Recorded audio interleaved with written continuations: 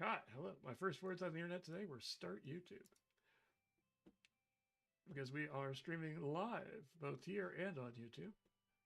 So, hello to everyone out there who may or may not be watching yet. Basically, hello to people who are watching the VOD and scrolled all the way back to the beginning to actually uh, see the start of the stream. Uh, well, basically, people will start showing up, hopefully, and basically watching us here today. We are doing, basically, as part of our affiliate push for this month, we're doing a special, not the usual time stream here on Friday, where we're going to do a slightly longer session of as we play through Blades in the Dark. Captions should be running. I'm seeing them pop up in the captions box. Okay, cool. Captions are there. They should be going on YouTube as well. Um, I'm not certain. YouTube is oddly reporting it is excellent condition but offline.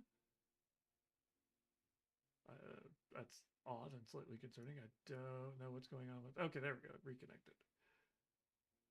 Weirdly, the live stream thing had gotten out of date and was no longer. Hey, lurking is always welcome, especially lurking goblins. As long as they're not ambushing goblins, they're fine. Um, Good morning to all those basically good morning to all those joining in time zones in which it's not afternoon. Um, and good morning to everyone else who just refuses to believe that it's actually afternoon yet and is still dealing with where the tea is not yet strong enough yet we shall prevail. I understand that. I am one tea and now one Mountain Dew in. So what we are doing today, we are, basically as part of, as I said earlier, we're doing an affiliate push, which means that we are, I'll actually show my face on screen. Hi, hello, I'm here. Um, we are doing an affiliate push, which we are trying to hit 50 followers and hit the right number of viewers and streams and things like that. All that stuff you guys have been excellent on and gotten us on. We're just looking for a few more followers so that we can become an affiliate, so that we can offer cool things like emotes and things like that, so we can be more involved with our community here on Twitch. Because we are making a push for that as a part of being basically more involved with people as we expand Lore Link outward. Because we've got a lot of exciting things planned for 2024. We have as the if you checked your newsletter, which came out a little bit ago, you'll see all the exciting plans. If you didn't get a newsletter a little bit ago, that's because you're not subscribed to it. And if you want to be subscribed to it, we can make that happen with a link that can pop up in the chat here eventually here shortly. It's laurelink.com/getting started. Um, if the link is slow because it is morning and the mods are still waking up, and that is completely understandable. And I'm throwing them under the bus. And so basically, we're basically looking at affiliate. Basically, we're doing all sorts of things, including going to Origins again this year. We have one more exciting. We're going to have one more exciting announcement that will be coming up here shortly. We're finalizing the details on. So keep your ear to the ground, keep an eye on our social medias, our newsletters, and things like that. You'll hear about that news coming out here soon. It's actually kind of exciting. It's us getting involved in a local event. There's your hint that we've been wanting to get involved with because we want to make sure that we give back to our community locally because they're the ones who've been supporting us all these years. So all that to say, basically, what we are actually here to do today is we are basically the last couple of weeks. If you've caught my streams, which are on Tuesdays, I've been planning out a Blades in the Dark game, which is a RPG by John Harper, which is all about crime in basically a dark city, basically infested with spirits, where basically the sun never quite rises, and as such the underworld is kind of moved into the above world, and all of the characters are various different criminals and such. And so with that, let's go ahead and get started by introducing our players here. Let me unmute them so they can be heard. Hi, hello. So if you want to, basically I go ahead and take a couple of seconds and introduce yourself and your character. We'll start with you, Mike. Sure. My name is Michael Dowden. I am going to be playing Will Aaron the Spider, and I'm currently trying to figure out what my character sheet won't. So we will be getting into some mischief today, I do believe. So looking forward to it.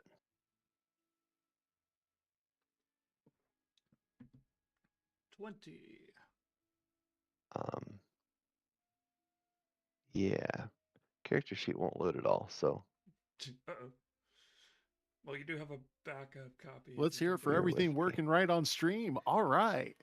Off to a Right? good start. Off to a good start. It's fine. I, Mark, did you mute yourself? Did I? I'm here, audible here, but I'm apparently not audible on stream. So let me see if I can Okay, fix that. while Mark's trying to figure out what happened to his audio, um, The audience can I hear am me, but you Tony. can't. I am playing Ramari. I am a rigger, a leech. I play with chemicals. I like to make things break.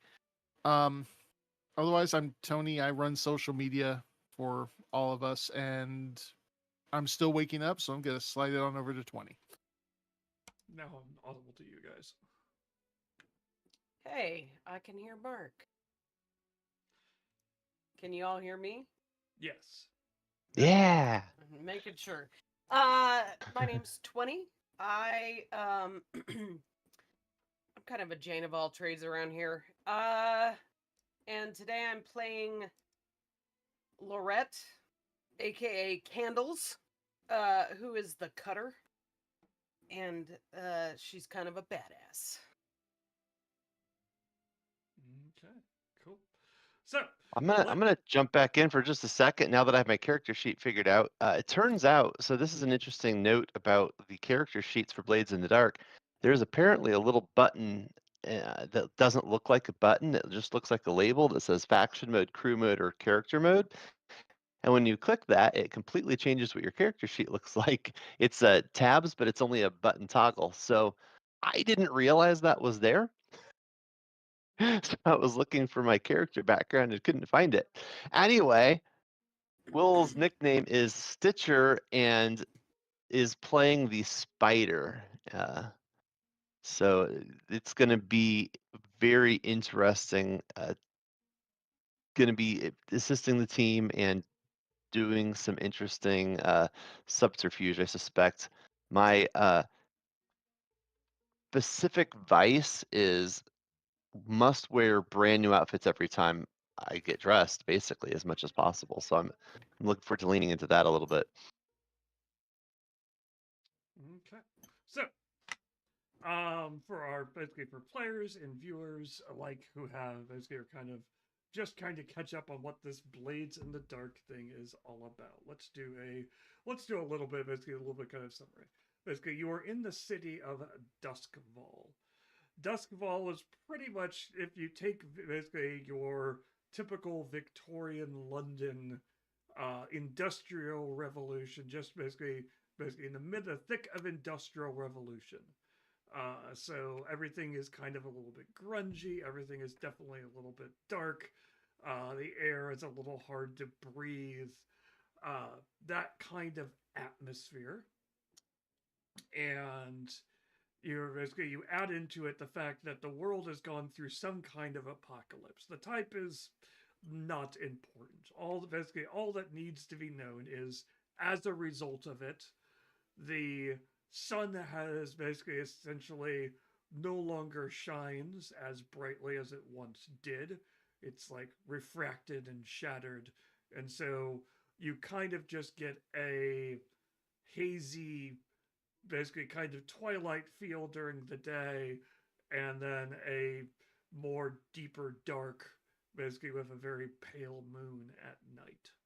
Um, the other thing that has happened is the fact that ghosts and spirits basically no longer seem to uh, go basically no longer seem to pass on to the other side. Whatever other side there was, no longer seems to be basically seems to be available, and instead, their basically spirits tend to basically give enough time will rip free of their bodies and haunt wherever basically haunt the area, and they are in varying degrees upset and confused about their new condition. So you end up with a war. Basically, these spirits basically are haunting the world. Going outside into basically going outside of the city proper is considered risky, as all the spirits and ghosts and other things that live out there basically are unhappy and basically intend to attack the living. So transportation between major cities is risky. Cities themselves have figured out this electricity thing, this electroplasmic reaction, which can be used to damage ghosts or prevent ghosts from entering an area. They have fences and things like that. And so the city itself has a large electric lightning fence around it. And then the more richer neighborhoods and buildings and houses will have their own private fences to protect themselves from spirits that might be inside the city. Good fences make good neighbors, indeed, basically. So, and this disquieting on death does not necessarily just apply to things which are living. Basically, anything which has associated memories or things like that. Basically, anything that a lot of people have interacted with can tend to develop its own spirits, its own ghosts. And so you could have ghosts. Basically, a building can burn down, and there might be the ghost of the building still there that people can physically interact with. So that's kind of the world you find yourself. And everyone is basically, there was essentially, you're living under a dictatorship of the immortal emperor. Nobility exists. Again, basically, think your traditional kind of Victorian London type thing, where you have the posh nobility who are making do and basically don't get dirty, and then there's everybody else just struggling to make their life in this gringy and dungy world. So, where does that leave our characters? Our characters are attempting to make their way through this world through various things, and none of them are really on the right side of the tracks as we've started. Some of them, they all come from different backgrounds, different nationalities, but the thing that binds them all together in this case is that they have all decided to become a crew. You can see basically for the players, you can see that icon that's on there that says the Grave Trap Crew. That is the name of your crew currently. As this is a one shot, I have made decisions for players and things like that just to keep things rolling and moving. So normally in a normal Blades in the Dark, there would be a lot more involved planning and setup and a lot more player involvement in getting things set up. But to keep because of time constraints and things like that, I have made some of these early decisions for the players just to get the ball rolling, as it were. But your Grave Trap Crew essentially are a sets of actors, actresses, and people who work in the Imperial Theater. The Imperial Theater it's not the best theater in town. It is just outside the rich district, as it were. It's just on the other side of the river from the capital district in the city. So you're within this. You can see all the bright lights and basically electric fences of the rich district, but you're mostly your wealthier merchants, your upper class, your down on your luck nobles, and and of course you have standing room and basically things like that for the more working class members of the town. So you're a struggling theater. By no means are you're staying in business. You've got the building, but there's always that fine edge of you're one incident away, one bad play, one show closing away from basically the theater becoming a ghost town like so many others have. And basically, you guys, however, basically have basically the three of you have all basically at various points basically made the decision that you need to supplement the theater's income. You all have various talents and skills like that, and you figured out that it's a waste to use them on the unappreciative audiences, and that there are more willing subjects, targets, marks, one might say, that are out there that perhaps deserve to be removed from some of their money to help aid the theater and support the fine arts, even if they don't realize it. At this point, you guys have pulled basically you've kind of come together as a crew. You've used the theater, you've used shows and things like that. Whether it is basically setting up for a show and getting someone to provide more than they perhaps might have otherwise to funding a show through deception and other means. Perhaps it is basically giving away free tickets to a show to some wealthy merchants and then robbing their house when they are out at the theater. Little things like that. Basically, you've done some. Basically, you've kind of. Basically, you can see the fact that your reputation on the Grave Trap crew sheet says that you've got the reputation as being a little bit more daring. Like you've robbed some higher profile things, hit some targets that others might have considered off limits. You've managed to scrape together, pull things together, deceive some people, and so in the underworld, you've kind of got this reputation as being able to pull things off that others might not be able to, or might not even be willing to try. You will also see on the crew sheet that you have a what is known as. Let me actually open the crew sheet. Let me open the crew sheet. Okay, thank you. So you can see that you have something basically. The upgrade you guys have picked is elite. Basically, you guys have been chosen is elite skulks.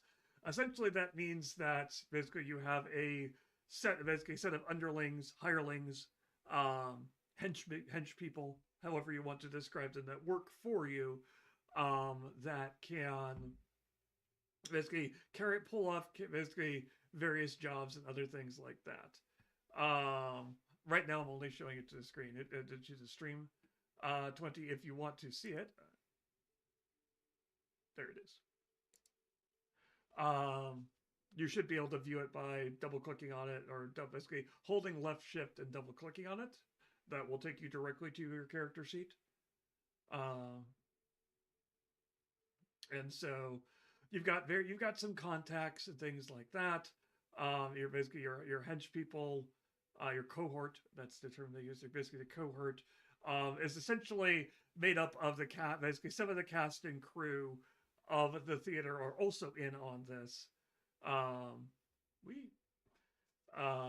And as such, will basically can aid in your endeavors. Basically, they have a edge and a flaw. Their edge basically is the fact that they are independent. Basically, these are all professionals, as it were. And so they take direction well, and they can be counted upon to improvise if necessary. If they encounter something that is a little bit beyond, it's out of the ordinary. However, they do have the flaw that they are principled. They all agree that all of them have kind of come together and agreed that basically keeping the theater alive and providing them money is an excellent thing. They have drawn the line at murder. You cannot use this cohort to basically assassinate a target or ambush into a situation where they would deliberately be forced to kill someone. Now, that's not to say they won't act in self-defense if someone attacked them, but you can't use this crew to basically take down a bunch of guards or something like that and murder them or something like that. No, basically, because of the fact that they have that principle, that basically this does mean the fact that they will push you for, like, if you're like, oh, just go and knock these people out, they're going to push back and be like, hey, basically, if you're asking us to knock these people out, that could lead to some of those people dying or things like that. We're not comfortable with violence per se as being the central focus. And basically, as a side effect of something, they'll deal with it. But if you're like, well, no, I'm not asking you to kill, just non-lethally take care of all these people, they're going to be like, hey, there's a chance that leads into murder. They may push back on you. So, basically, your lair is hidden, basically meaning the fact that basically no one really knows. Basically, you guys have your own little area where you keep all your supply, all your non-legal supplies and things like that are kept in a back room of the Imperial Theater, which is basically in these hidden behind props and other things, basically props and sets which are not currently being used. You have to kind of go through some doors that look like set doors, and you basically and you will end up actually in the basically in the back room where you guys are located. That does mean the fact that if you do manage to make it back to the theater, if you're being chased by bluecoats or others, you're considered to be safe, as long as you haven't pushed them too far to the point where they're willing to tear down the theater to get you. Okay, so that's how your crew works. That's the crew that you have set up. That's going to do a brief summary of what your characters are. I'm going to just open one of them and you guys can look at your own characters. So the important things you need to note on your character sheets. Basically, the first thing, basically, if you're looking at it from a traditional role-playing thing, stats are what is on the right. You will note the basically. So actually, okay, that's funny. It didn't actually. For some reason, it doesn't build those out. Okay, so basically, you'll see a number of dots. Basically, you'll see three categories: insight, prowess, and resolve. You can think of insight, prowess, and resolve as your stats, as it were. While hunt, basically, while the things underneath them are your skills. So hunt, study, survey, and tinker are considered insight skills. Prowess, finesse, prowl, skirmish, and wreck are prowess skills. Basically, resolve. So insight is more your intellectual skills. Prowess is more of your fighting type skills, combat type skills. And resolve is going to be more of your mental or charismatic. Charismatic is probably a better way of putting it. Basically, your charismatic type skills. So how you build these, basically your stats are the number of dots you have filled in on the left side of the line. So basically looking at Mike's character sheet for Will, he's got 2 dots in, or basically 2 dots in insight. And so that means he has a 2, the stat of insight. Basically prowess, he has 1 dot, so it's 1. Resolve, there are 4 dots total in resolve, but only 3 of them are to the left of the line. So he has basically has a stat of 3 in resolve, essentially. So if I ask you to make a roll, basically, let me clarify. I will never ask you to make a roll. Fun fact. This system is a system where you are basically, actually, that's not completely true. I may ask you to make resistance rolls, but skill rolls are mostly based on your own. You're going to get, basically, we're going to reach a point in the story where you're going to want to take an action. You're going to want to convince somebody of something. You're going to want to steal something, look for something like that. You are going to, at that point, pick which skill you think best fits the situation.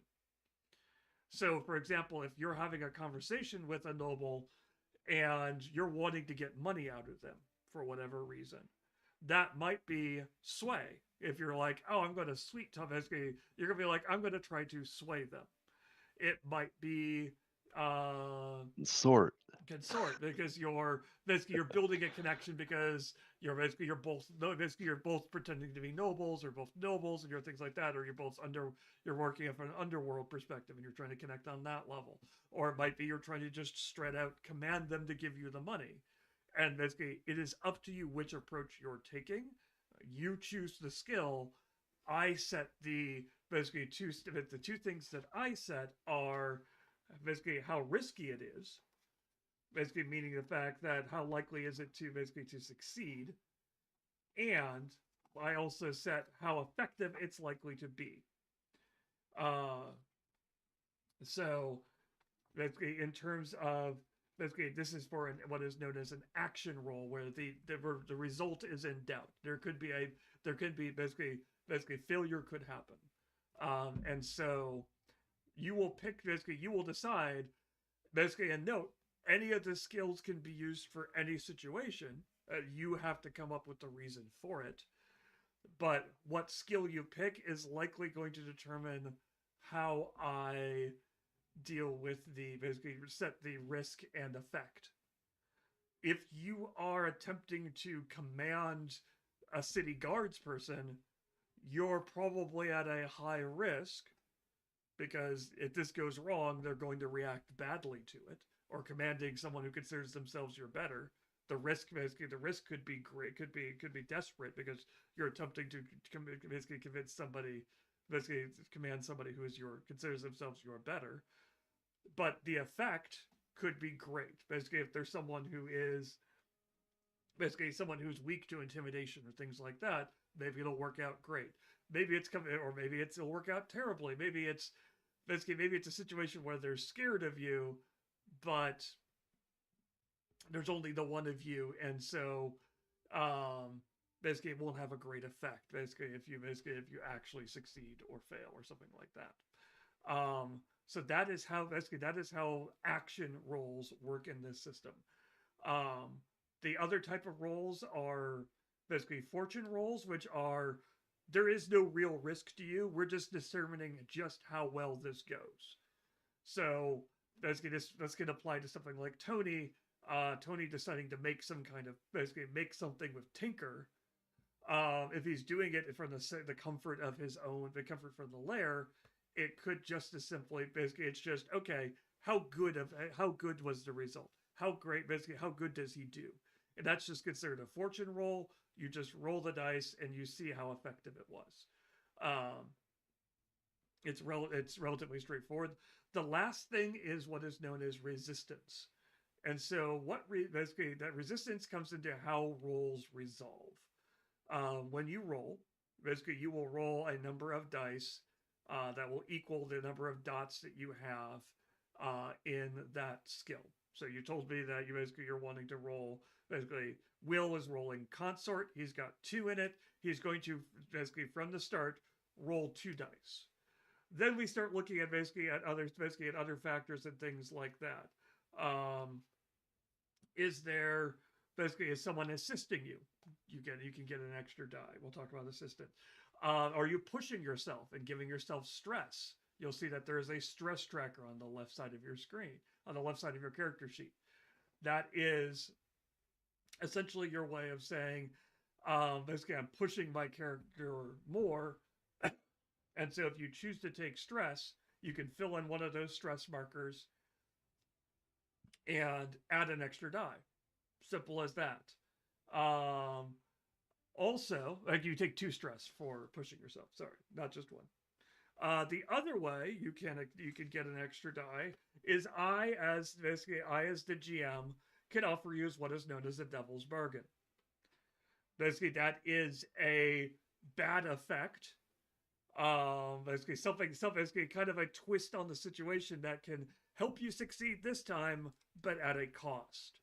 A common example might be the fact that you're like, I'm going to punch this guy, and I'm like, great, but you're in a terrible position to do so. You don't really know how to punch people, so I will give you an extra die to do it, with the offhand that you're going to suffer some harm of you're going to bruise your hand, or you're going to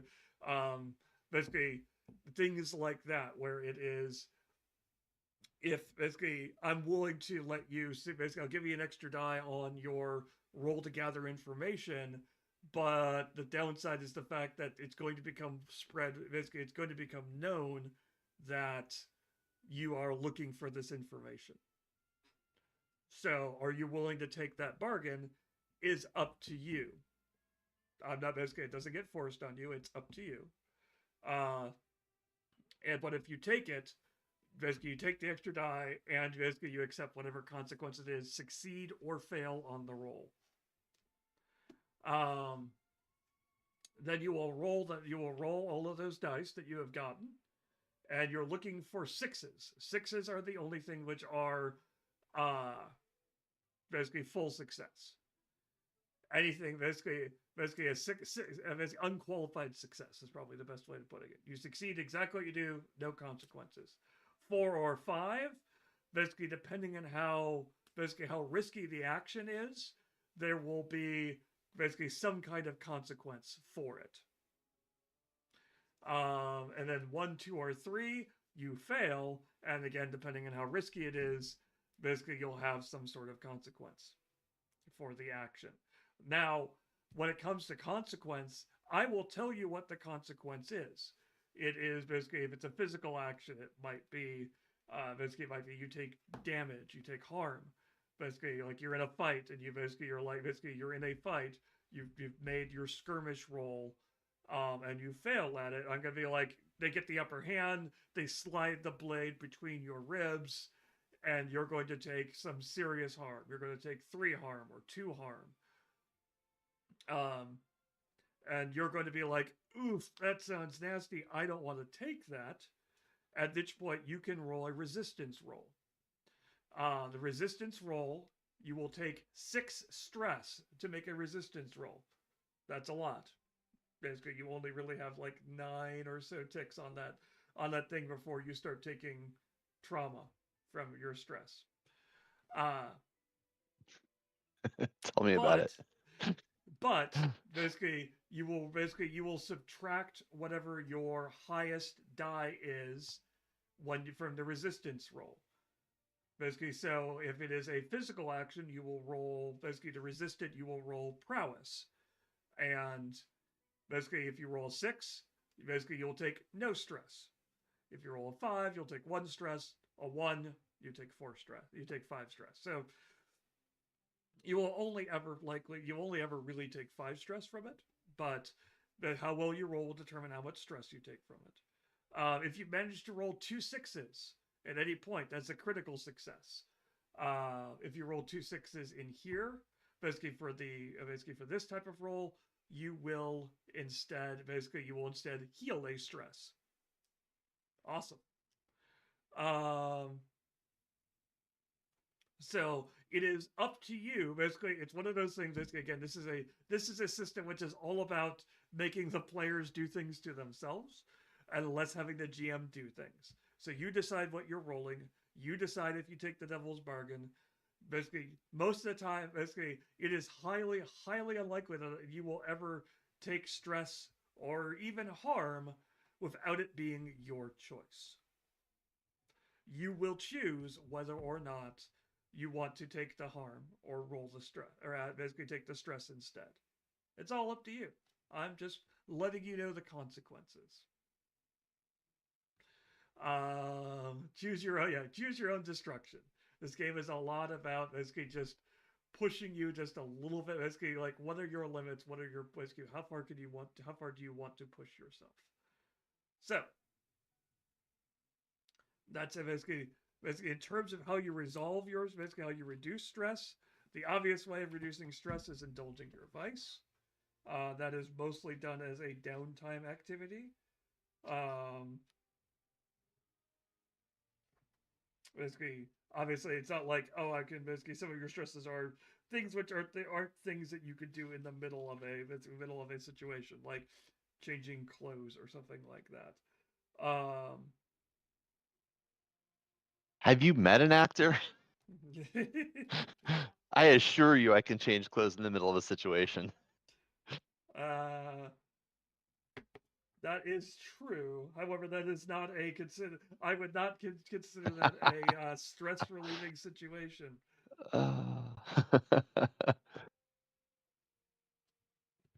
So, don't think there are any other obvious ways of removing stress. Outside of, I think you may lose it once you hit trauma. I'll have to double check that here. In any case, while I'm flipping through books, flipping through pages, and making sure I'm 100% caught up.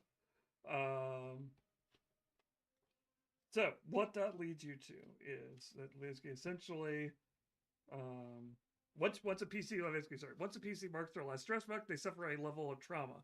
When you take trauma, circle one of your trauma conditions, but you can see that there's a list of them around them. Basically next to it where it says trauma, where it says cold, haunted, obsessed, paranoid, reckless, soft, unstable, or vicious.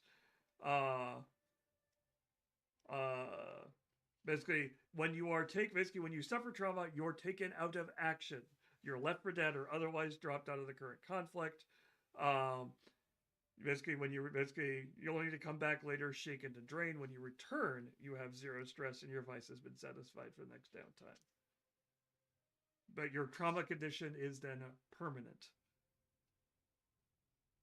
Basically, if you suffer 4 traumas, the character is considered unable to continue being a scoundrel, as it were. Forced retirement. Yep. Harsh. Okay.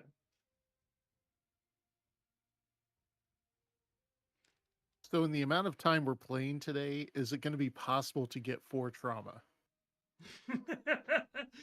Since Is that a challenge? Since basically hitting that level of trauma means that you essentially have removed the character from the thing and then come back later. No. I mean, okay. I will clarify that. It would have to be something we all agree to do. That seems unlikely. Oh. So. You know, if you didn't want to play, Tony.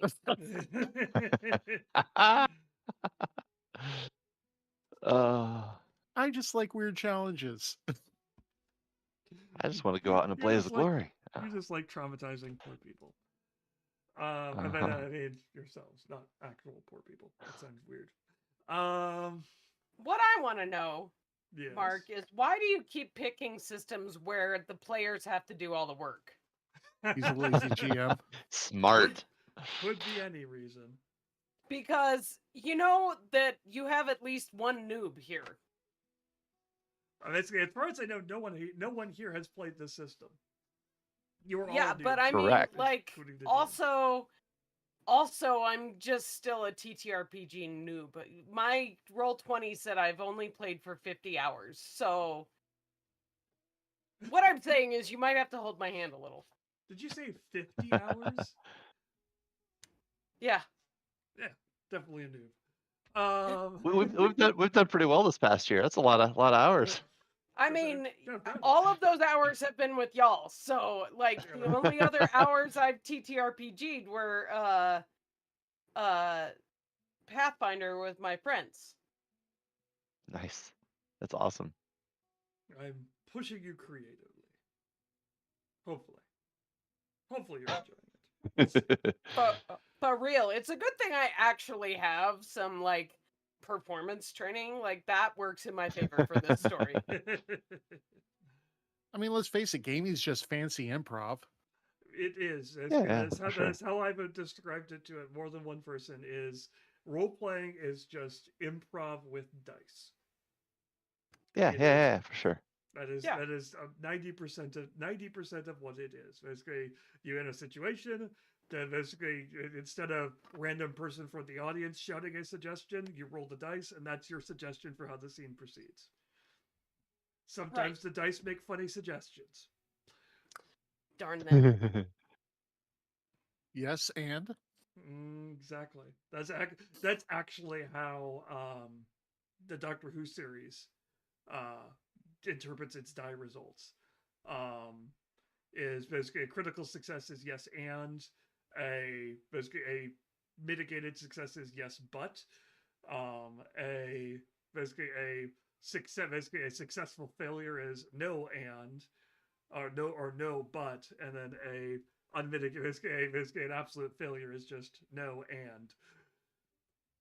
So it's out there. So let's go ahead and get started with a little bit of role playing. Well, basically, all of you have special abilities on your character sheet, and we'll talk about gear here in a bit. But basically, for the most part, basically, what this system means is that since I don't call for rolls, basically it's all going to be based on whatever actions you're wanting to take. That means at any point, feel free to interrupt the story, basically kind of stop and be like, hey, I want to, or can my character look at, or this is what my character is doing during this. And just basically interject stuff so that you can basically change the way that things work, as it were.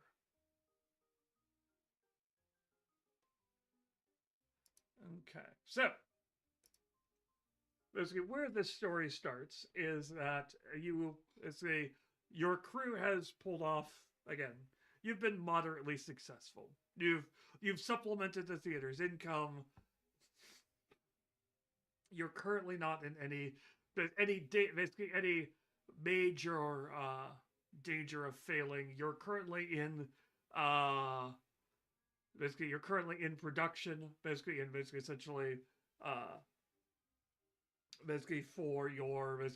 for your next big play.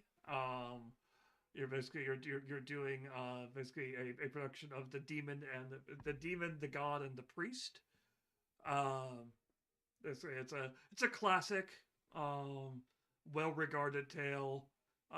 You expect to get your usual moderate levels of success with it. Rehearsals are going on. Basically sets are being built. The theater is awash with its normal levels of noise of the theater in preparation. Snatches of music you'll catch from the composer working with the musicians. You'll hear shouts coming back and forth from from the workshop. As people are moving things and things like that. All in all, basically, it's kind of that calming sort of background noise that you come to kind of expect in the theater. When one of your one of the people who works the front of the house will kind of will end up kind of ambling back to you and be like, hey, they'll probably go to Will. Will's kind of the lead, as it were, for you guys. I got someone up front, kind of a fancy type, but he's got the password for he's got the password you guys have set up for a contact for the grave trap people. Do you want me to bring him back here? Do you want to go meet him up there? Do you want me to give him a talking to? I don't know if you were expecting anybody, but he's got the right passphrase for the most recent one you've given us. So what do you want us to do? My good man, I walk up to him and kind of walk around him with style. Okay, you're We still always in the bag. expect the unexpected. We Okay. always expect the unexpected. Okay. It's fine. I swirl around and step in front of a full-length mirror, check myself out, fix a few things about the costume. Of course, send him in. Okay. Where do you want to meet him? Do you want to meet him basically in the lobby? Basically, like he's currently out. He's currently out front in the lobby. Where do you want to meet him?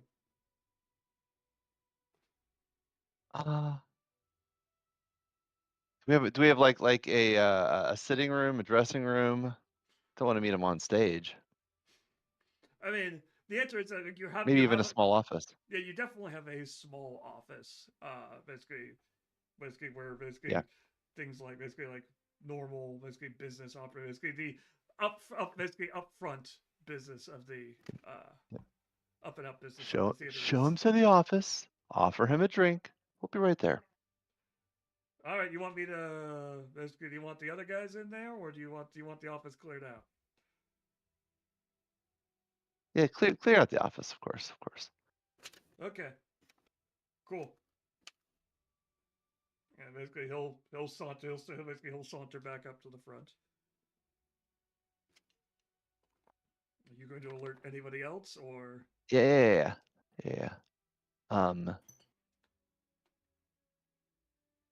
Were the three of us all together when he came in to say this, or just came straight to me and I've got to go round them up? You're basically. I would assume that you guys are in various places in the theater. Okay. So basically, you guys they could describe where they are. Or you could just say you all. Yeah, why don't you tell me where you are and then I will come get you.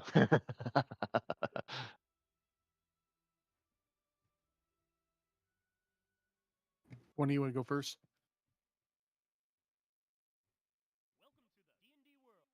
Ooh, thanks for the follow. I heard the alert. I don't think it popped up on screen, but thank you.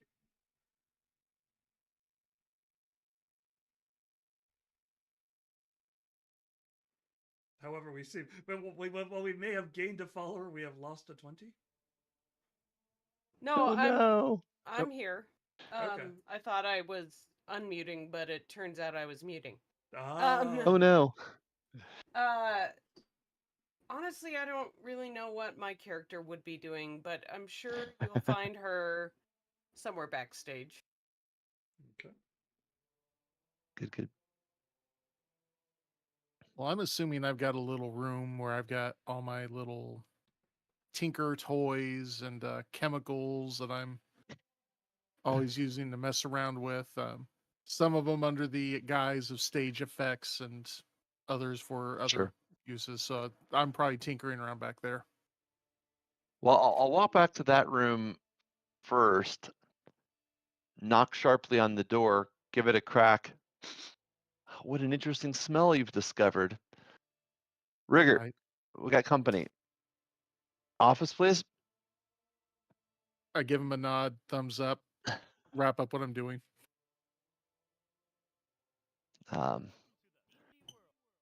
We'll then go seek out Candles.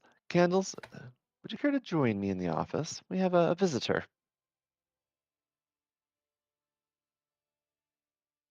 Certainly.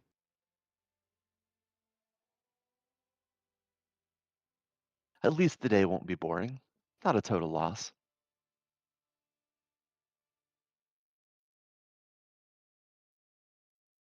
Any day we are above ground is not a total loss. It's good sentiment. Good sentiment.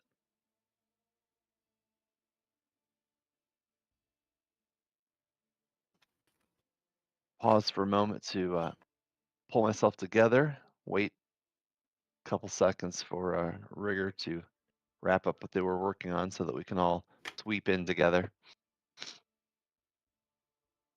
It doesn't do to friend, trickle in by ones and twos. Only one of us sweeps into anywhere, and it is you.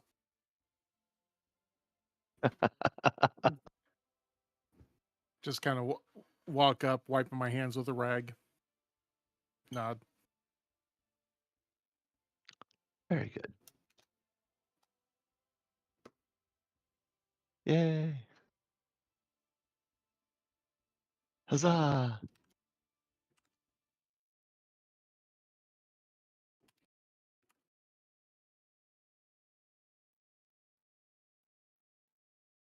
Woo.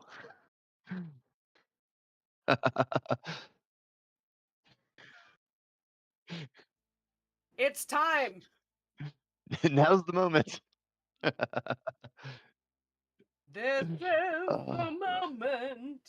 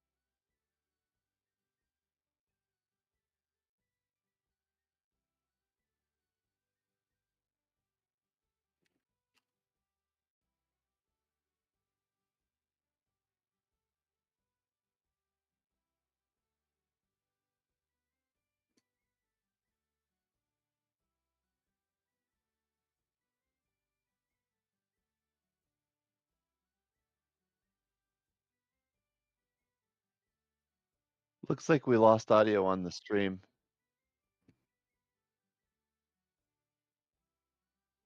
Nope. There we go. Now it's back. Hi, sorry. I completely muted. Just you, apparently, though. Yeah, Heard me. I stopped a drink. I stopped to take a drink, and I muted myself to do that, and then I forgot to unmute myself. My apologies. I don't know how much we've missed, unfortunately. If I missed the follows, thanks to Martine and Spare Marie for the follows. If we lost, I think we other missed the stuff, description of the new character. yeah. So basically, description of new characters. Basically, plain unremarkable Acrosian male, long pale scar running down one cheek. That is the only thing that makes him physically distinguishable from anybody else you'd see walking down the street. The big thing that makes him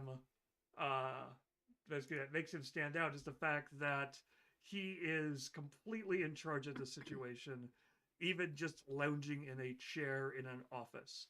Like, it's not a particularly nice chair or a fancy chair. He hasn't picked the most comfortable chair in the room, but the way he's positioned himself, the way that he kind of stands to greet you and things like that when you come in, all of it indicates to all of you that this is an individual who knows what they're doing and has every confidence that he can end this conversation however he wants, either a handshake or a dagger thrust, whichever is needed. He can take care of it. He doesn't seem to be particularly well armed. No obvious weapons can be. You can see no obvious weapons can be spotted on it.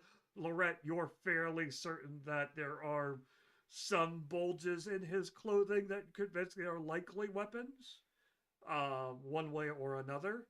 But basically that's with your training and your level of sensitivity to that sort of thing. You're able to pick those up. Otherwise, it just looks like he's got a really nice, basically well-tailored outfit.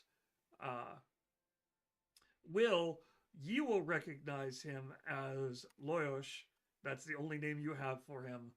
And that basically, he has been your contact's boss for when you took over for operating in the area.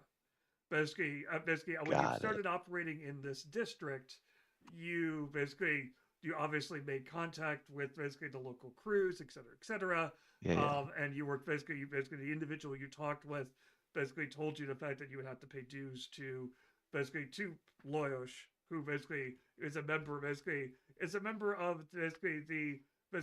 the local gang organization outfit that essentially has control of underworld operations in the area. They've never. So the big boss came to see us. Oh my! Yes. And so basically, you've met him basically kind of in passing once, but he made enough of an impression that it is hard for you to forget him. Because again, he kind of stands out in the room to anybody who's actively paying attention. So basically, as you all enter, he'll kind of stand up and says, Will, excellent, great to see you, and I assume that this is the rest of the Grave Trap crew who is operating today. He basically pauses briefly, expecting introductions. Hello, but of course. Please, this is. And I blank on the characters' You can nicknames. You can either use Candles and Rigger or Remery and Lorette. It is up to you which name you would use in front of him. This is Kansas Lorette. And this is Remery. I do believe we've met. I'm Will. Thank you for coming. What can I do for you? Excellent. I appreciate that you're a man who likes to cut through the pleasantries and get directly to business. Excellent. That is great because I don't have as much time. I have. Was that 20? Yes. Will, are you going to tell us this man's name or what? Oh, but of course. Is it Lemery? Loyosh. Loyosh. Yes, it's this is Loyosh. Sorry.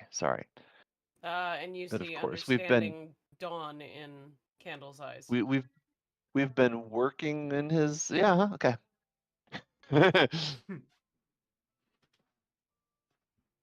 And he's like, thank you. That's great. He will.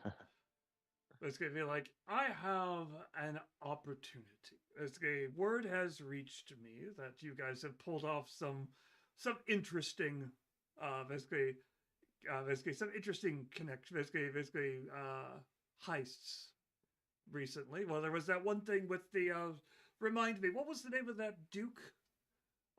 Basically, not Duke. Let's go lower than that. Basically, the name of that merchant, who you ran that scam on the other day. Basically, what can you give me a little bit of can you remind me of the details of that? And Will, this is up to you. Basically, anybody can jump in with this. He's obviously going to look at all three of you. This is just your chance to come up with some score you guys have run in the past.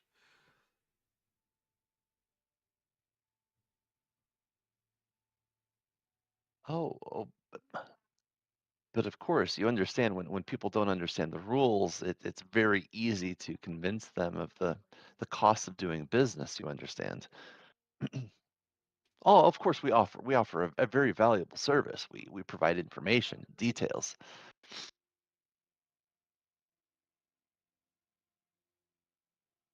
You know, when a merchant's just getting started, those $1 here, $1 there, they lose track pretty quick.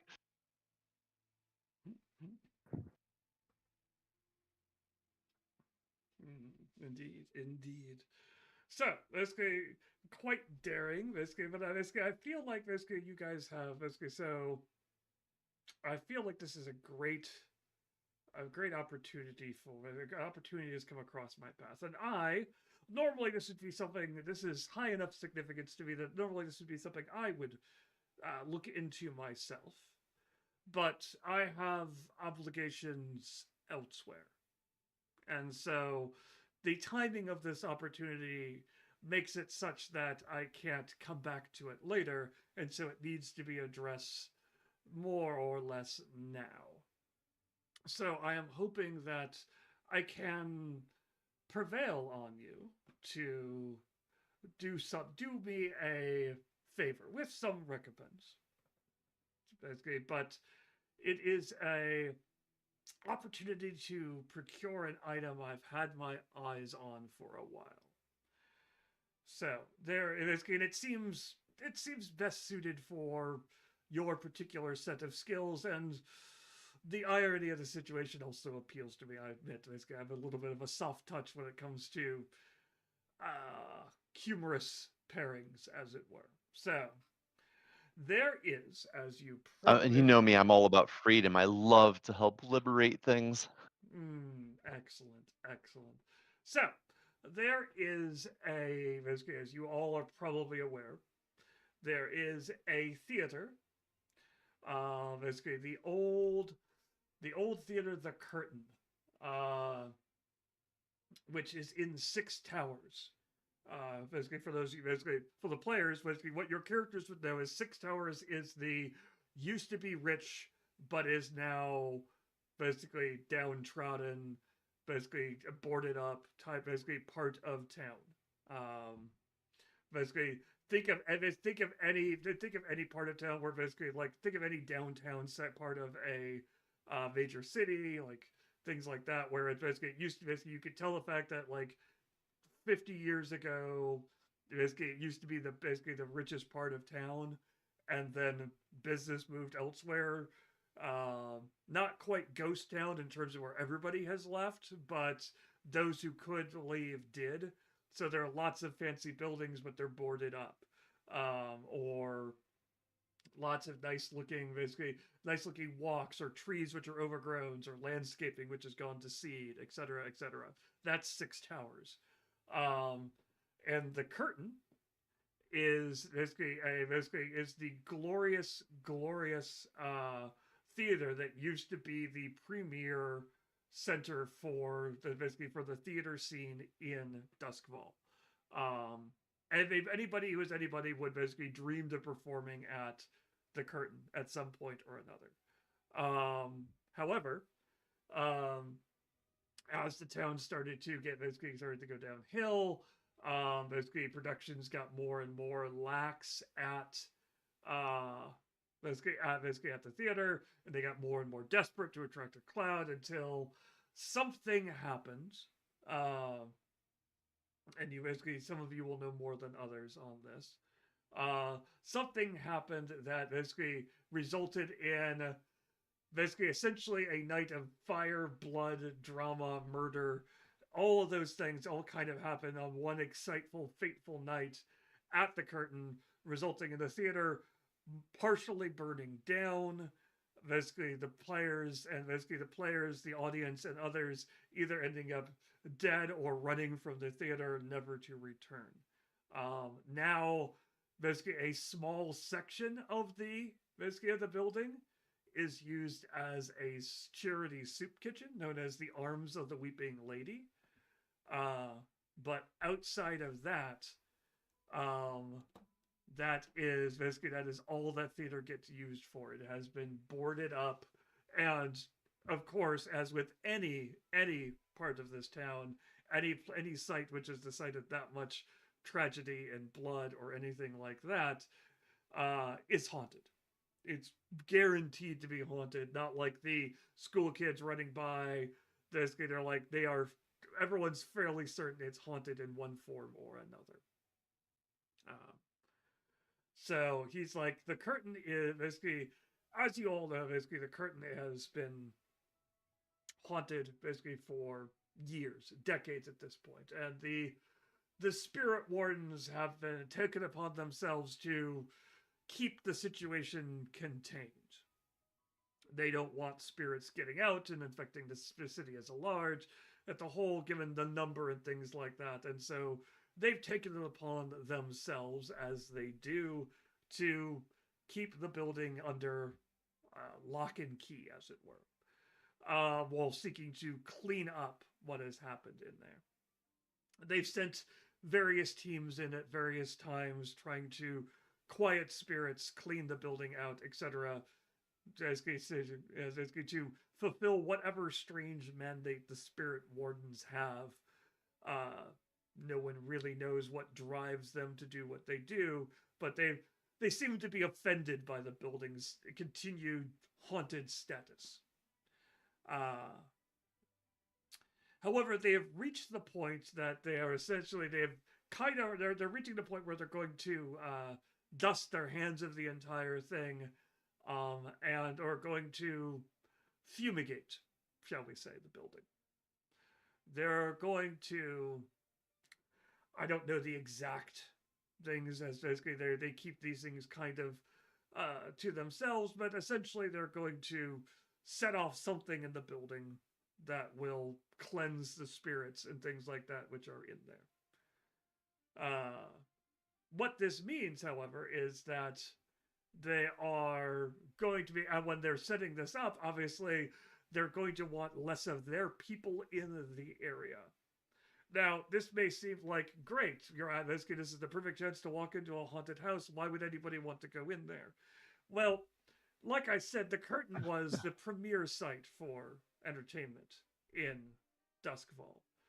And as such, it had picked up generous gifts from wealthy patrons, attendees, and things like that over the years. And so a lot of those items were lost during and presumed either destroyed when the building burned down or otherwise considered unobtainable given the status of the building. It has come to my attention that one particular item it basically has been traced to its last known location is traced to that building. It is an item called Divik's Chaser Mask. I will go ahead and put that in the Roll20 chat. Okay. It is a particular kind of weird item. that, well, let's see here. How much detail should I give you? Let's say it's probably best to be honest on this one, just to keep you from accidentally misusing it, shall we say. That would be troublesome. The mask is basically the ultimate actor's mask, I would say. It is an item that basically, if it is placed upon an individual's face, it swaps the spirit of the person in the mask with the person in the body, thus giving the person wearing the body the perfect disguise, shall we say. The perfect test for their acting skills. And basically this allows it allows them to essentially swap personalities with an individual. Now, it does, however, replace basically the person's basically spirit. There is the question of who's in the mask currently, but that is it's a question for another time. But in any case, it has many uses which speak to me for some future ideas that I have, shall we say. So I am very much interested in acquiring that mask. And so this opportunity of the museum being the theater being more available for a short time period is an opportunity I cannot pass up. But unfortunately, this other opportunity that I have basically is more pressing for my attendance. And as such, I cannot cannot miss that. So I need others to handle this situation for me. Yeah, of course. So I am asking basically that you go into the curtain, retrieve the mask, and then basically bring it back to me. You could bring it back to the theater here, however you need to store it. When I return back, I will make contact with you and request the mask be brought to me. Or basically at that point, I may have other opportunities for you. I will also be able to I will also say the fact that I do not expect you to do this without some sort of pay. And this is where I'm going to basically briefly breaking character. Basically, treasure in this game, basically in this universe, money, things like that, is just referred to as simply as coin. Coin. Okay, got it. Basically, your cohort, your crew essentially starts with 2 coins. There are some things that can make it go up or down. Basically, a coin is considered a full purse of silver pieces. It's a week's wages. 2 coin is a fine weapon, a weekly income, a fine piece of art. 4 coin is a satchel full of silver, a month's wages. Oh man. Basically, it goes up from there. Basically, 10 is something considered a significant asset. A carriage and goats, a horse, a deed to a small property. Nice. More than 4 coin is an impractical amount to be keeping around. So are there such things as banks? Do we trust them? The answer is yes, there are banks. The answer is, do you trust them? Probably not. Okay. Giving me a context here. Yes. So basically, you are not precisely the type of people who trust banks.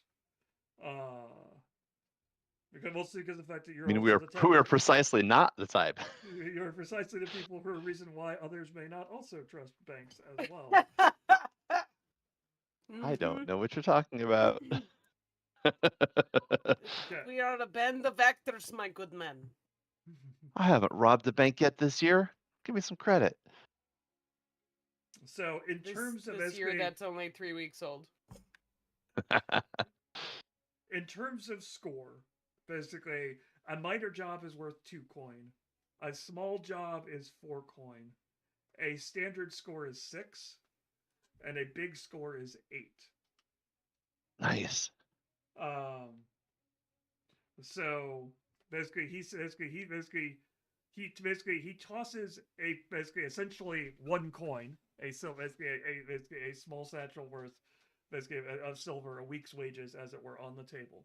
Basically, where Excellent. he pulls it from, you're not certain. It's just suddenly in his hand. Basically, he just basically makes a slight gesture like and this it appears style. on the table. And he says, basically, obviously, I wouldn't want you to work for nothing up front, so that would consider that my down payment. If you are willing to take the job, and basically, and get the mask, basically, I will give you 6 coin, basically, and basically, 6 coin, and basically, you can keep the mask as long as you are willing to, with the stipulation you're willing to take on future jobs with me that involve the mask. Interesting. Well, I'm definitely excited about this job. I'm not willing to do that long-term commitment until I get my hands on the mask, if that's all right. He nods. Basically, he says. He says, if you choose not to keep the mask, I will pay you 2 coin and take the mask back. I will be saddened that basically because I feel like the jobs I have that involve the mask fit up your alley, but I will understand if you're not willing to take that risk. Some jobs are too big for some people. Just for my notes, did he just say if we keep the mask and do further jobs, we get 6 coin? Yes. Okay, thank you. Basically, he's essentially, basically, if you choose not to keep the mask, you get 8 coin.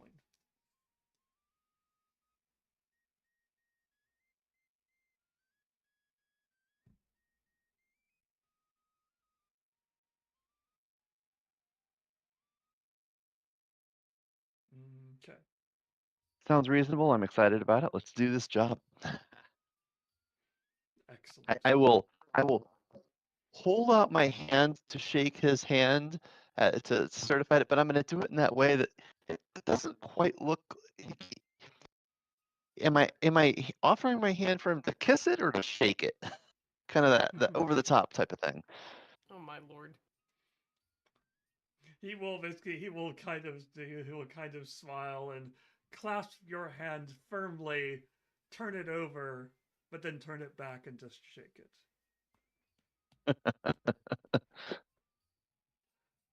He says, "Excellent. I will leave you to your work. Basically, you need here is what basically in terms of detail, in terms of timing, basically they are planning on basically the wardens are planning on fumigating the building. Basically, and he'll give a day, which is about 3 days hence. Basically up until that point, the building will be busy and swarming. Where basically the building will have people coming and basically we'll have spirit wardens coming and going. Basically at all hours, basically setting up the explosives, as it were. The fumigation devices. And basically, on the day of the act will be the point. Basically, they will obviously the day they will set it off. The building will likely be empty. They will have a perimeter guard set up at that point. I can't tell you. I won't know. I don't know the exact details over who is basically how many people will be there, but I know that it will be a significantly reduced number on that day. It is up to you if you strike before they set it off, or basically in the moments leading up to the explosion. That is up to you how daring you want to be. Do our characters have an understanding of what this fumigation process is? Basically, you know the fact that the spirit wardens work with mysterious explosives and chemicals and things like that.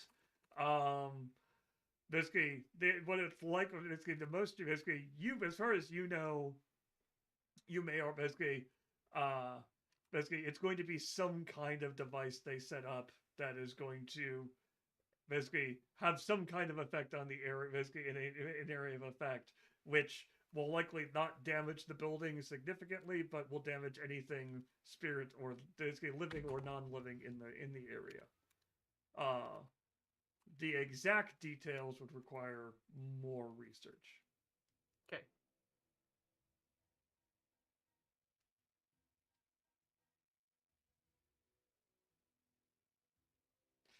Okay. Do you have any other questions for Loyosh before he leaves?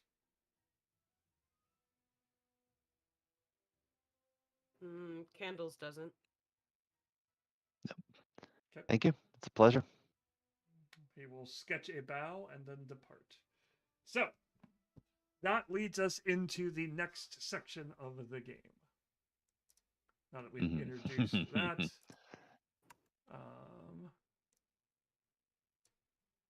we'll bring everybody to this screen.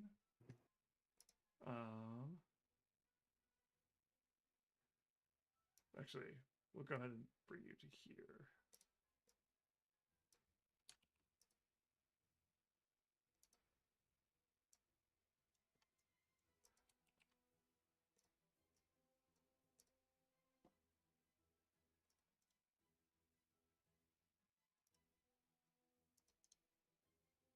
The mark. The dead drop. Yeah. Some of these apply, some of them don't. Basically, your target is located in the 6 Towers, which is there. Actually, the 6 Towers is there. It's located there. That's not what the map says. Actually, no, wait. Map, basically... One second. I need to double check. You're correct. That's Charter Hall. Yep. Yeah.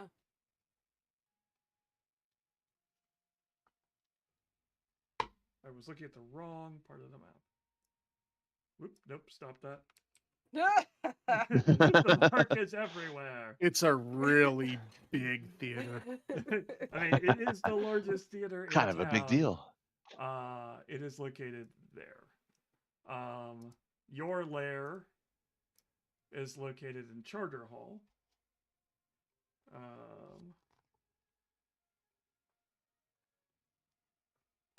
And is likely...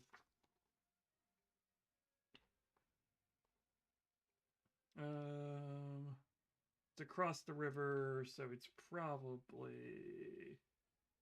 Yeah, it's probably about there. We'll go with that. So,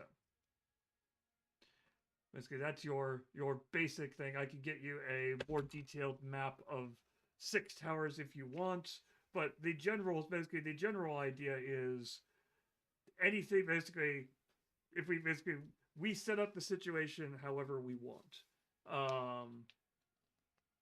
In terms of basically what you need, basically the only thing which I have established is that the theater is an old decrepit theater. Basically it's a large building. I don't know basically how it, basically in terms, basically it kind of surrounds a central courtyard. There's the main theater building is at one end. It's got wings that kind of surround this courtyard, which house rehearsal studios. Basically buildings where the actors and actresses and things, basically, and crew would actually live on site. It would have basically workshops and other things, and so it's kind of a giant, kind of sprawling campus. The main theater is one building, however, basically, and he has indicated that it is in the main theater. And that is also the site where most of the spirit wardens are guarding and things like that. The soup kitchens are basically in the former residence section that abuts up to the theater. That is where the Arms of the Weeping Lady are located, and that is basically that's an area which is attached to it. So there is constant traffic to the area in terms of there are people usually coming and going to the basically to the soup kitchen, as one might expect.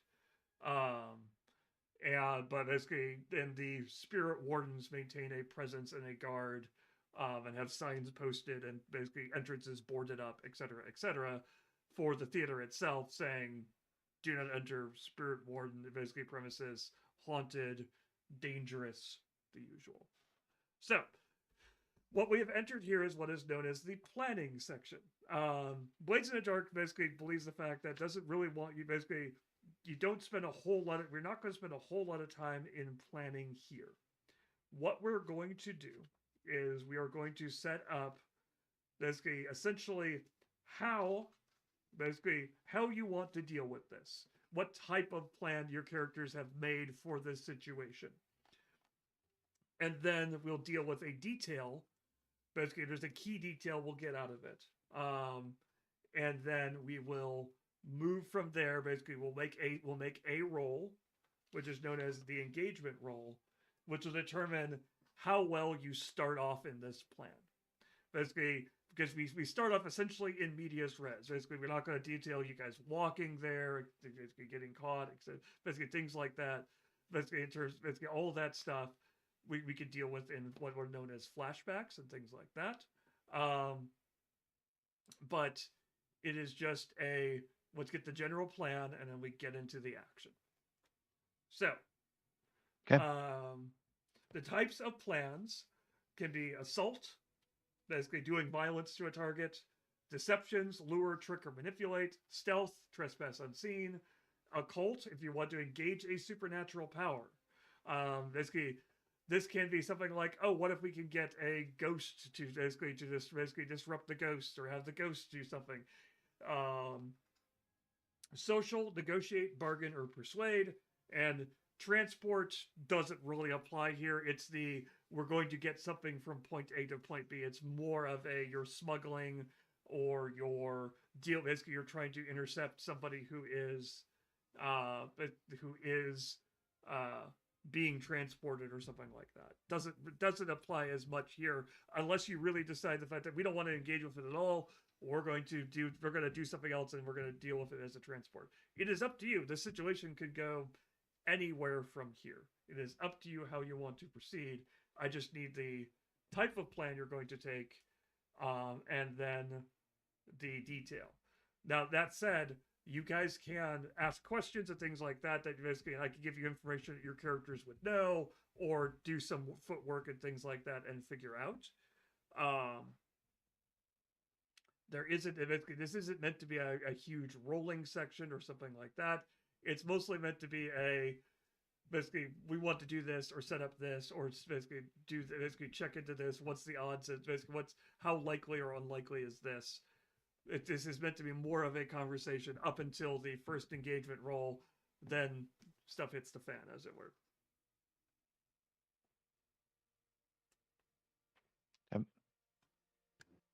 Okay.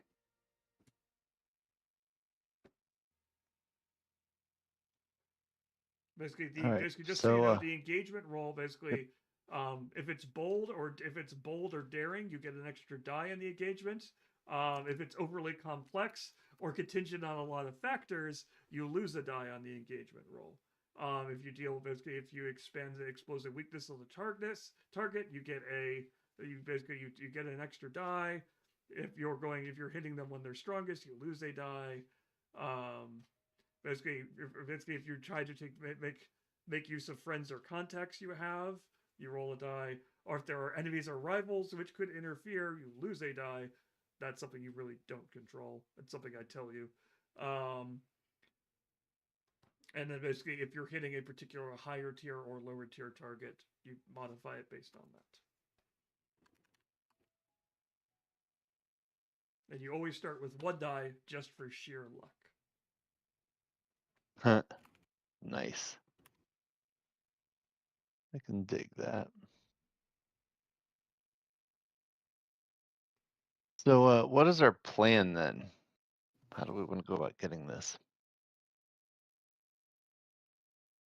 Well, out of character, I think stealth seems smart.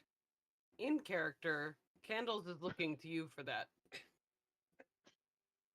No. You're the Stitch! Or you're Yeah, the, yeah. I'm the what is spider. it? The spider. The spider. Yeah. I mean, you are all part of this crew. So it is assumed that you all Yeah. have you're not the dumb fighter whose only thing is basically I punch people, box of rocks style stuff. No one survives in this business this long with a single mentality. Basically, Well, no. they basically essentially you're out of character, your in character self has some bleed over on this just because of the fact that you have some level of, hey, I have some levels of Yeah. Well, okay. It We doesn't could. make it doesn't make sense to just like, I mean, if the wardens have a perimeter, it's like we can't just go storming in there. They will get stopped. What if we infiltrate the fumigation crew? Mm, If we're the ones going in to do the fumigation, nobody will look twice at us. that's true, but Loyosh said that there will be uh, lots of people around during that part of time, and if we try to walk out with something that we do not own, it might not go very well for us. Fair, but it's a small thing. It'd be easy to hide, I imagine. I mean, Go in, go out when they're expecting people to be there that they don't necessarily know, right? Lots of people around. They're not looking at any given person with any particular attention. We walk in like we belong there, we do the thing, and then we leave. Under the cover of social engineering. So you're going the clipboard plan. Exactly. Lab coat and a clipboard. I mean, if you don't like that, we could always try to sneak in, nice well, and quiet like, but do you do you have any contacts that could get us the warden uniforms?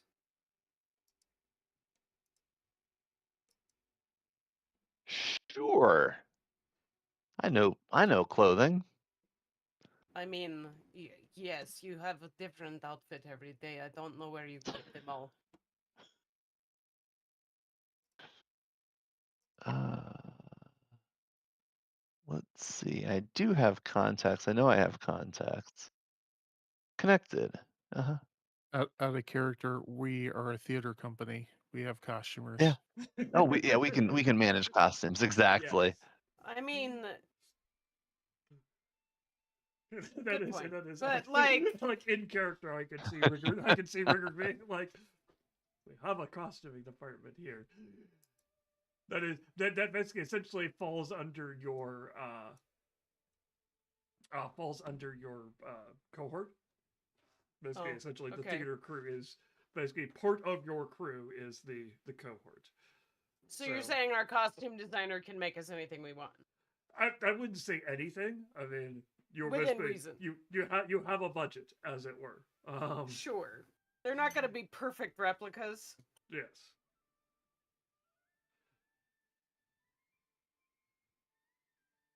Basically, but if that is what you want to basically essentially set your cohort to doing, that essentially becomes the use of your cohort. Is they go out basically they're getting clothing which is close enough for it. They are basically matching costumes, things like that. They're spying on whoever's doing it to match correctly, etc., etc. That essentially becomes what you use them for.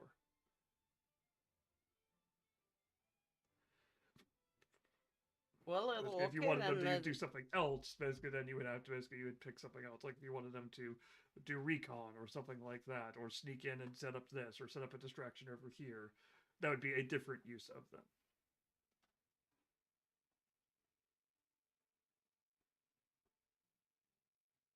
Also, what type of tools do you think we might need in order to retrieve the item once we're in? I mean, getting in, there's lots of ways we can get in. I'm not too worried about that, but well, we need to be able to pick a safe lock, Hey, thank you for the decrypt the safe, pick a follow. lock, like. I believe, basically, assuming that Whoa. Twitch isn't lying, that actually may bring us to 50. Yay! I did not understand Thank you, anything you just Andromeda said, Emma. Mark. Wait, was that our 50th follower? It depends. It hasn't updated yet. And yep, there it goes. It just ticked over. That is 50. It is saying Yay! 50. Woo! Yay! Nice. Halle Berry-luya. Oh, hey. We also got followed by Yeah. Buddy Ladam. Yes. Thank Gotta you. love Thank that you. bunny Ladam. Buddy Ladam, I believe, basically, Buddy Ladam is known to the channel because they basically, especially since they helped us out during one of our first Extra Life charity streams. They Fair basically enough. they took a shift on the 24 hours. It's true. Stream. True. So we greatly I think that was 48. No, it went from Friday evening to Sunday evening. That was it. 48 hours. Nice. Were we that crazy? Holy smack. Why did we do that to ourselves? Notice we haven't done it since then. That's fair. You know. And let's hear it for the poor social media manager that it was also the day where we fall back an hour. So I had to put Tony- an extra hour in that night. Kitsune World. Tony, Thank you're you. a peach. Thank you. I say next time we do this, instead, we don't do 48 hours in a row, but like 48 total hours of streaming over several days. I don't know. It led to some. It definitely led to some humorous moments, but probably still not the wisest one we've had. Unless but it was for a good cause. So It's true. It's true. People Gotta do the take care of the weirdest things kiddos. for charity. Yeah, like jump into mean- sub-zero waters. You know, that's Right? That's one of them. Why? So okay. Back on task. Back yeah, on back task. on task. Thank you all again. Thank you to all of our followers. Basically, because while we may celebrate the ones that brought us over 50, all of you got us over 50. So I in our mean, book, yeah, you it are isn't all just our the 50th. follower. Exactly. Participation ribbons for everyone. Yay. Participation emotes, once we actually get Yes. emotes and stuff. Like this does mean the fact that hey, if you're listening, art person, we're gonna need emotes. So Oh no. yay! The reward for a job well done is more work. Yay! I mean, she's already been at least thinking about them, so That is we've true. talked about this. We are not springing this on her unknown. Correct. I do need a Kermit flail emote, but anyway.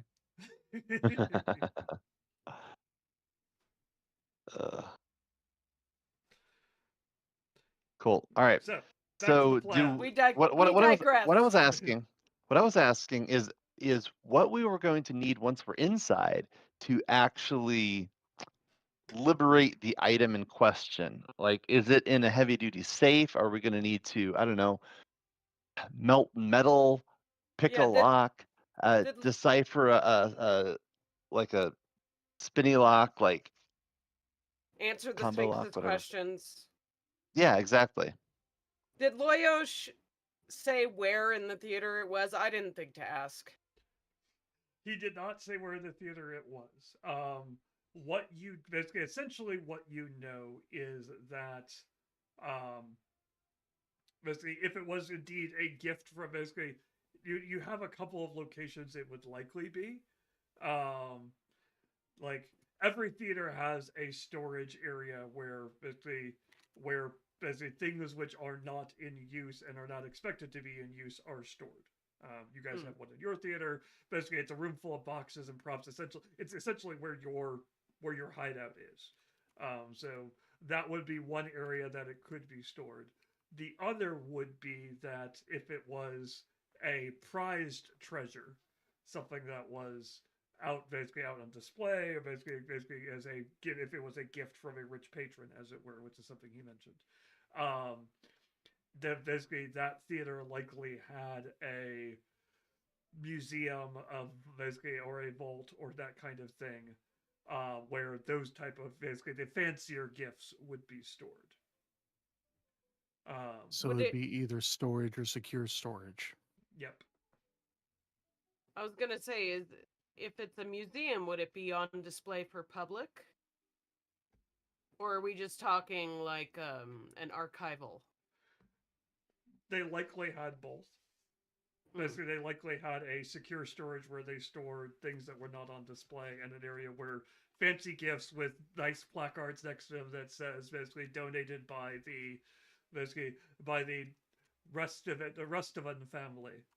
Basically, big placard, glass box, and basically, and a couple other items and things like that, or basically, but in terms of like basically used by the famed performer Lord Ruavan, basically during his performance of the King and the King and the Slave,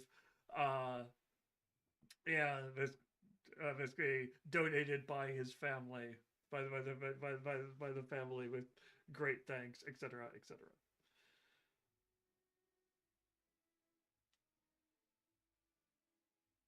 Okay, so storage, some kind of vault, or some kind of display area.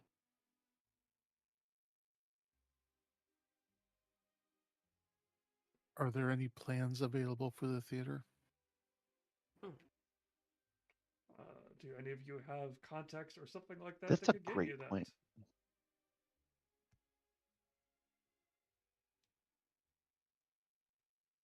Oh yeah, yeah, absolutely. I know a master architect. Yeah, let's talk to August.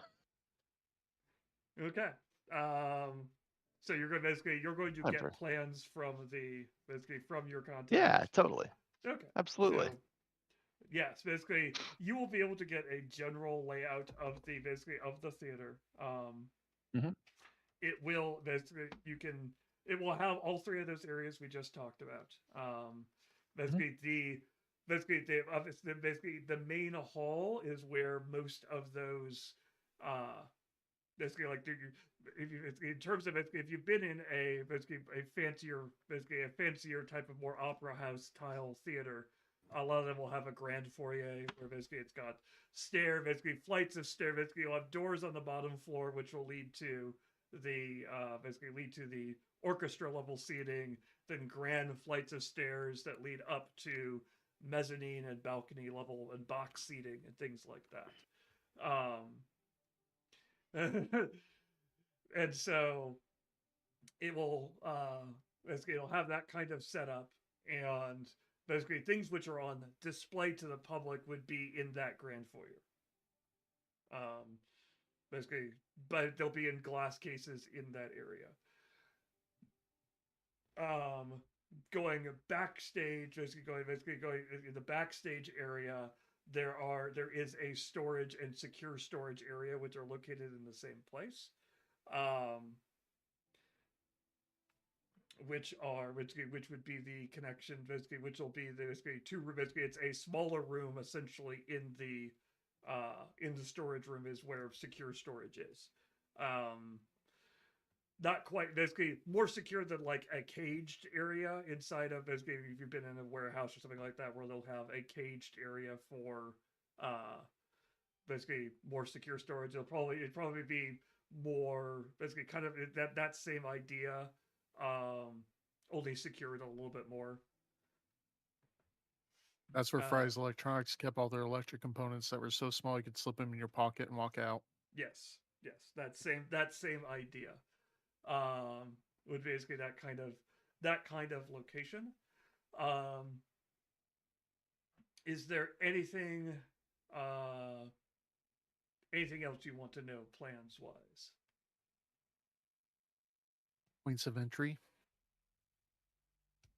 Okay. There are the obvious points of entry.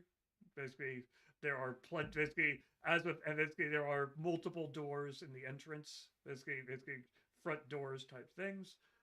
There are entrances for the workshop has a set of entrances. There are entrances from the tenements where the actors lived.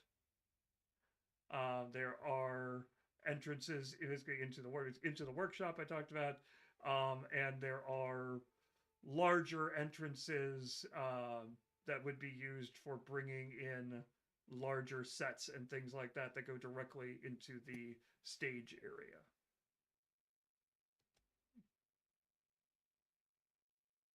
And there are obviously windows. Basically, there are windows all across the front, and there are windows in the prop area as well, the workshop.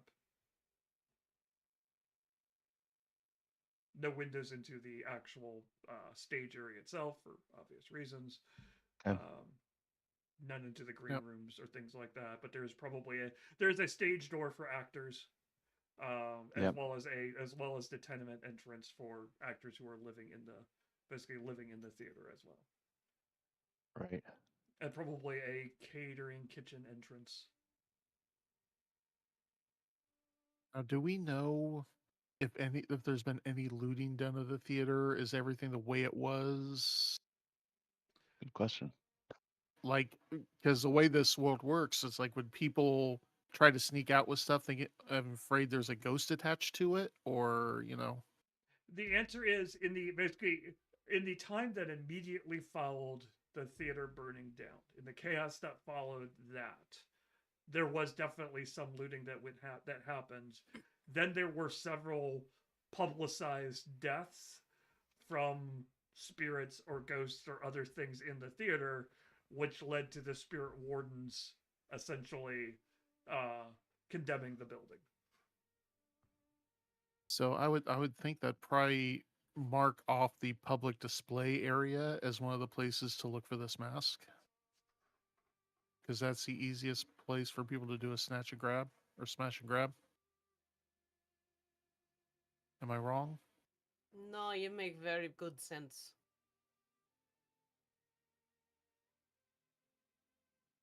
So you want to do a smash and grab?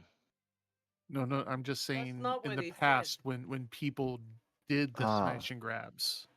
They I see what probably you're got saying. all of the stuff that was on display, is what he's saying. Yeah, I see what you're saying. So probably Got it. our target is in storage and not in one of the long looted display cases. So at the bare minimum, we're gonna need to unlock something or open something. Yeah, probably if it's not looted, it's probably still locked, right? It's either locked or hidden, but locked would make sense. Yeah. I mean, we should be prepared. You're right.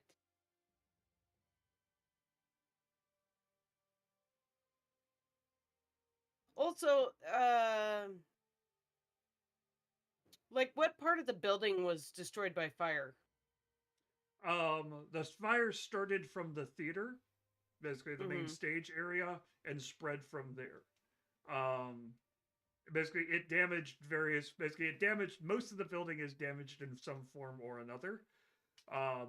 They've obviously, the tenements were probably the most spared, and that's the one that's the area which has been converted into the soup kitchen.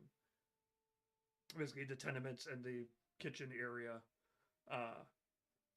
But basically, it is well noted. Essentially, like the theater itself, basically the curtains and things like that.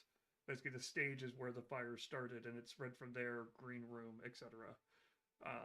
But all parts of the theater are considered damaged in some form or another. Basically, whether it's water, basically water from the firefighting efforts, or basically smoke damage or otherwise. Sure, and then just the passage of time.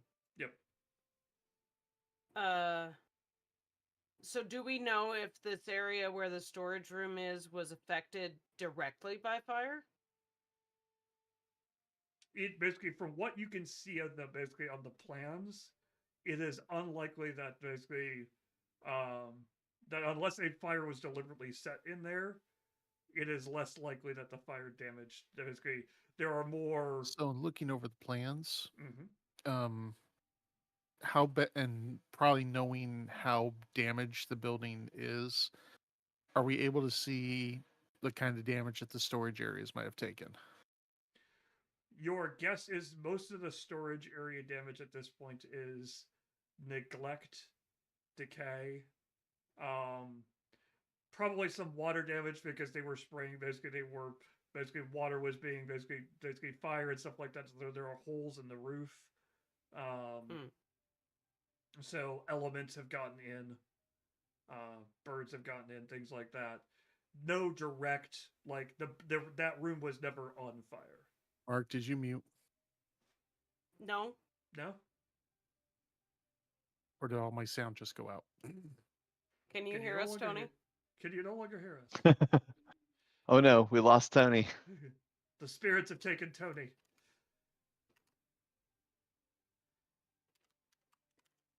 I was still seeing you in Discord talking. Now I can't hear you at all talking, so.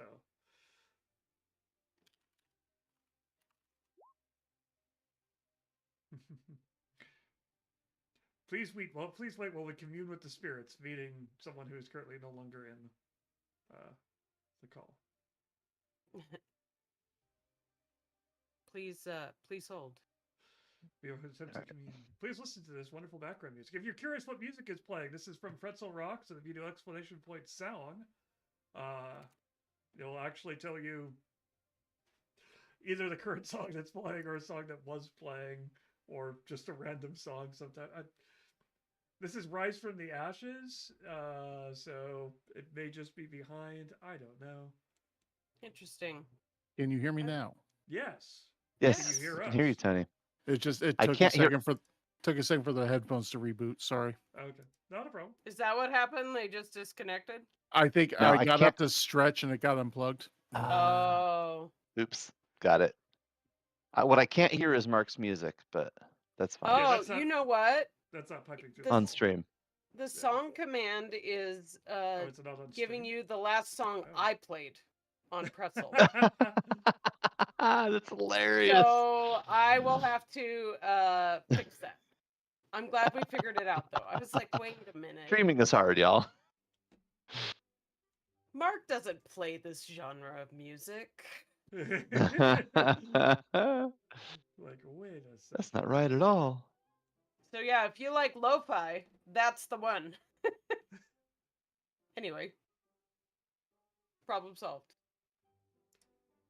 Let me see if Nice. I can't capture an audio. There's a better way to capture audio than the way I'm doing it currently. Not that way though, apparently. Actually, I can't use that. 1 second. Oop.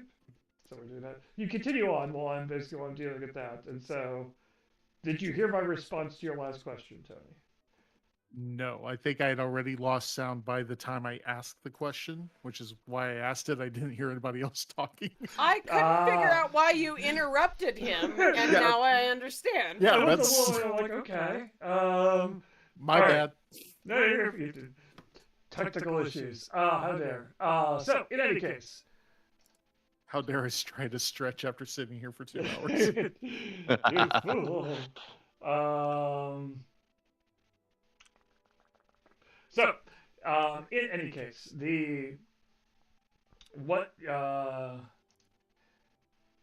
brain. So, how basically the way you were looking at the theater, the fire did not basically started in the actual stage auditorium area.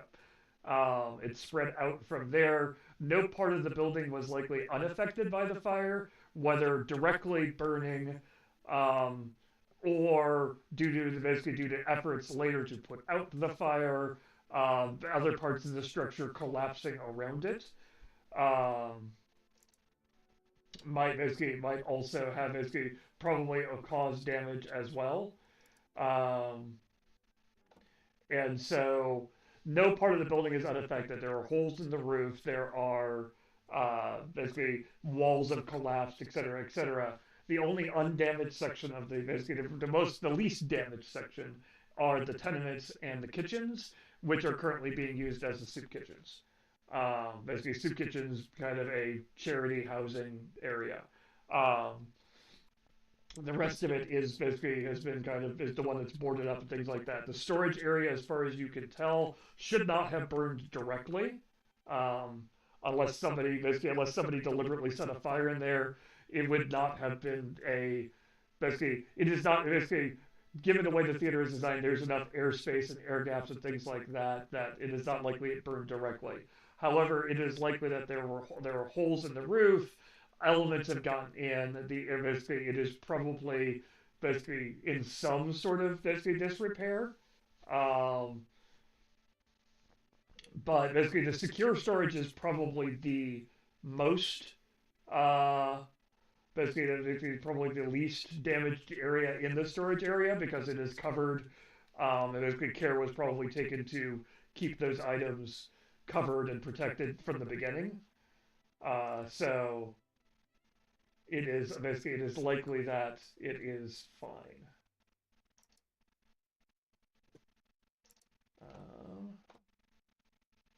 Okay, now what question did I interrupt and therefore miss?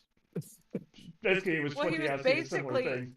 he basically was telling us that already, which is why I couldn't understand why you interrupted. I was like, that's what he's saying. Oh, jeez. I'm like, My bad. You're... It's all good. So, Hey, Mark. Yes. I'm gonna do the song command. Tell me if it's right. Finishing touches? Yes, that is correct. I fixed it! nice. We're Fantastic. Now I can hear the We're good. music, and the stream can hear the music as well. And they can know Yay. what song it is. And they know what the correct song of it is. And I'm going to mute desktop audio because I no longer need to keep that running. You're welcome, chat. Thanks, Swanee. 20's our moderator superhero as well as playing. You know, Look at all the awesome again, things. Jane of all trades. Yeah. All right, so did we like the idea on how to infiltrate by showing up day of and blending with the crowd? Or do you prefer a more stealthy approach? Well, either way, I think one thing we need to know is how much time will there be between the building being evacuated and the explosion going off? Because I really don't want to be present when that occurs. True, but I would also like to have the goods out before the explosion occurs. Well, yes, obviously, but we need to know how long that will be. Do any of you have any understanding of this thing? Because I don't believe I know anyone who can help with that. The answer is no one basically. Obviously, the plans of the Spirit Wardens are going to be basically not advertised. They're not going to have a sign out that says that. What Rigger knows in terms of basically from the amount of time it takes to set things up, and basically then you clear the building, do that, basically keep a perimeter and things like that from controlled demolition stuff. Since his special ability is sabotage.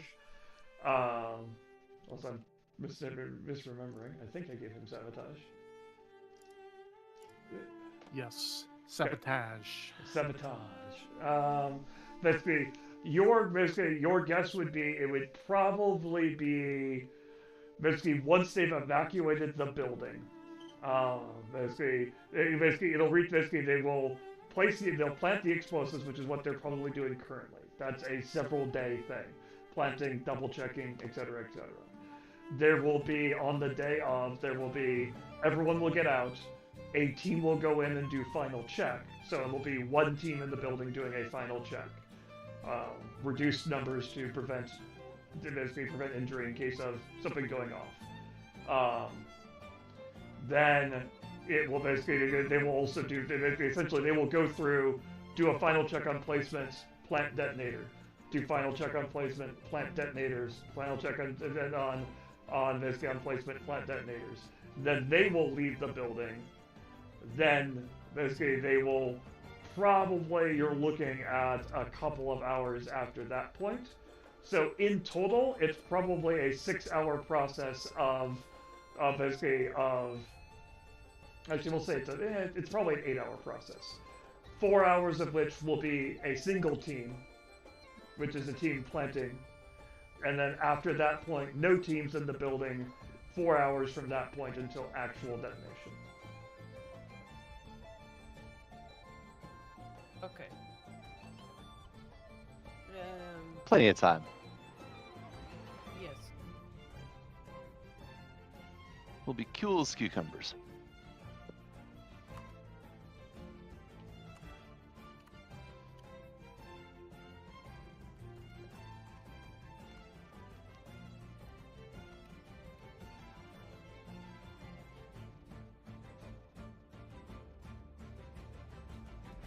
Based on the plans, do we think 4 hours would be enough time to get in and find the thing and get out?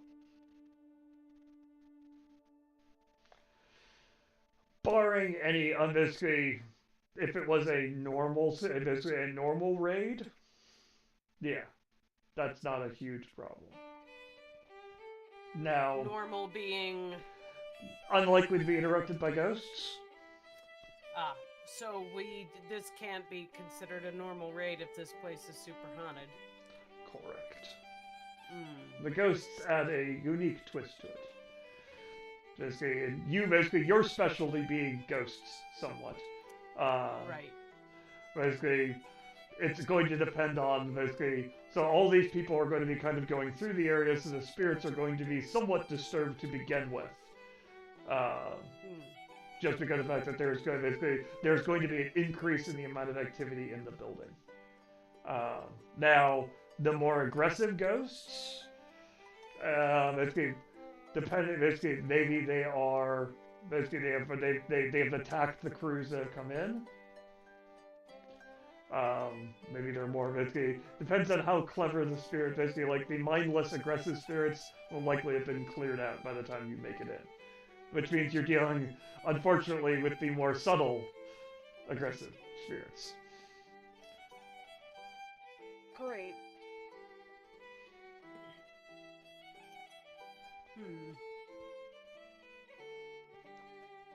Who are you gonna call?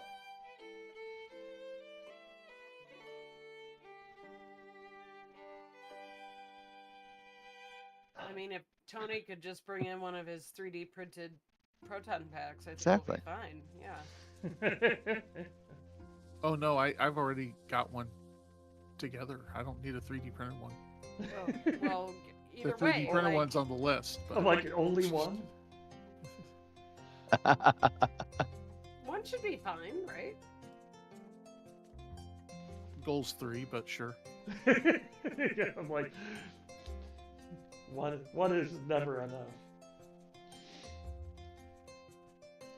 It's also the loneliest number. Oh no. All right, so You know, 2 Let's do can't be this. as bad as 1. so here's the question: what is your approach? Are you doing social, or deception? Is I guess the more appropriate is the actual in-game title for it. Because there's gonna Or is be it stealth? when do people actually? Everybody they're gonna evacuate. We said what 4 hours before Mm-hmm. 4 hours before detonation. But 4 hours might not be enough if we have lots of ghosts to deal with. So, if we get in way earlier, And we that get is in an with the estimate. crowds. That is an estimate. That is none of you have a guaranteed number. Yeah. Right. So if we get in well in advance with the crowds prior to, then we evacuate with everyone, and we already have the goods in hand. That would be ideal for, I think.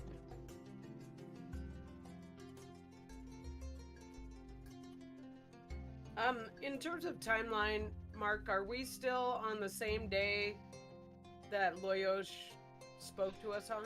Basically, this planning section is assumed to be up until the moment you start the activity. So Okay. it can basically, you're obviously like time is passing in here. Like basically, if you're wanting the costumes to be created, you're spending time talking with the costumers and they're creating it for you. They're going out, getting the details, getting the materials.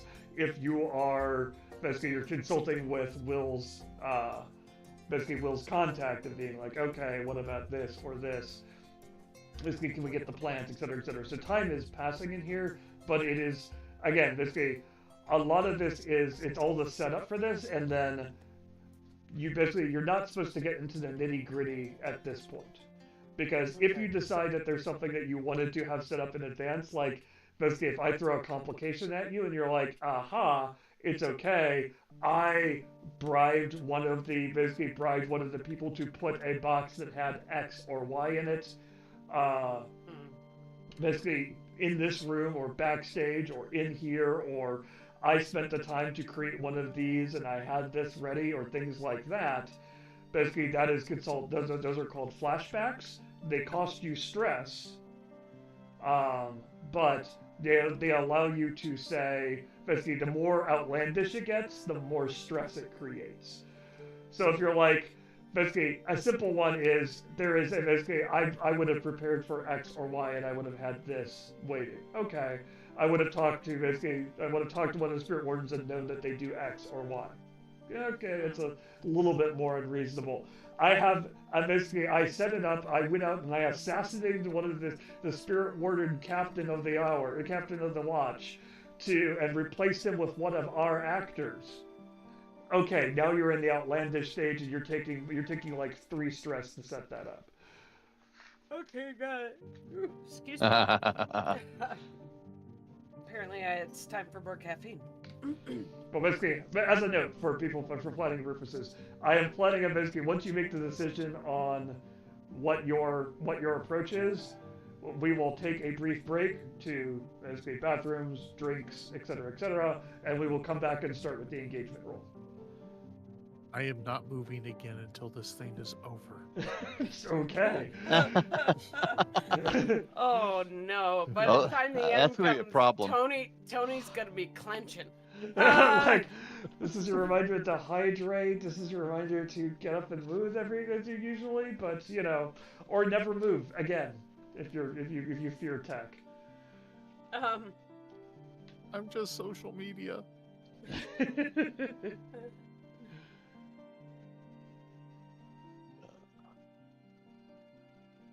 That sounds like you definitely fear tech. That's what I just heard. I mean, tech people fear tech. Yeah. Okay, I Right. say let's try and do the thing that Mike is suggesting to go in early and try and get in and out before they even finish setting the charges. Yeah. That's my vote. Let's make sure that we let's get enough information about how they're doing this and setting this up that we can talk to it and bluff our way through if challenged. We want to have the right costumes, of course, but also we need to bring some of our own gear because we're going to potentially need some basic tools to be able to lockpick or get into some things, but we want to mask that along with whatever toolkits they're carrying around. So let's prep some of that stuff as well. Okay, so how this ends up working is basically you're choosing deception. Yep. The method of deception, it sounds like, is you are dressing up as the spirit wardens help, demolitions help. Yeah. Basically, these are basically, for the sake of the story, these are not basically like official spirit wardens. They are contractors, basically things like that. Basically, people who basically things like that, which are hired by the spirit wardens. Manual labor. Manual labor. So basically, it's the dirty, risky work, and so they're not risking their own people at it. So basically, it is an outside group. But you're going to get there, basically work with your cohort to recreate their outfits. And the items and props that you need to pass for one of them. That is the method of deception. All right, so the next thing you do is on your character sheets. You will see that there is a section that is titled Load at the top. Yep. It has 3 light, 5 normal, or 6 heavy, or none, which is essentially the lightest load. You choose how much stuff you are carrying of your own, basically in your loadout by selecting one of those, and then you will select items that that add up to that. Things which are listed under items don't count against your load. So you can see that for the for example, for the leech, there are the bandolier of chemicals and things like that doesn't count against your load. No, the bandolier does. It's one load. I don't know why it says items italics don't count. Anything that's in italics doesn't count for load.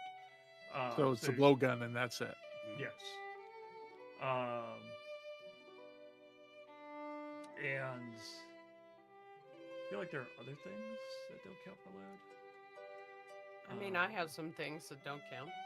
Yeah, others have things that don't count for load. Basically, you select. Essentially, you decide how much stuff you're taking, and then you take those many items. Things that have 2 boxes count for 2 load. Oh no. They find wrecking tools basically on Tony's leech have 2 boxes, which means they count for 2 load. If you want more, does it actually give you descriptions if you expand them? No. It has room for description, but nothing in them. But does it actually give them to you? So it does not tell me what gadget is. I'm curious. Does the It's a small mouse with goggles. Yes. There's a small mouse with goggles, which makes some people's furries. Wait, what? Rescue Rangers reference. Rescue Rangers and so if you have a question on something, let me know. Gadgets for Tony are things that you have made up yourself. The examples they give for sample gadgets are flash bombs,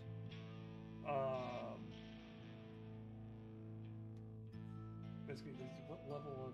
Does it actually tell you what levels of gadgets you can make? It just says gadget. It says gadget, yeah.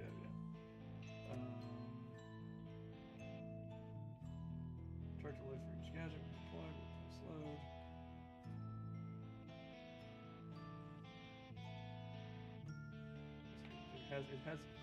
Basically, the gadgets give you tier levels in the thing.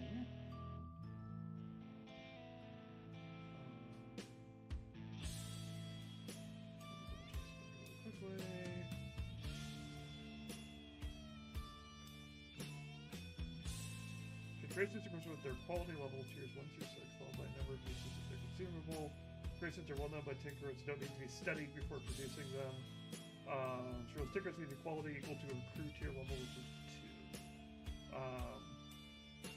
You can get all the way up to tier 3, it looks like. So you can make a flash bomb, or detonate with a blinding flash when shattered, but they're unreliable. A line thrower, which is essentially the Batman, the spirit hook, Batman grappling hook, things along those lines. They have some things like basically some of the other things that they have are black salt bombs, which cover a small room, keeping ghosts from entering or exiting.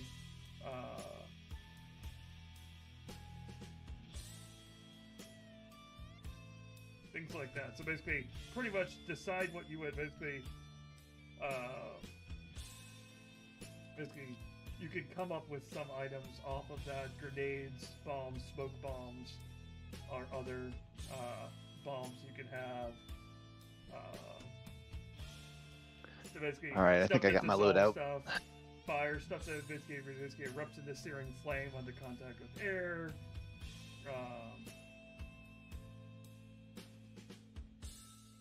Things like that.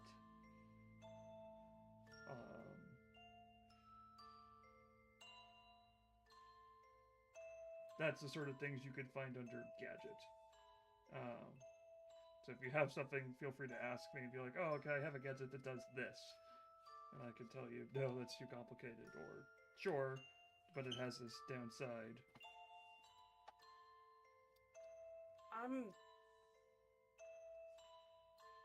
I'm not really sure what kind of hand weapon to give. Again, basically myself. So basically, this isn't a combat-oriented system. Right. So it's not like, I need basically, if I have a longsword, it does 1d10 points of damage. Right. I get that. That's part of the problem. Yeah. It more has to do with, let's see, let's look at cover.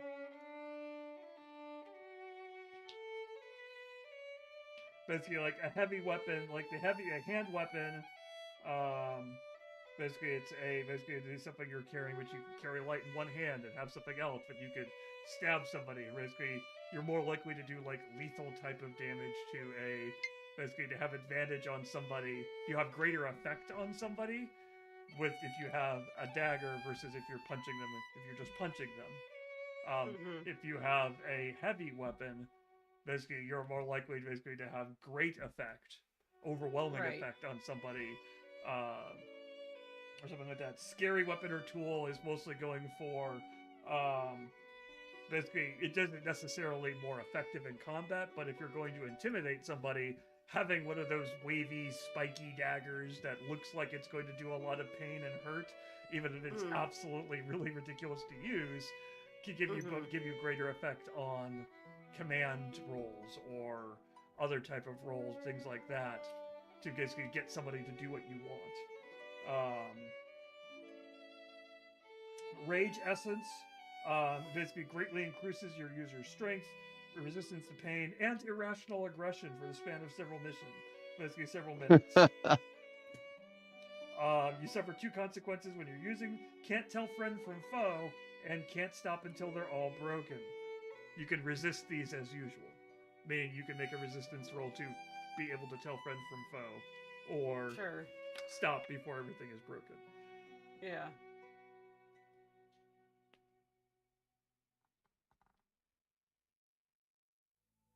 Note that you have Ghost Fighter, which means that your hands, melee weapons, or tools basically gain potency, basically in combat versus the supernatural. Normally, if Will over there just goes to punch a ghost, he's going to have basically potency is the thing which says it's the sledgehammer to the side of a building type thing. Basically, yes, you can roll critical successes all you want, but you're not going to have any effect because the potency is basically the potency of the situation is against you. Armor is obviously something which basically gives you a mark an armor box to reduce or avoid consequence. Basically, once an armor box is marked, it can't be used until it's restored.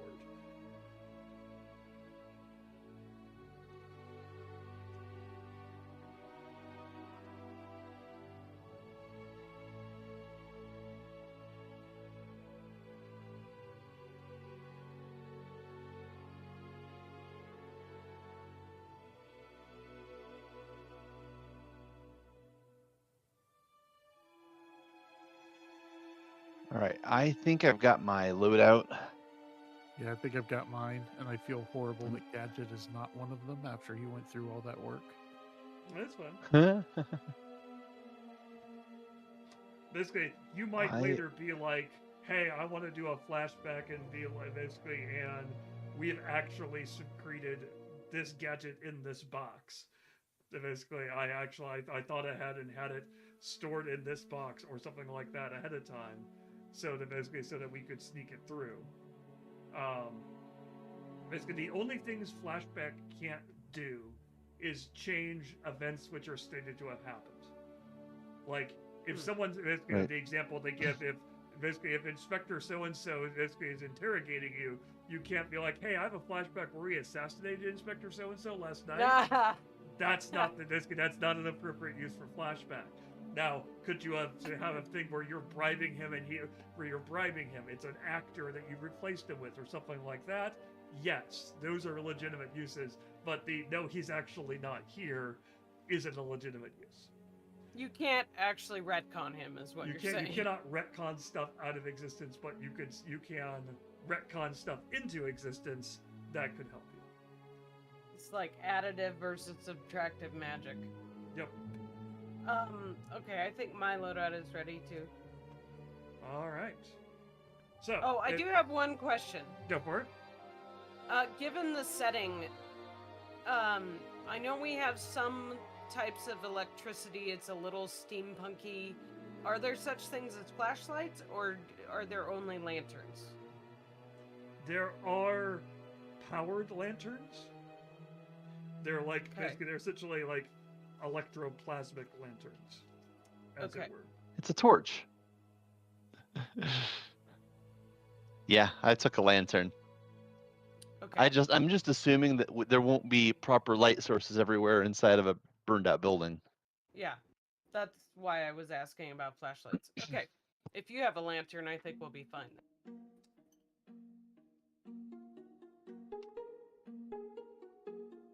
So I'm ready to proceed. All right. I also have my fine cover identity, so I should be good. Okay. And the blueprints of the place. The blueprints. Yep. Okay, so with that, we will go ahead and take a brief pause here since it is 2:40. We've been going for about 2 hours or so. So basically, take about a 10-minute break. 10, 15? Sounds good. What's better for people? Sounds good. We will be back at that point. And we will start with the engagement roll. All right. Sweet. See you in a few.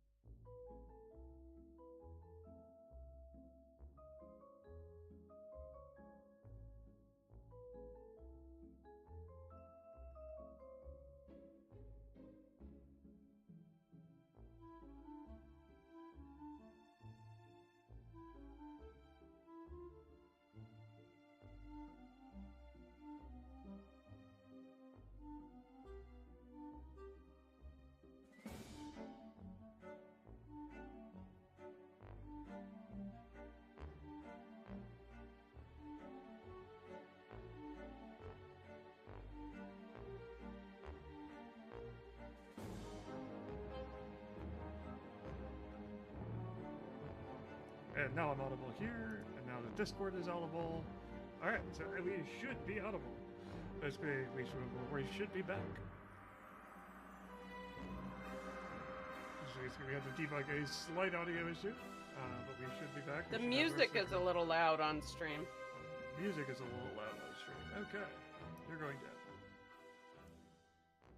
All right, music is now a little less loud. That's better. Okay. And your mic sounds better too.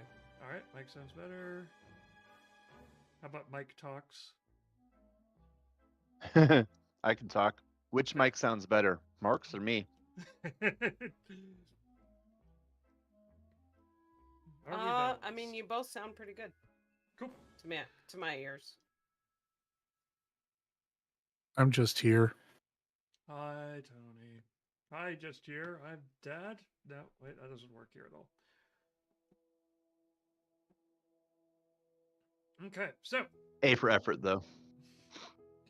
Yeah, you know, I'm an uncle, not a dad, so my dad jokes are dad adjacent. That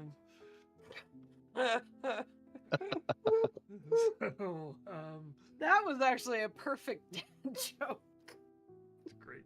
Oh man. So we start off basically. Now that you guys have done the planning part, we're now going to move into the actual score itself. So this is basically. I need to actually. It really doesn't matter where you are, but I will go ahead and move you to the correct page as soon as I click on Roll20.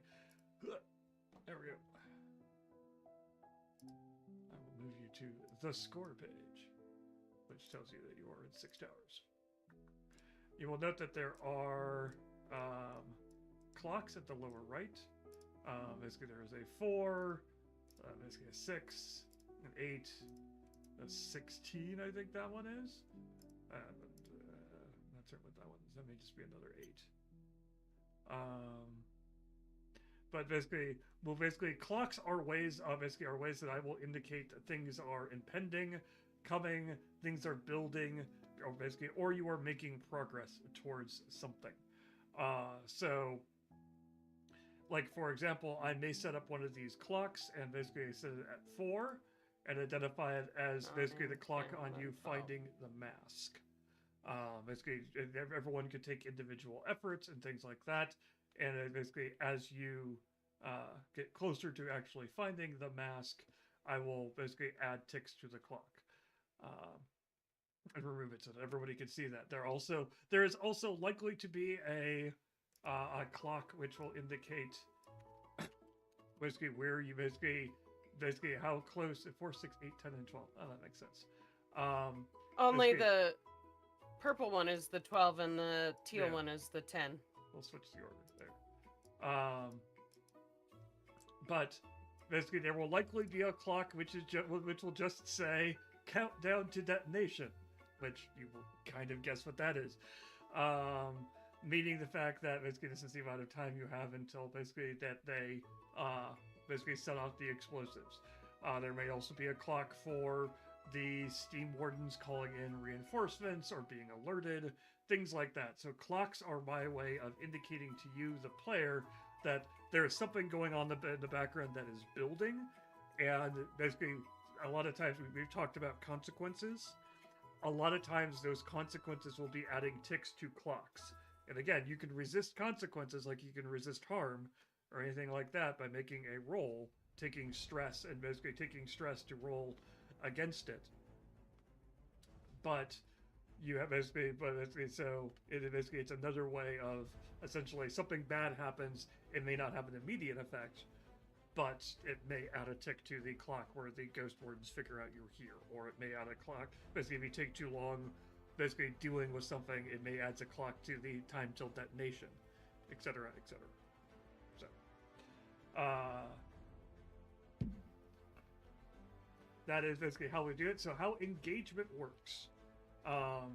Basically, engagement is essentially where we start. Basically, what position you find yourselves when we shift the scene over to the score. Where does this find the player? So, basically, we're going to essentially walk through a series of questions, and we will as a group decide where these answers are. Again, this is less of a GM fiat system. It's meant to be a system where basically the players and GMs make reach an agreement. So basically, you get one die just for the sheer luck which has kept you alive all along. You have one die for this engagement. The first question we ask is this operation particularly bold or daring, or is it overly complex and contingent on many factors? I think it's a little bit more bold than complex, but I probably agree. Basically, you are dressing up and walking in. There isn't a lot of backup plans or other things going on here. It's pretty straightforward. There's not a lot of my backup subterfuge. plans. Yeah. My backup plans have backup plans. What are you talking about? Ooh, okay. We'll see how that works out in flashbacks. Okay, so that gives you an additional die. That's 2 dice. Next question: does the plan details expose a vulnerability to the target, or hit them when they're weakest? Or is the target strongest against this approach, or do they have particular defenses or special preparations? I'm sorry, can you say that again? Sure. Basically, does the plan's detail expose a vulnerability of the target, or hit them where they're weakest? Or is the target strongest against this approach, or do they have any particular defenses or special preparations? Well, I mean, they don't know we're coming. I think it's kind of in the middle, like. I would argue that there are both pluses and minuses to this one. Yeah, there's. We have some of both. outfits and credentials, but they don't know we're coming, and I don't know. Basically, you have outfits, but you're approaching them when they are. Basically, you're walking up in the daylight to them. Basically, when they are looking at people, and they're expecting strange people to be there. So Yeah. whether or not they are more or less alert. So I'm not going to add a die, but I'm not going to remove a die for that one. So you're still Daylight at 2. such as it is. Yes, such as it is. Everything is kind of dark. Basically the ghost wardens have some lights set up around this area just for security if nothing else. But it is, as always, somewhat dark. Can any of your friends or contacts provide aid or insight to this operation, or are there any enemies or rivals interfering with this operation? Well, we did get the blueprints from an ally. Right? And there are no rivals that we've been made aware of. Correct. So we'll go ahead and add another die for that as well. So, basically the last one, is there any other elements? Basically a low tier target gives you a die, a high tier target will remove a die. Oh, hey.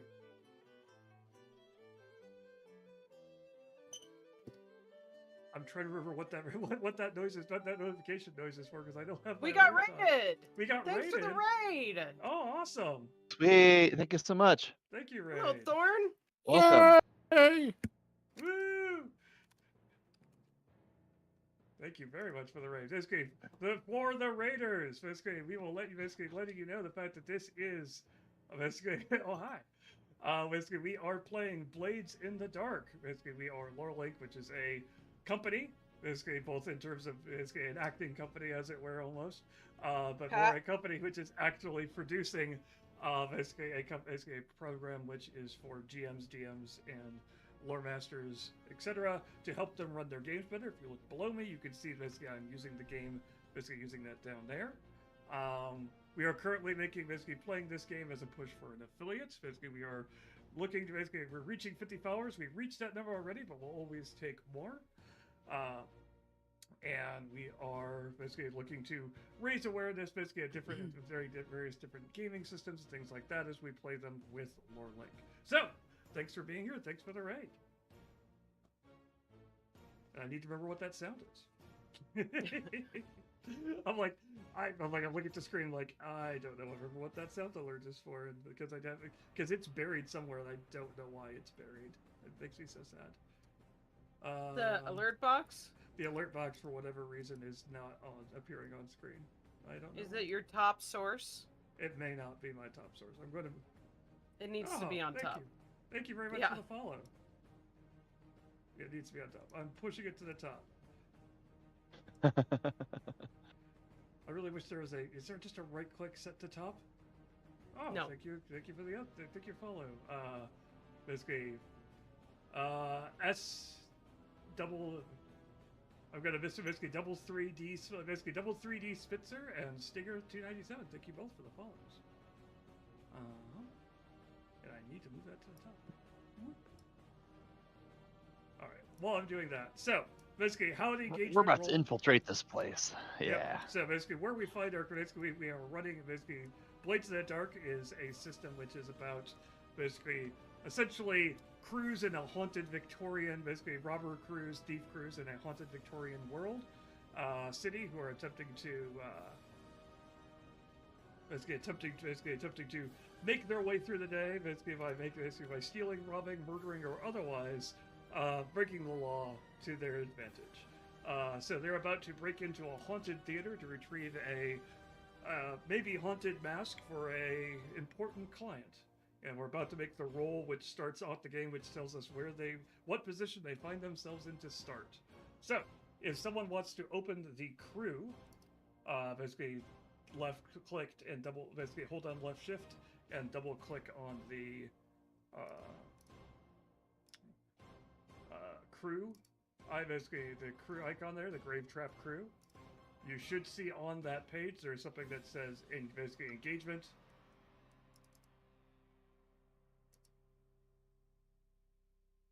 Where it says roll engagement. On the crew page itself? Yep, on the crew page itself. All right.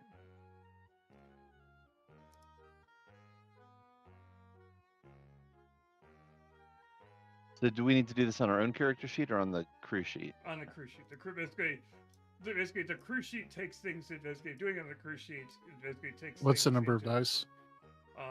You gain 3 dice. So 6, 4, and 3. Not a critical success, but it is a good result. You're in a controlled position when the action starts. So, what that means is you approach around the middle of the day, or the beginning of the day, actually, we'll say.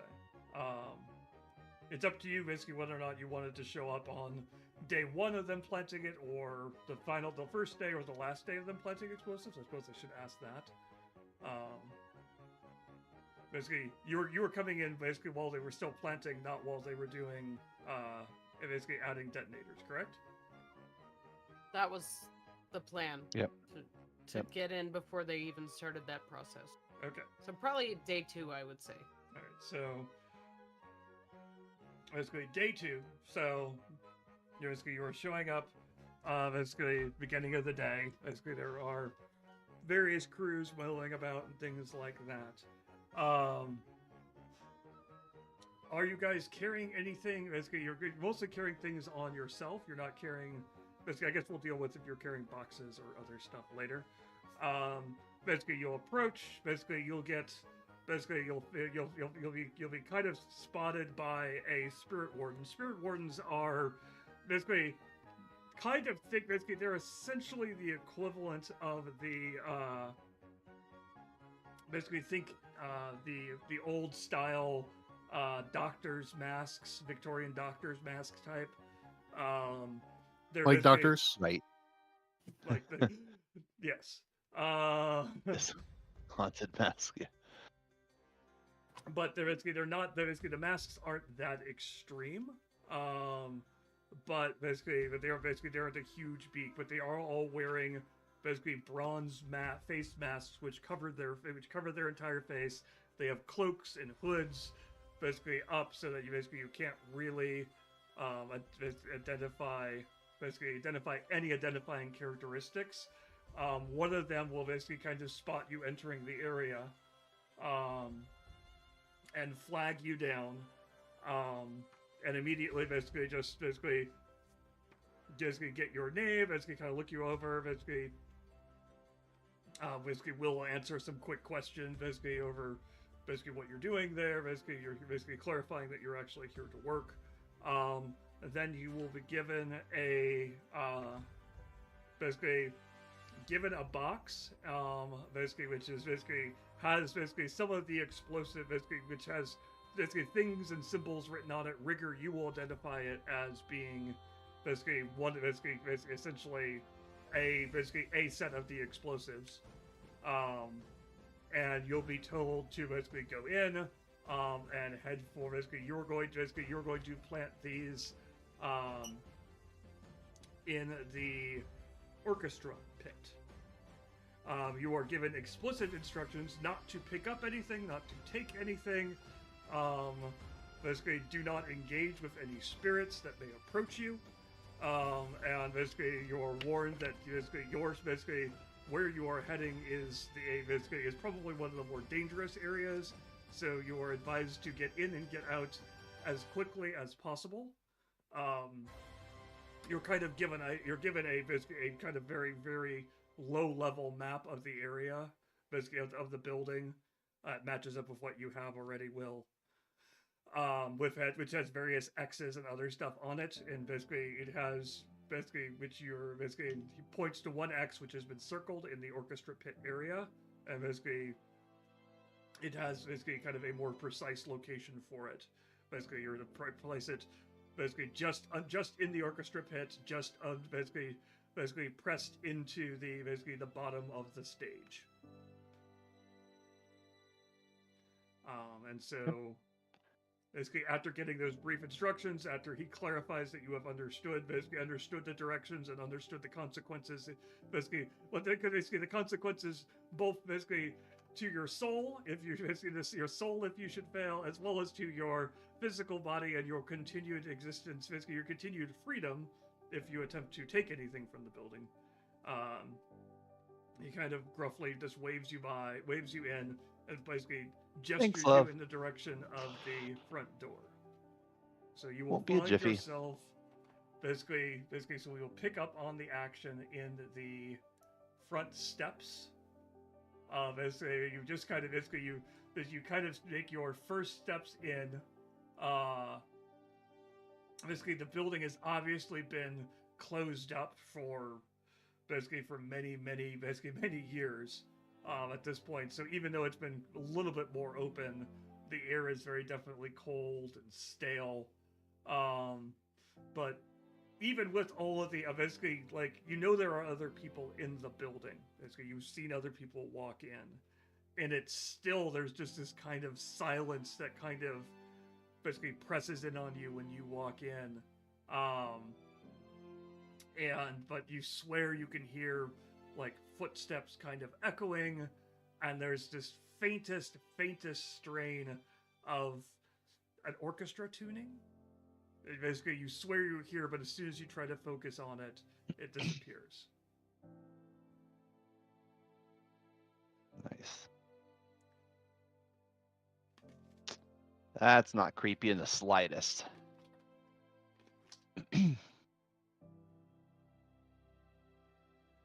So we don't have any idea where this thing is. Really. The mask, or? Yeah, the mask.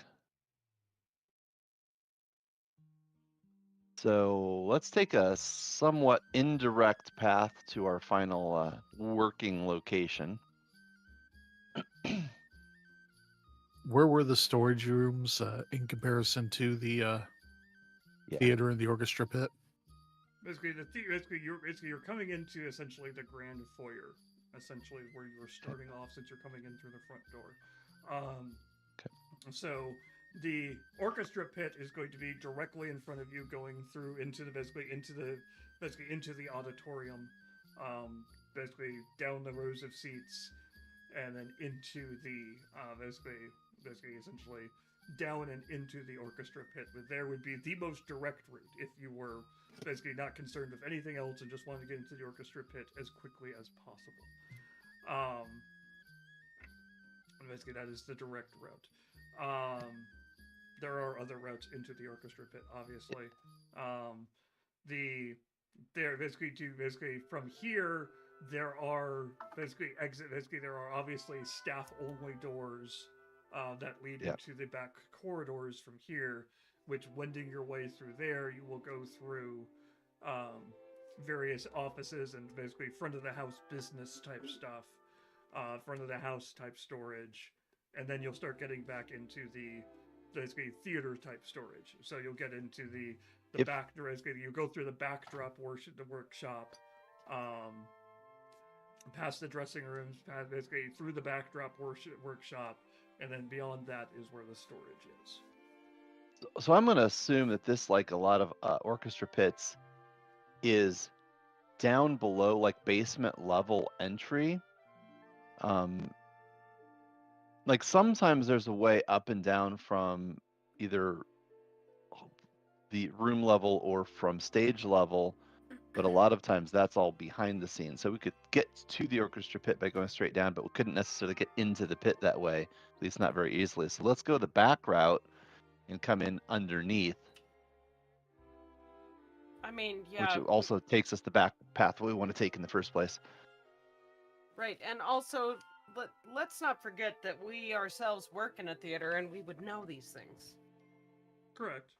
Correct. Now, basically, the exact path you will take in this theater is going to be different than yours. This is a much larger theater than your theater, so obviously there's going to be more room and more stuff. There's going to be shortcuts that your building has because it's a much smaller building that aren't going to be here. Right, but also we would know that probably the entrance to the pit is from backstage and underneath. Is my assertion. Mm. So, I'm agreeing, is basically what I'm saying. You are currently alone in this room. Basically, there are no basically teams. Basically, there aren't a lot of teams in here. Like there are probably from what you have seen, there may be 3, maybe 4 teams. That are in the building at any given time. They're not they're limiting the number of teams they have going in. Now that's not to say there aren't also spirit wardens acting independently in the building, but teams that like you, there are only maybe 3 or 4. Got it. All right. I guess, does it go down to the right or to the left in this particular theater? We'll just follow it down and around and go to the back staff hallways. Okay. Hallways may be a little generous, but Well, basically, towards the front of the house, yes, they're very definitely and again, this here, the fire damage is fairly severe here. So basically, you could see like one of the 2 grand staircases is just gone. Basically, railings are burned through. There are holes in the balcony. The holes in the balcony area. The floor you're walking on creaks somewhat ominously even as you walk across it. There are very clearly areas which have been marked off. Some which are obvious holes, and some which just have foreboding signs and things like that basically just discourage walking in that particular area. So you're walking your way around those and heading towards the back. So basically you open the door to the staff only start to make your way through. So let's go ahead and so you're going to start searching for the storage area, essentially going back through here. sounds good. So you've got the blueprints and things like that. So it's relatively straightforward up until you reach the point where there's just a hole in the floor with just cold air billowing up through it, and you're having to reroute around it, and basically making your way basically through these areas. You will eventually essentially make your way towards the back to the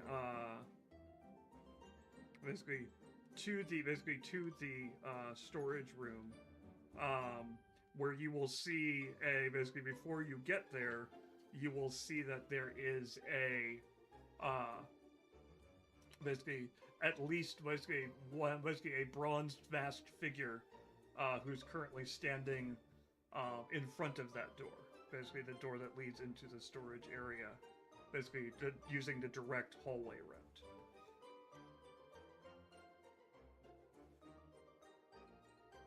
Does he see us, or do they see us? Not yet. You're basically being what you are. I assume that there is a base level of circumspection.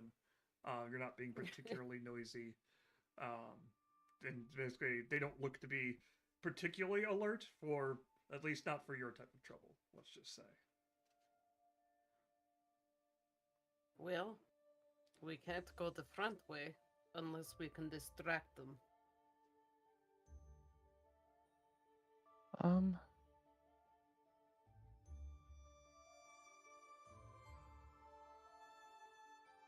Y'all want to slip on in? I can distract them for a moment. Ask them a few questions.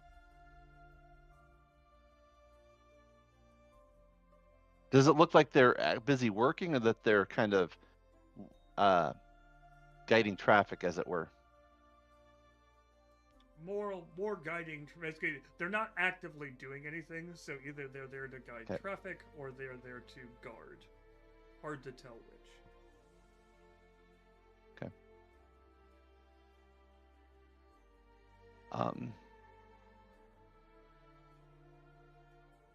We can either try to sneak around, or I can just go have a conversation with them. Which would you prefer? I'll ask really quietly.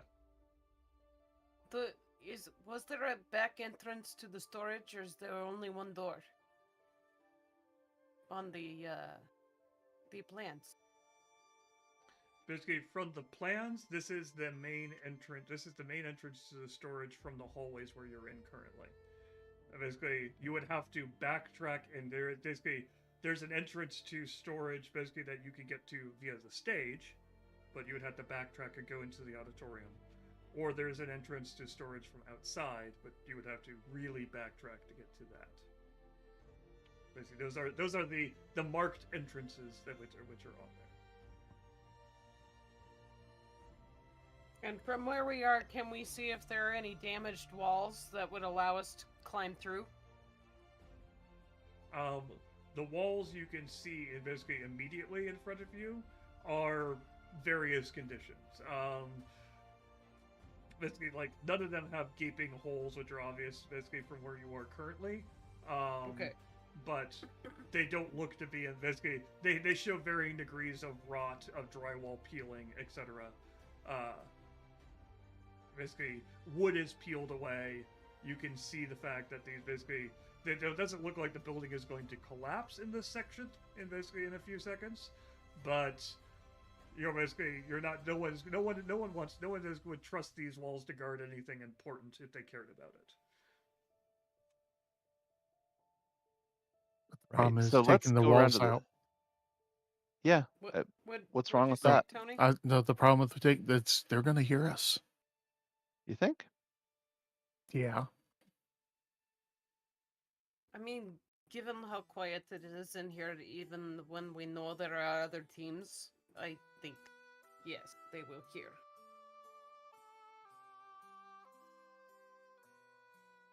The reason I didn't bring any of my wrecking gear, we need to be quiet. Okay. So then we need to go through a door. Yeah.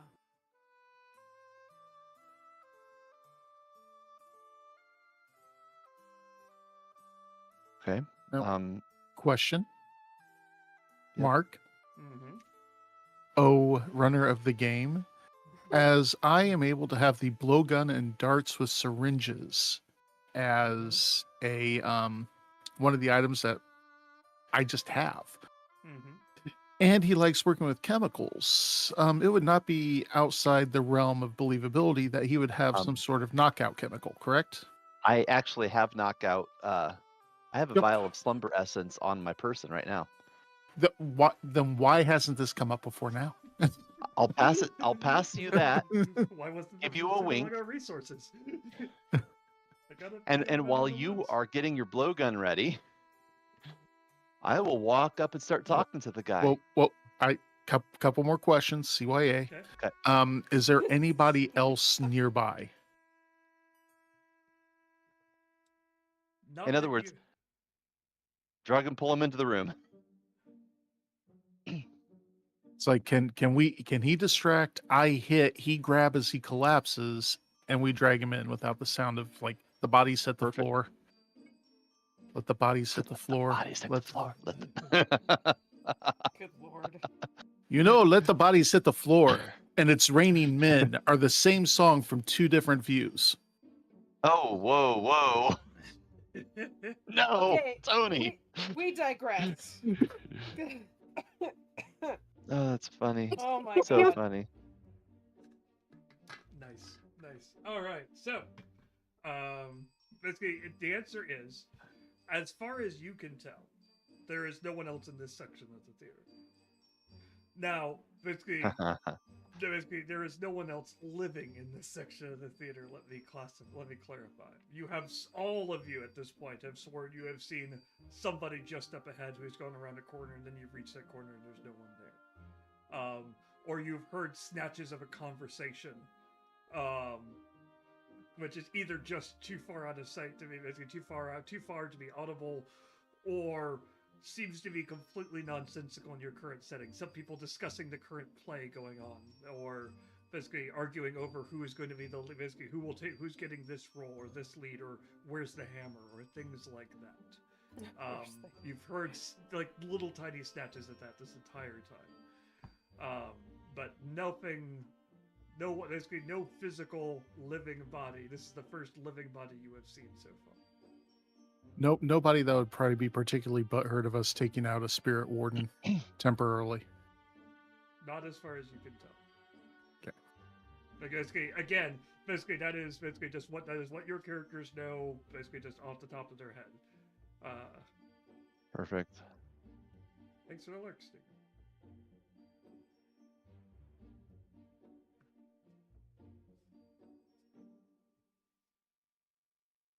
So I think this is a great plan. I'm proud to be part of it.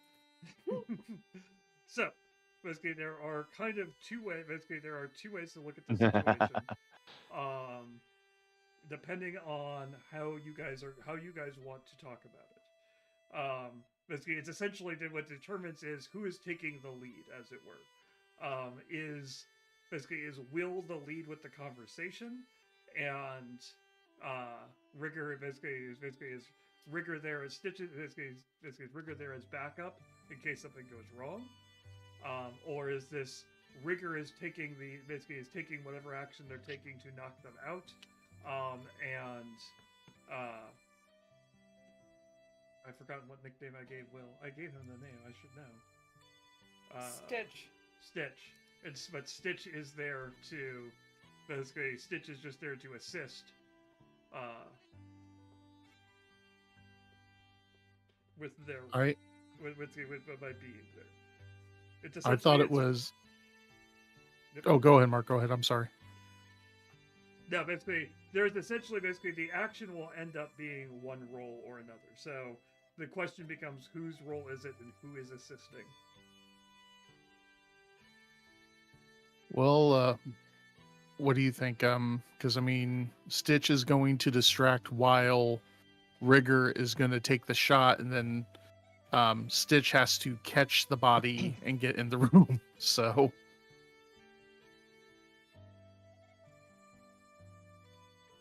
almost feels like I think Stitch is going to be having more responsibility there. I just need to take a shot. Okay. I'm fine with that. And once again, I think it's pretty much implied that if he always has this blowgun and darts, he knows how to use it. Yeah. So, Now the next part is what is the role you are. Basically, whoever is taking the main role, what is the role that they're taking. Basically, anyone who is adding assistance, assistance is going to be basically you take the person who's offering assistance takes a stress, and you just add a die. That's how that works here. So one person is taking stress, the other person's getting an extra die, and then the person who's in control of it tells me what the role is that they're taking, and then I determine position and effect. I think Stitch is doing more, so Rigger will take the stress. All right, so Let's do it. Stitch, what role are you basically? What is your approach to this? What role are you basically?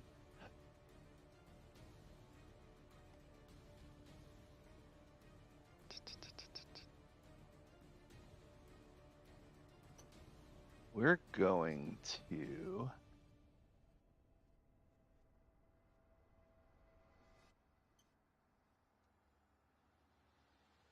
I'm gonna step up and try to sway. Actually, consort would be like trying to buddy with them, right? I believe that's what consort So is. Yes. Because what I really want to do is walk up and, hey buddy, crazy gig they got us on. Hey, how bad have the ghosts been? Have you had any problems? Are they causing you any mischief? Anything we need to look out for? They told us it was really dangerous. We're heading into the pit. Extra pet. Yeah, the orchestra pit. Anything we need to look out for? Like, that's so consort is more used for like gathering information. Okay. I'm gathering information about the ghosts and any problems or challenges I need to look out for. Okay, basically the I'm also using it to distract them, but basically it comes down to what the end because the action result Okay. comes in basically results in what you're rolling for is the end result, essentially. Yeah. So it's basically what the end result is at the end of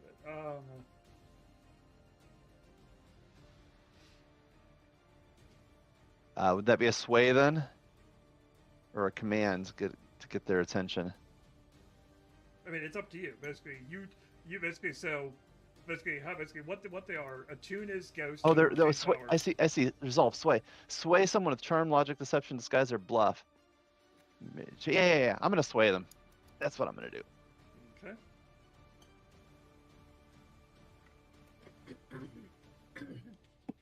Are you using manipulation or seduction?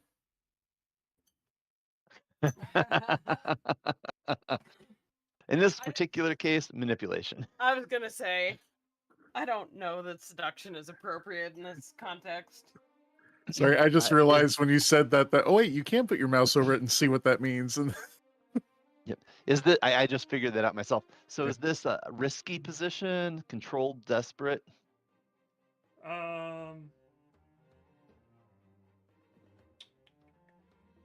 The answer is it is somewhat of a basically you are a contractor who is currently out of place. So feels a little risky. It feels basically you're likely at a risky position. So because if this goes badly, it's going to go really badly. Yep. Basically, the effect, on the other hand, it's probably, I'm not going to say great effect because it's not going to. You're not going to get anything other than exactly what you want out of this. Basically, it's not like basically if everything goes to plan, basically the best you're going to get is basically it's a situation that you want, which is just basically you're going to be able to walk away from basically walk in. Yep. So we're going to go with a standard effect. So basically it is sway, so you will roll basically, I believe you can click on it to get it to. This is where basically I can. I click on it. Oh, and then the effect is, we said standard, Yes. and then bonus dice. You have one. You have one from Tony. Okay. Basically, and so this is where I can offer you a devil's bargain.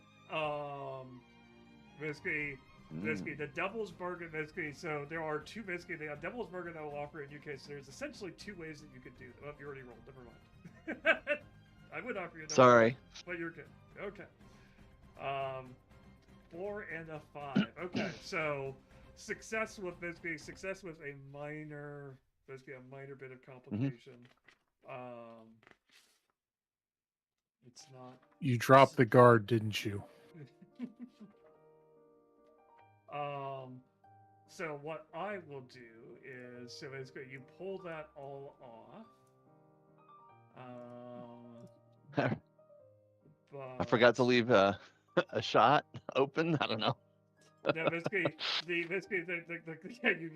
hit yourself. No, so 4 or 5, basically you do it, but there's a consequence. You suffer a harm, a complication occurred, you have reduced effect, or you end up in a desperate position.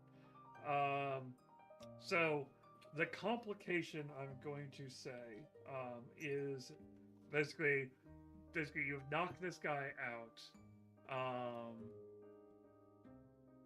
but basically, but you're going to have to. You're going to take. I'm going to put a tick on the clock that is the guard. Basically, the spirit warden's noticing, and so you can choose to resist that, or you can basically just let it happen. I'm gonna let it happen. Okay. This is gonna be over in a minute anyway. Why'd you have to jinx us like that? You really had to vocalize that, didn't you? Usually. That counts as provoking the GM in my book. Hello? So I do that. I just provoked the dice. I mean, I'm yeah, afraid. that too.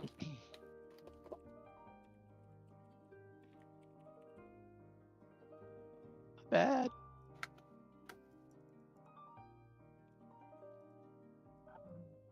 This is what I deal with. Can I get?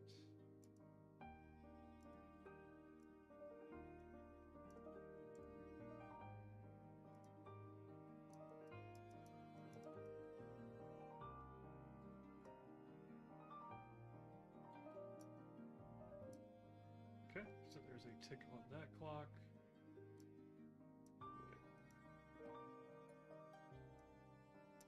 So basically, what ends up happening is basically you start to have the conversation with him,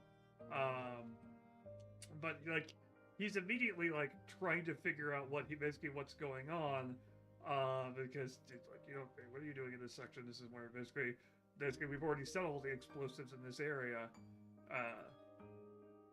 Basically, we've handled that already. Basically, today was taking care of stuff in the center. What are you doing back here? And you go to pull open your, basically like, oh no, basically to open your map as a way of being like, oh no, I was here. Basically, this is where I was supposed to be. And basically, he steps forward to grab it, just as the dart hits him. And so he kind of slams into you and basically kind of stumbles, basically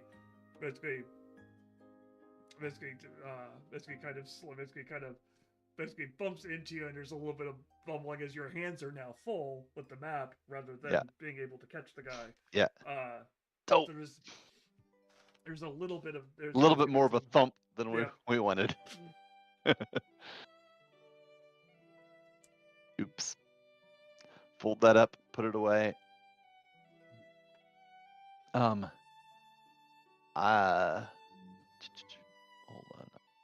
Right the door. I'm asking.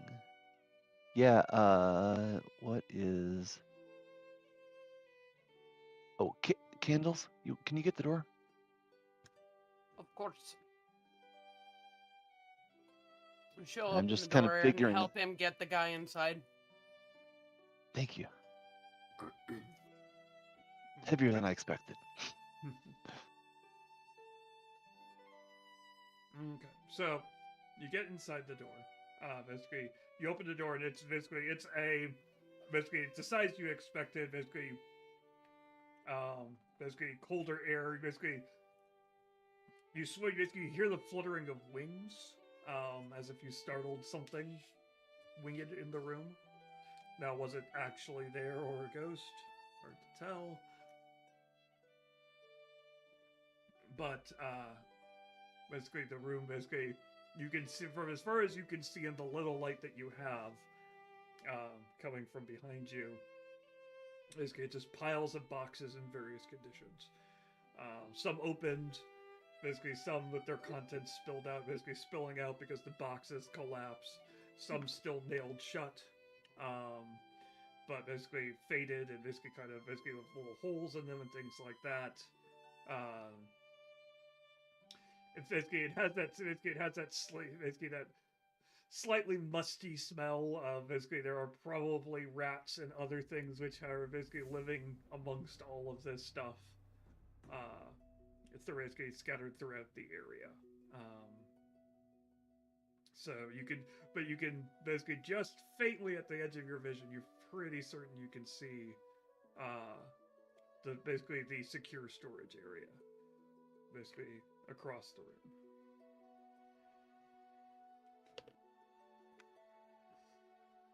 Are there any masks just laying around? Just on the off chance?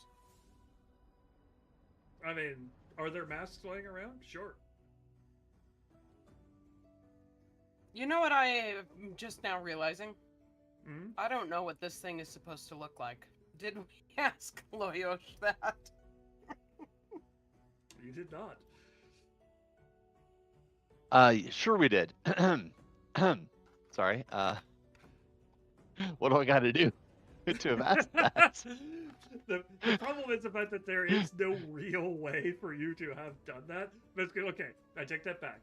You could you could say the fact that somebody spent time as part of a flashback researching the mask itself.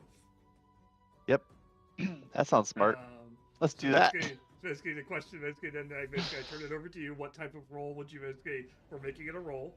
So basically, having spent some time on research, I'm going to say is a zero stress flashback. It's not a particularly odd or basically out of the ordinary type of role. So the question is, how would you have got what type of role do you want to make to do that research? If I were to do it, I would talk to Sally, an information broker I know. But if somebody else has a better approach, that's also totally fine. Can I ask a clarifying question? Sure. What is a physiker? Doctor. Ah, okay. Physician, essentially. They basically is a related word. Candles doesn't really know anyone that could help. Well, if we're just looking at the roll, wouldn't we be going off a study? I mean, that would be a smart one to go off of. There are various different ways you could do it. You could use rec. It's going to be a complicated explanation for it, but you could use rec. I mean, I suppose Candle could wreck somebody's faces in to get the information, but that seems heavy-handed. That is a high risk, low effect maneuver. Tony, if you have study, that would be good. Yeah. I have 1 dot on study. Nice. Me too.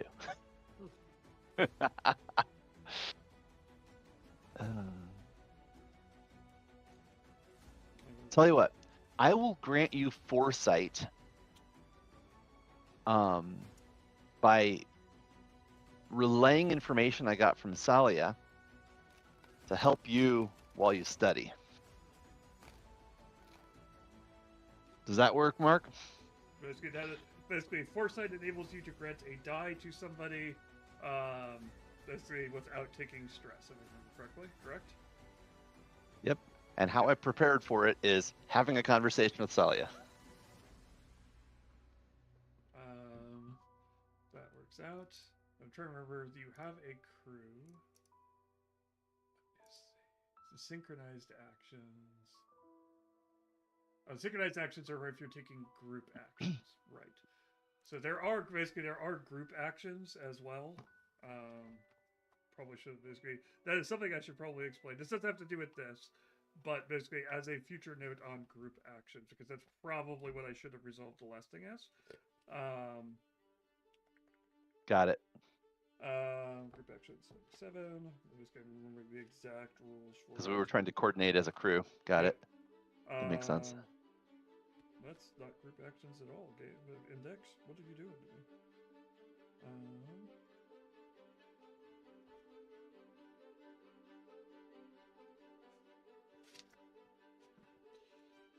That index is wrong. Love that.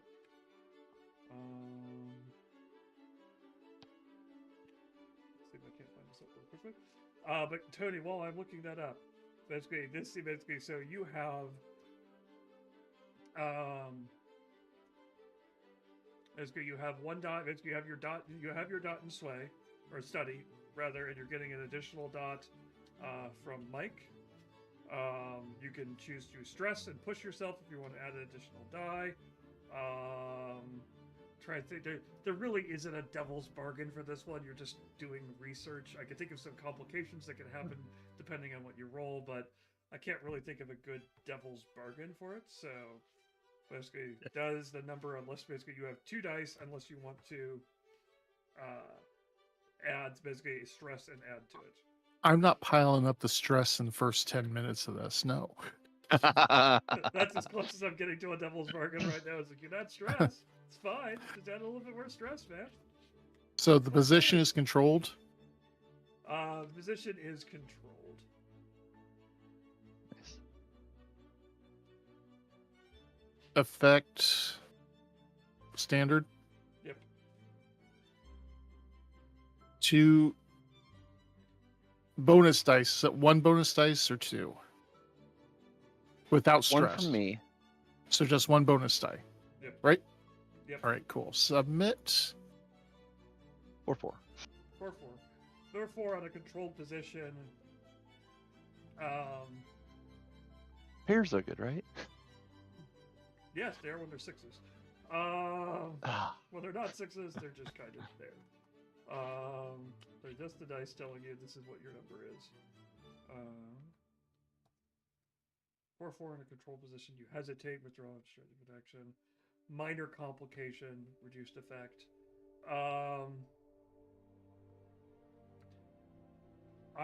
What I would say for that is there is a minor complication. Basically you doing that research basically ticks someone. You get the feeling that someone has noticed that you have done that. It's up to you if you want to resist that or not.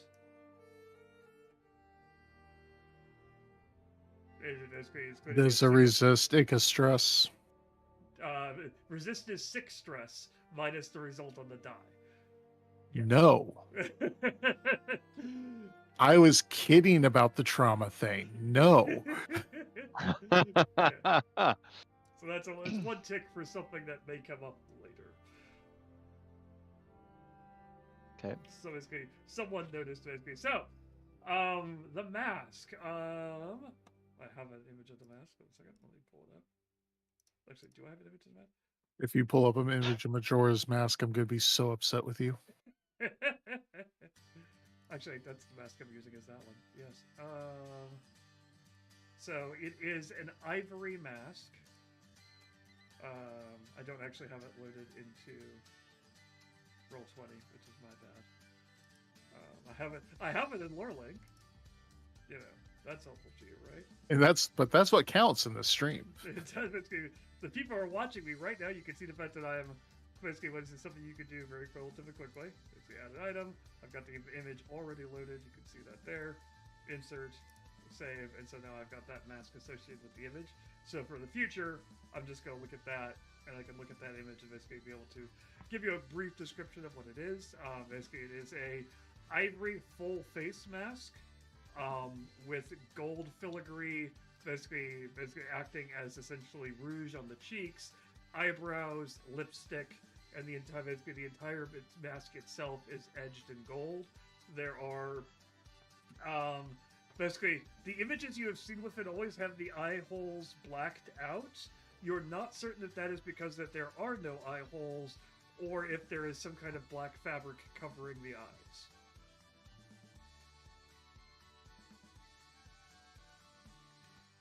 Oh, Okay. interesting. Okay. So I amend my earlier question to, are there any masks in the immediate vicinity that look like the one we're looking for? No. Okay. Let's do a quick survey of the area then, I guess. You guys look around. I'm gonna go see if, how hard it is to get into the secure storage. Do note that Candles has burglary tools with her, so she can. As do I. Same. Okay, awesome. Everybody took work really good. We are ready to burgle. Be I've got a lantern if you need prepared. it. Okay, so Okay. the two people who are looking around the main storage area, we'll start with you. Are you looking for anything in particular?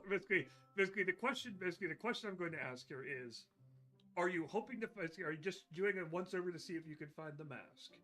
Are you casing the place and seeing if there's anything interesting or worthwhile to also take, in addition to the mask?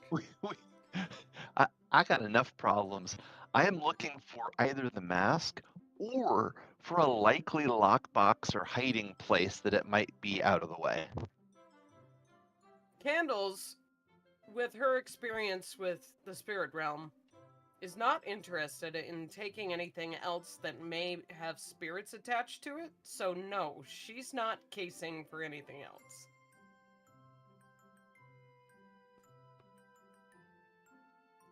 Okay. And Mark's going, dang it, y'all are no fun. That just means that I am not giving you enough temptation.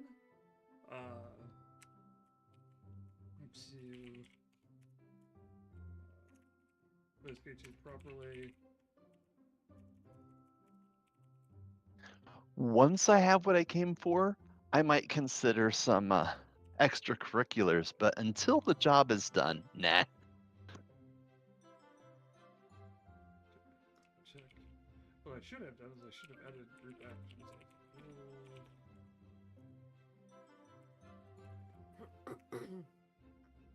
Oh, it's under teamwork. That's what it is. That basically all of you. Basically, if you look at your character sheets, there are actions which are basically down at the bottom left. Basically, assist a teammate, leave a group action, protect a teammate, or set up a teammate.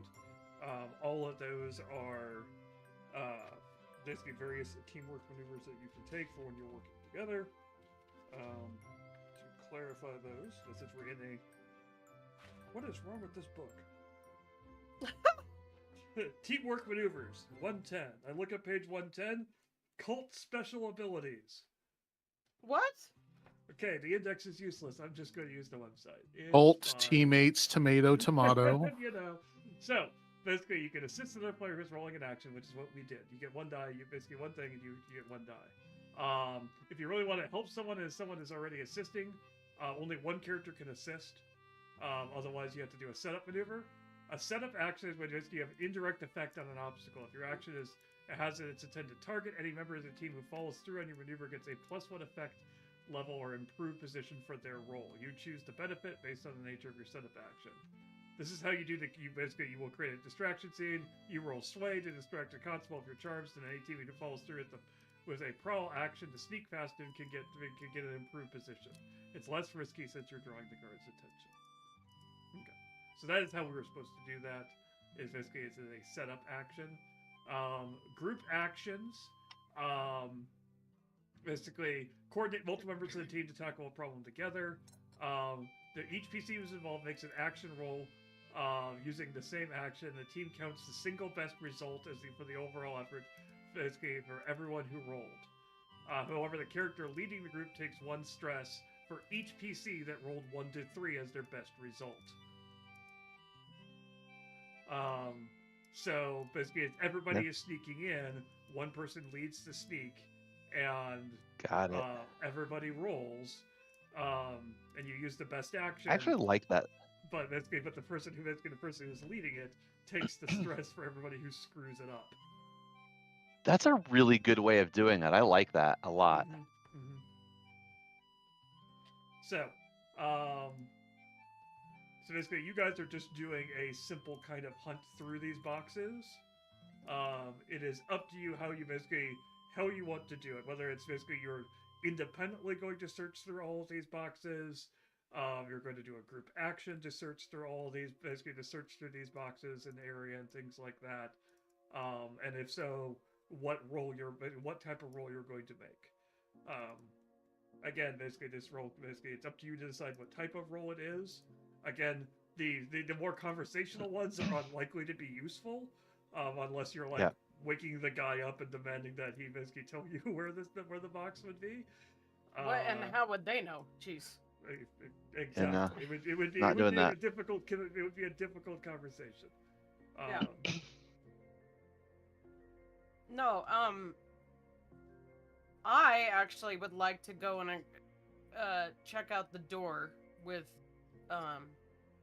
Tony's character, because I think it's more likely to be in there, so I think we should start there.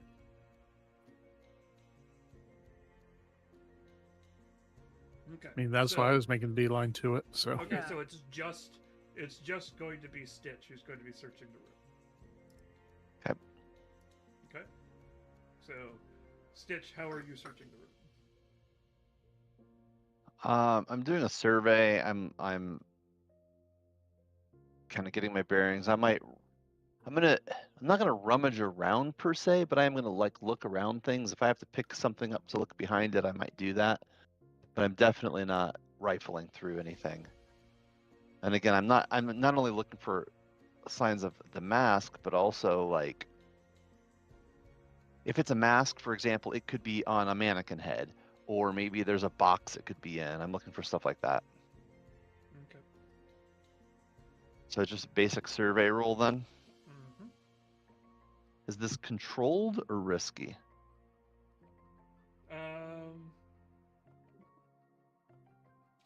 The answer is this is going to basically it's going to be controlled. Or a fortune roll? It's not a fortune roll because there are some bad things that could happen. Okay. Standard. Limited, great. What are we looking for there? For position? Or For effect? input. So the effect. The effect is going to be standard. Okay. And I have no bonus dice. Oh no, that's not good. Okay. No. and this is why I've been rolling for you. Yes. This isn't one of those systems where a 1 is good. I No, should it have is pushed not. myself on that one. Dang it. So basically, what the consequence for this is going to be, it's going to be 1 harm. Basically, harm level 1, essentially, which is reduced effect. Basically, what you're going to end up doing is basically you're paying so much attention to searching through the boxes and being quiet and basically just opening some things or basically checking a box to read on it, basically to see what it says, etc., etc. You're not like smashing a box or picking it open, basically rummaging through stuff. You're very carefully going through, but you're also being very meticulous to make sure you catalog everything. But you're paying more attention to the boxes and things like that and you miss the fact that there's a spot in the floor, which is directly over, basically directly under a hole in the ceiling where the floor has weakened, and you're going to put your foot through the floor. And so you're going to basically end up with a gash down one of your legs. So it's one harm. Oh, yeah. Basically you're going to have reduced effect on things like running away from stuff and things. Basically, anything that requires you to move quickly, you're going to be at reduced effect for. Okay, so I just basically write in gash and leg under the harm on the character sheet then? Yep, that's a harm one. Yep. Good deal. Frick.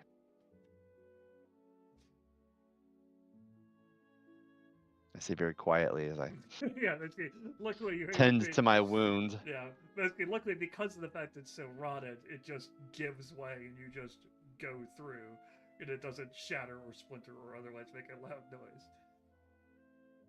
Yep. Okay. But otherwise, you basically.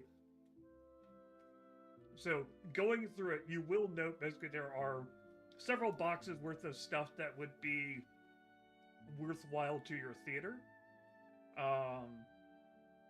Basically, like supplies and other stuff which are stable enough that even after all of this time, they would still be useful.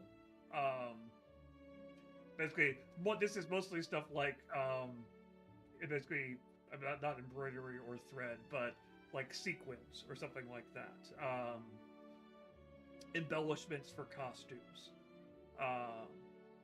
Basically some minor things like that. Probably about a coin's worth that you can that would be relatively easy to take if you wanted to. It's not like a giant box of stuff, but yeah. You find a couple of things that stand out as being more that would be that are portable, but portable but worthwhile. Don't you bring haunted sequence into our theater?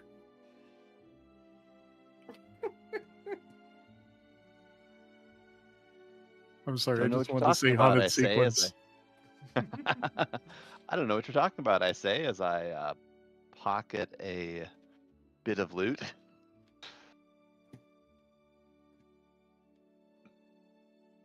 Go ahead and describe. I mean, it's right there.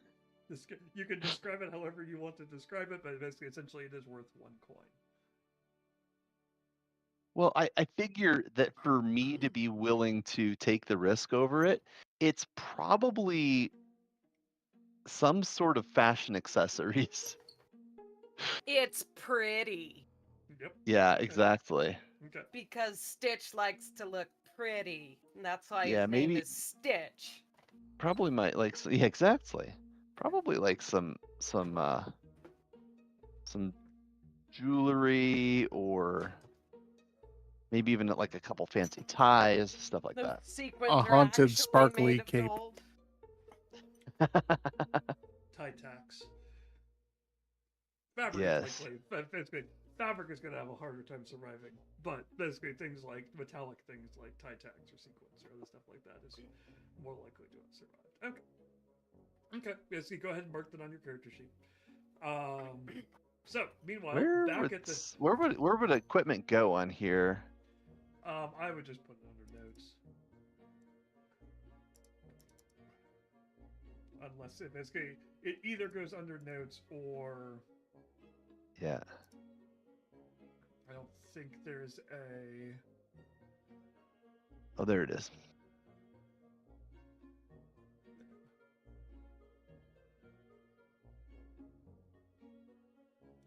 I mean, there's a plus at the bottom of the items list. I got it. Okay. All right, so back to the door. So now we have deals that we have to. So basically, the cage essentially extends to the roof.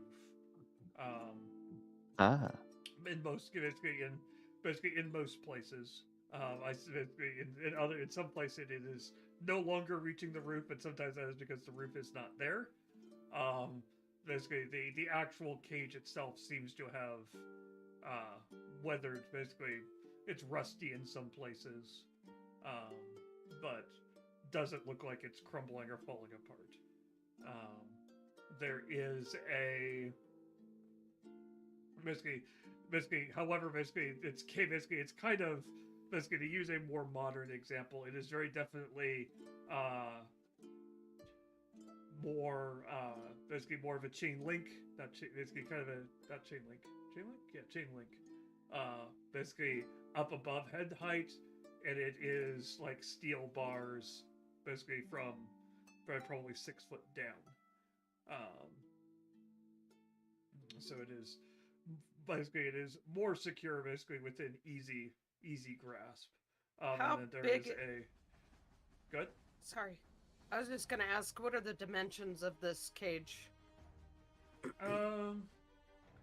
We'll go ahead and basically it is probably relatively narrow, so it's probably maybe 6 feet across. Basically, it's 6 feet by 30 feet. Okay. The room itself is probably 50 by 50. Okay. Basically, it is mostly stacked up. So basically, it's essentially, you can see the fact that essentially there are 2 long shelves that extend the full length of the cage that go up. And you can see various boxes and other things which have been basically stored inside of it. Is the mask visible inside of it? Not that you can see. Okay.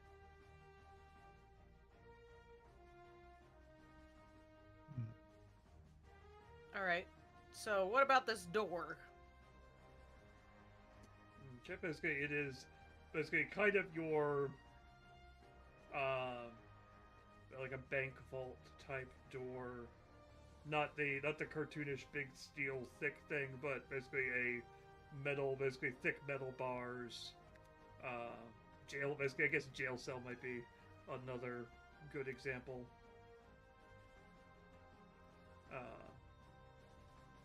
Type door. The bars are set together, basically set close enough together that you can't squeeze between them. It would take a very, very narrow person to squeeze between these bars. In this case, there is basically a lock kind of set at about the 3-foot mark. Looks reasonably. Basically, it looks like it had been reasonably well maintained and is now just there. What condition it is now after being exposed to everything is harder to tell, but it looks functional. Basically, rattling the door doesn't open it automatic, doesn't pop it open. So at least it still is keeping the door locked. Okay, so who wants to work on the lock and who wants to start oiling those hinges so when we open it, the screech doesn't alert everyone? That's a great call. Rigger, you tell me what you think of the lock. You're the tinkerer. I'll go down. Let's take a look at that lock. Okay. It's a good quality lock. It's good from what you can see. It's going to take some work to open it. It's not going to be basically. What's your? I think finesse is what. What's your finesse skill? I have no finesse. I have 1. Actually, is it finesse or is it tinker? Let me check. See, I was going to argue tinker, but I mean, basically for I the have actual finesse. picking I the do not lock have is tinker. it's always basically tinker is probably the better thing in this case. You fiddle with devices and mechanisms. actually it says modify, disable, repair, disable a trap, pick a lock. Yep. So what your tinker is 2? Tinker is 2. Okay. Basically, it's not something you look at and you go, oh, there's no way in the world I could ever pick that. But looking at it, it's in good condition. It's been relatively sheltered inside of here, inside this room.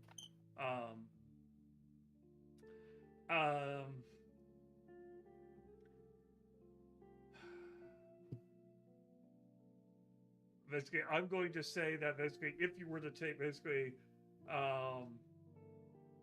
you would basically you will have a standard effect opening it.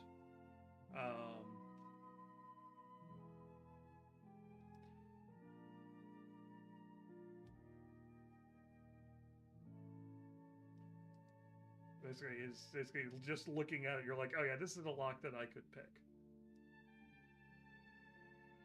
Okay, so let's go ahead. Let's give that a shot. Okay. Are we still controlled? No, this is going to be risky. This is going to be risky? Do you have oil with you, Yes. Rieger? Yeah, it's part of the burglary gear. Oh, Yep, in that case, I burglary will gear. use my own. Thank you. And Vials of oil to silence squeaky hinges. perfect. Yes, Okay. that's what. What is my name? Candles. Candles will Candles. do that while Rigger's picking. Okay, so you're going to assist. So Yeah. basically you would add 1 stress to your character, and you will give Okay. a die to. Basically, you'll give a die to Rigger. Here you go, Rigger. Have a die. And because I have 2 on Tinker, does that mean I get an extra die too? Or am I reading that wrong? Yeah, yes. Basically, when you click Tinker, it should take that into account and roll 2 dice. Okay, so if I just choose 1 extra because of the 1 Candle gave me, right? Yep, you get 1 bonus. No, basically the answer basically, in terms of whether or not you want to take stress, that is up to you. Is there a devil's bargain for this one?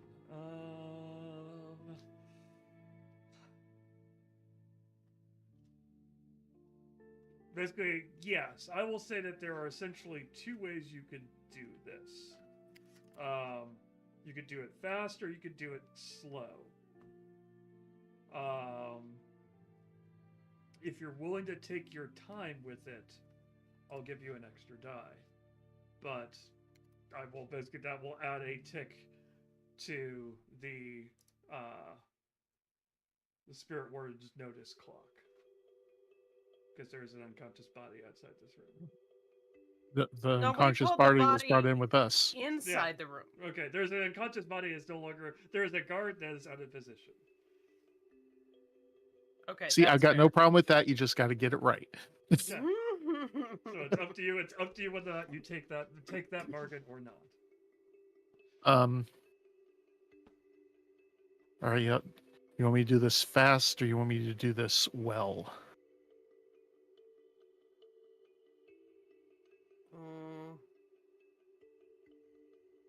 I say do it well. What do you think, Stitch? Stitch isn't here. Stitch currently has their head, but Stitch is currently basically you 2 are doing all of this. Yeah. While Okay. Stitch has got his foot in this hole. I got it. Then My backup's saying do it well, so do it well. we'll get the extra tick and the extra die. All right, big money, no whammies. Especially after I made fun of the 1. Big money, no whammies. 4, 2, 4, 6. Nice. Basically, Hell like, yeah. basically, there reaches a moment, basically, so basically what ends up happening is there reaches a moment about halfway through you doing this, with you looking at things, looking at the lock, when you stop and you notice the fact that there is an alarm attached to the door. Oh. And you stop and you basically, you stop and you realize, oh, okay. Hence the risky position. And basically, and so you stop and basically have to take that into effect as you basically take your time and unlock the door. Basically, you are able to disable that alarm. Actually, I will leave it up to you because you rolled a 6. Is the alarm permanently disabled, or will it re-enable the next time you shut the door? Let's re-enable it. next time we shut the door. Okay. So the door is currently open. The alarm will set to is set to re-enable the next time you open Let's it. make sure the door does not accidentally shut behind us. Please place something heavy in front of it. Candles will help with that. Okay.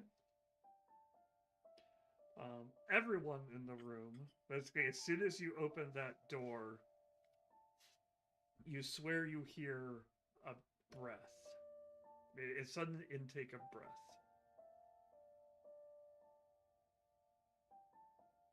Maybe it's a gasp of pleasure. Maybe it's a basically startlement. Maybe almost a sigh. Basically someone letting go of a breath they were holding. Hard to tell. Is there anyone visible in the room? Not that you Of can course see. not. I mean, maybe it was Stitch. He's making some kind of noise over there. You said everyone in the room heard it, so did Yes. Stitch hear it? Yes. Yeah. But Stitch basically like Stitch is not 100% certain it wasn't one of you two making it. I mean, it was unusually And we're far loud enough for- apart we can't ask, so.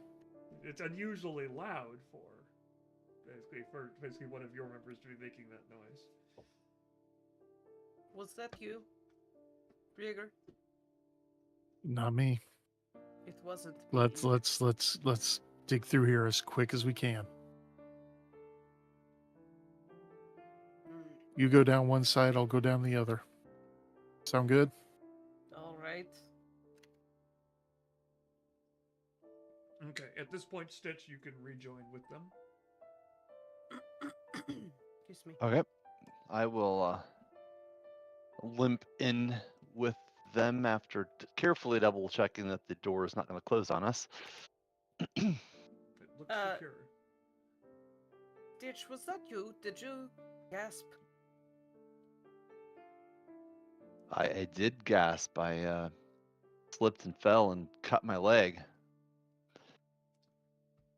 You will notice that one of We his gotta pant watch legs this is place. kind of soaked. Yeah, the ground isn't super sturdy in some places, as it turns out. Mm. Come on, y'all, let's get this thing tracked down. I got a bad feeling about this. Okay.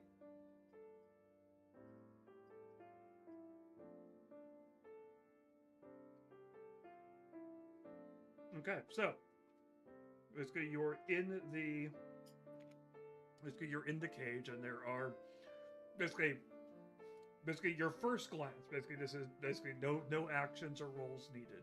First glance, you can all see the fact that there are a variety of things in here. They range from things which are very carefully kept in wooden boxes, which are in various states. There are things in metal lock boxes. There are tools and other stuff which are obviously more valuable, and there are obviously things that even basically that Rigger and others would recognize as basically chemicals and things like that, which are dangerous or restricted, or otherwise would be kept out of the common supply. So it's a range of stuff. The things which are kept in basically lock boxes and things like that, most of them have that there are notes and other stuff on them describing what the contents are on them. But they are basically the lock boxes are locked, basically, at least as far as you can tell. And there are boxes and other stuff as well. Basically, the boxes are openable or basically are in various states to decay. So that is basically you can see the fact that there are shelves upon shelves going up. And it is up to you how you want to case this joint, as it were. How you want to approach this as a team.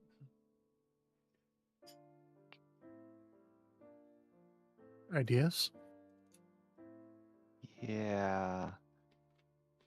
I'm thinking.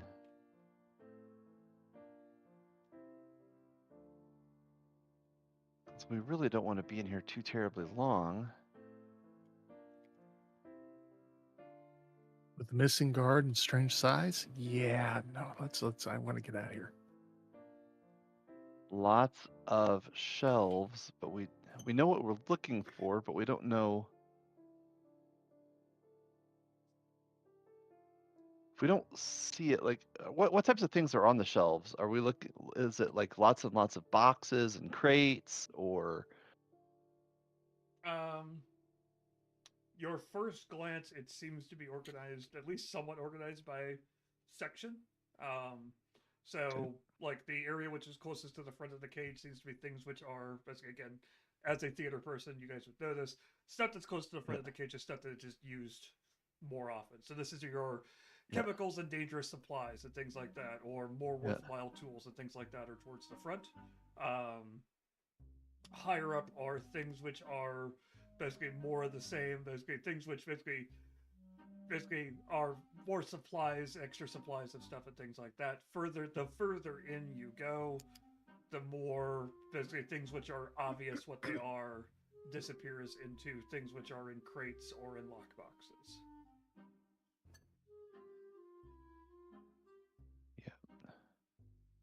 do we know from our earlier research if this mask was part of an overall outfit or used as a standalone item? From your earlier research,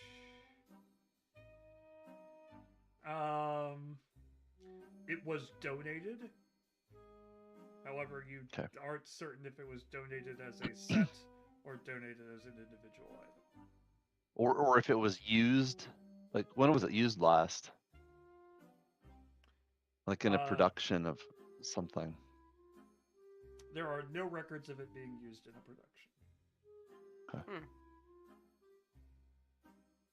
And I think you might have said this earlier, but did we know who donated it?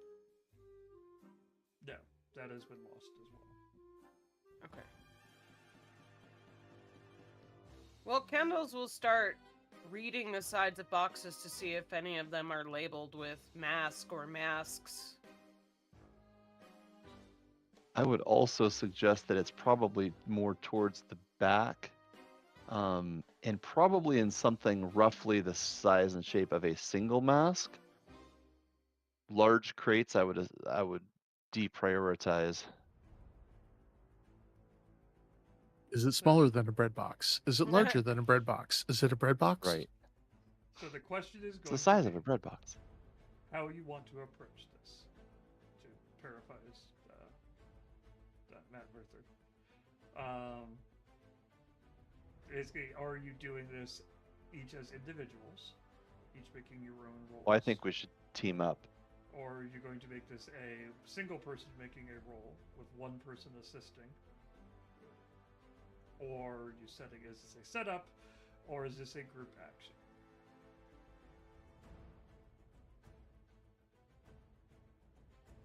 It really feels like a group action, but I agree. I don't think I should lead it because I'm looking at my skills and... Well, again, if you take it as a group action, basically it is basically group action is everybody rolls whatever you pick one skill. Everybody rolls that one skill, and the lead the person who's taking the lead gets one stress for every 1, 2, or 3 rolled. Oh, okay. Okay. Well, what I was trying to determine was what skill should we roll if we do a group action? well, so I can think of a couple. I don't know if hunt is quite appropriate, but we are looking for something specific. But it looks like hunt is more. We are gathering information about a location. Yeah. So that's probably survey. It could be study, but it's probably survey.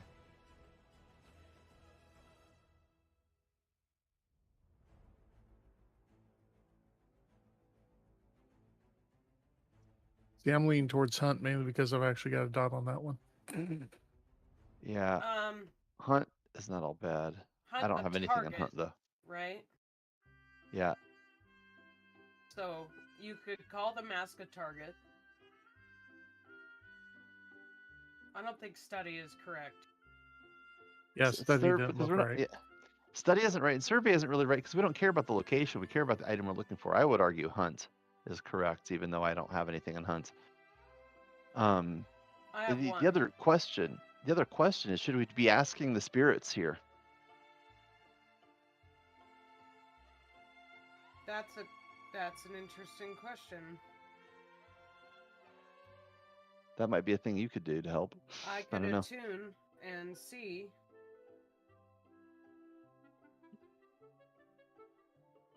We're trying to protect it from destruction, you understand. Maybe they would help us with that. Hmm. Can I?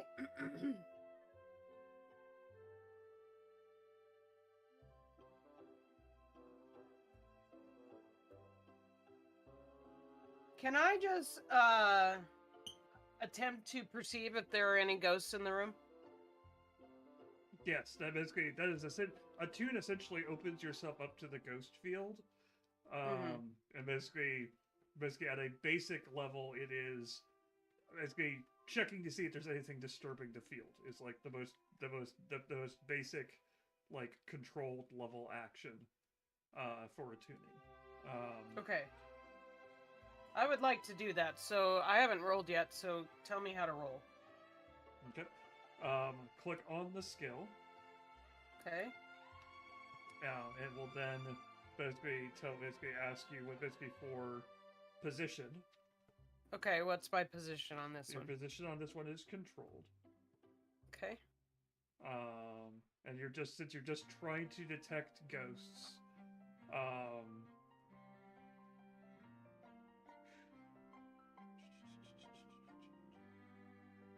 we will go with standard on this one, just for. Okay. So you will have that. Basically, it'll ask you how many bonus die. No one else in the room is helping you, I assume. Correct. Yeah. And so the question is whether or not I offer you a devil's bargain for this one. Let's see here. Is there anything?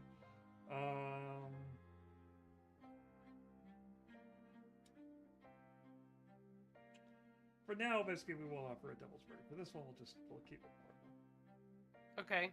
So, what is my bonus dice then? I have one dot. Unless you are stressing yourself to give yourself one. Take 2 stress and get a die.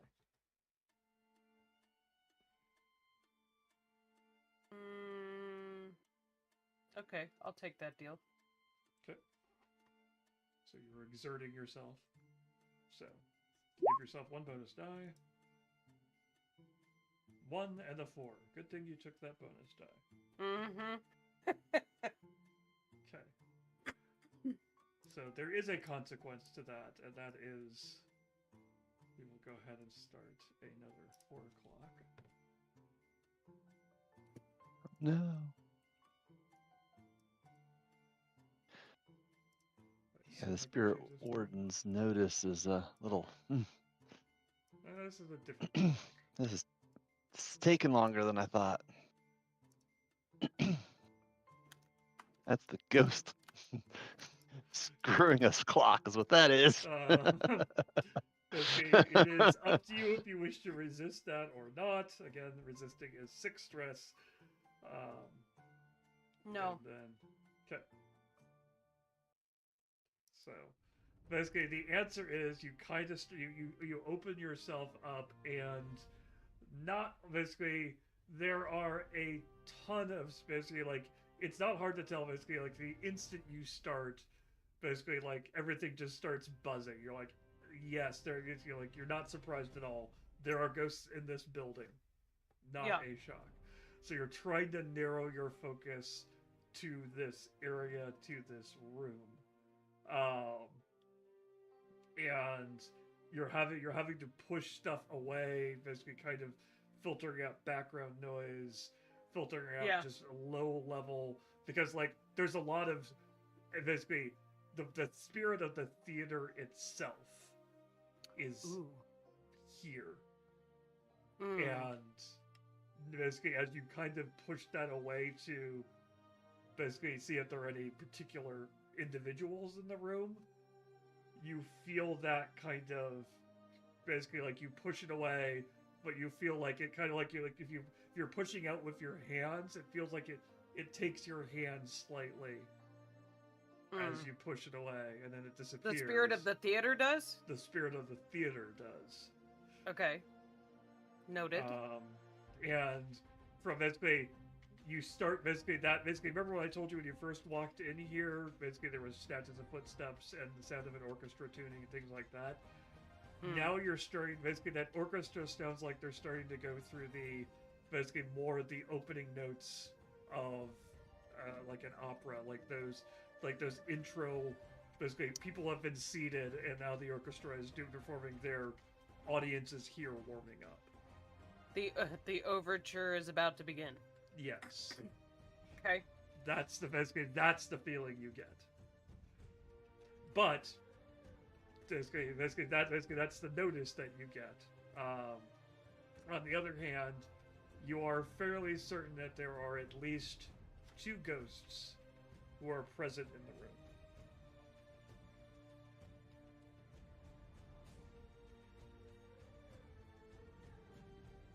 Okay. Well, Nice. I feel like something is getting ready to happen. We should probably make prudent haste. And yes, there are a couple of ghosts here. So,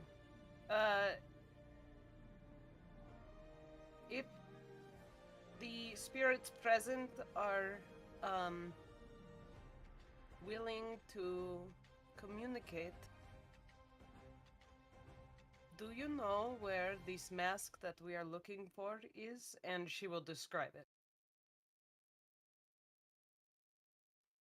Okay. So if you're wanting to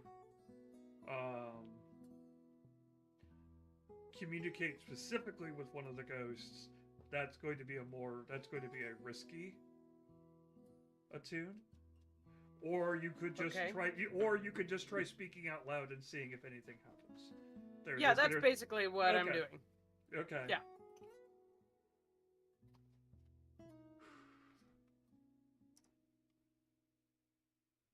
I'm not trying to be like Whoopi Goldberg here and like channeling the ghosts. That's a old movie reference for the young people in the chat. It's a more recent musical. Broadway? It was on Broadway more. Wait, they put it on Broadway? Oh yeah, they did a Broadway version of it in the last 10 years, I want to say. I'd have to double check, but I'm fairly certain. Today I learned? Nice. So now you're gonna make me actually look, but Ghost musical, based on 1990. Broadway transfer opened in 2012. I had my first date seeing Ghost. Aww. Nice. Yeah. As of 2019, it had a tour in 2019. Wow. Okay. And the cast recording is on Spotify. There you go. Slightly over 10 years. It was a little while. But yes. So basically, you just saying that aloud. I'm assuming, basically, obviously, relatively quietly. The rest of your group can hear you say it. All of you will hear a voice somewhat angrily kind of say, "Mine,"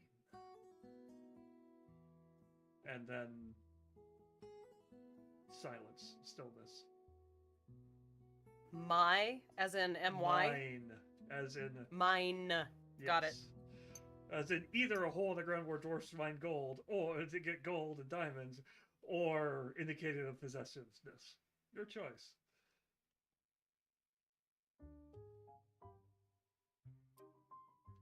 Well,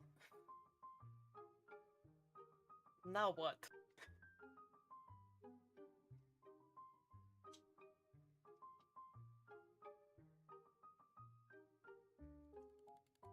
You all kind of look at each other. I shrug, move to the back of the cage, start looking. Yeah, let's do it. All right. Now, would this be a group hunt then at this point? Yeah, I think so. It sounds like that is what you were going for. Okay. I have Um, no dice, so how does that work? Do I have to push myself to roll a die? No. Let one of us do it. We have Well, okay. points. Help Well, us if we're get- doing it again, as a if it's- group activity, we if all it is- roll. If it is a group action, everybody rolls. Oh, I see. If you want to roll a die, you have to. I have to double check Push, that. okay. 1 second. You state your goal. You can't roll and give an action rating unless your character is presented with.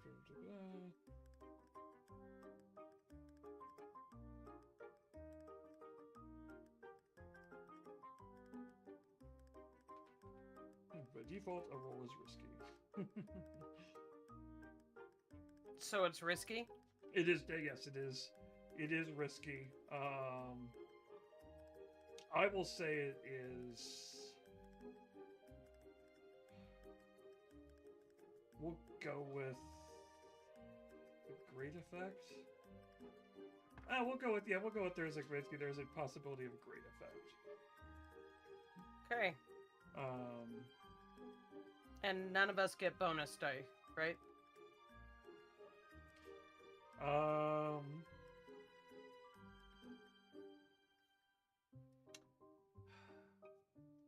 I think the bonus here is being able to pull the sixes. Yeah, basically that is basically you can push yourself. Basically anyone can push themselves. I will. Take 2 stress. Or the devil's bargain is doing it quickly. Basically, I guess the devil's bargain here is again going to be spending more time, adding another tick to the clock. The warden clock or the spirit clock? One or the other, I decide. Okay. Okay. That's fair. One clock So it's or the other. risky standard. Is that what we're going for? Yep. And you can either Risky take the devil's standard. bargain, which comes with no stress, or you can take the push yourself, which I'll push myself. Which is 2 stress. Well, can we just roll without extra die? You can roll without extra dice. You can let the dice Okay. fall where you want. Okay. I thought you said we were going great effect. Yes, you did the say question great. is who is leading? Tony, Not how it. many do you have in hunt? I've got 1 dot. I also have 1, so it doesn't matter who leads. Basically, Well, I mean, I basically- guess I've said I'm moving to the back first, so I'll take that. Basically, I'll let you leading in lead. this particular situation means they are the person who is taking charge. They are the person who is basically organizing it. Essentially, that is what meant by who is leading the action. That's fine. So basically, Tony can narrative lead. why that's what that means. Okay. So, Are But you ready? I want to back up a bit. Was the effect standard or great? Because I thought I heard you say great, then you went back to standard. it is great. Okay. Does it matter what order we roll in? Nope. No bonus die.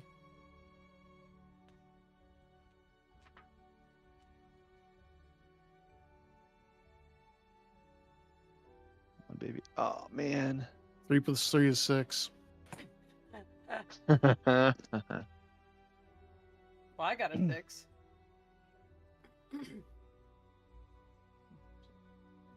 1 6. That's good. So That's very good. The answer is so. Good news is that basically you do actually you have an unqualified success. You do basically, so you will pull it off. without any consequence.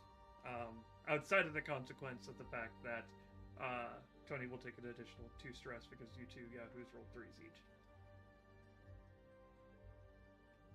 You know, these stress marks kind of look like the command uniforms from Next Generation. Anyway, Red shirts. again, that's they're piling up. I was kidding about the trauma. You spoke that evil into the universe. So, basically, you actually managed to get lucky, as it were. And Lorette will basically you divide the area up, go through it. Lorette, you will relatively quickly come across a box that is basically has the name Divek, which is the name of the type of mask you were basically. It says Divek mask, and basically then it has underneath it for performance and then a date given on it. Do I Oh, please tell recognize me the that date's date next as week. being significant? You don't recognize it as significant. Okay. Ramir and Will, basically Rigger and Stitch. Basically, you will as a note, you are discovering all sorts of interesting things as you go through this area. There are plenty of boxes labeled with things basically like names you don't recognize but sound sound nice, like tiara for performance, and then a date given. Scepter for scepter for that donation, display donation from the a family name which you will recognize as being a well-to-do family. You'll recognize it as your family name, actually. The date on it makes it like great-grandfather or prior to that, probably.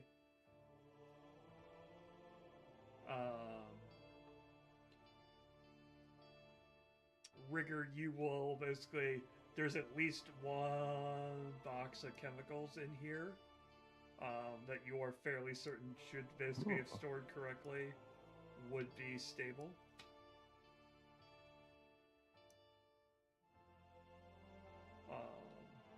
Stuff that you can't get legally or easily.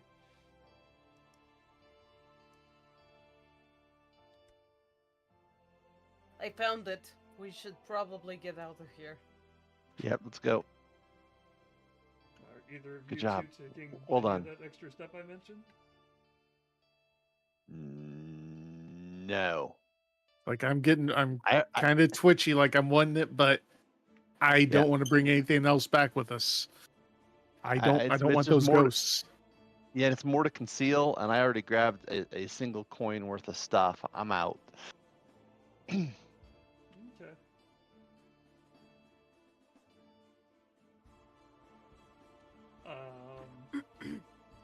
So at this point, Rigger, you will see the box, and you will note the date on it, and the date is the date that that the building burned. I had a bad feeling that was it. Yeah, Do you share that information? of course. Okay. That is that's Even when this more- building went up, y'all. Even more reason to get the hell out of here then. Yep. Let's go back out through the orchestra pit so that it isn't quite so obvious that we haven't been there. Okay, before you leave the room. Damn it. You didn't think it would be that easy, did you? No, I didn't. Not for a I second. mean, one could hope. Hoping and thinking are different. Basically, as you leave the cage with the box, you will hear basically a voice that sounds very familiar to the voice that said mine. Basically repeats itself, and a ghostly figure appears in the doorway to the room. Basically, with one doing the traditional ghostly point, basically one hand raised, mouth open in a scream, basically pointing towards you with a repeated "Hi." So what does a spirit bottle do? A spirit bottle, you ask? I know what a spirit lamp does. I have arcane implements. Yeah, That's I'm looking at my arcane implements right now. Yes. exactly. I brought it for a reason. Hang on, it's not listed there. I had to double. I guess I have an idea, clue what it does, but I had to double check. Spirit bottles. Yeah, I'm thinking glass ghost trap, but I know we're not that lucky. Oh, it's under whisper items. Interesting. An arcane device used to trap a spirit. A metal and crystalline cylinder the size of a loaf of bread.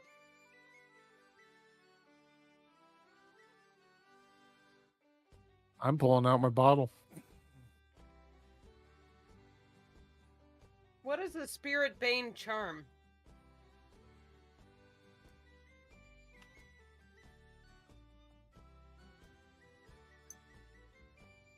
Great question. Why, thank you. Spirit Bane charm. A small arcane trinket that ghosts prefer to avoid. Okay. I'd like it noted that I'm carrying one of those. Okay.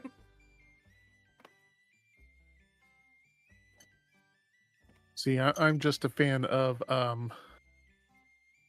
pulling out the spirit bottle and going, we don't have time for this shit.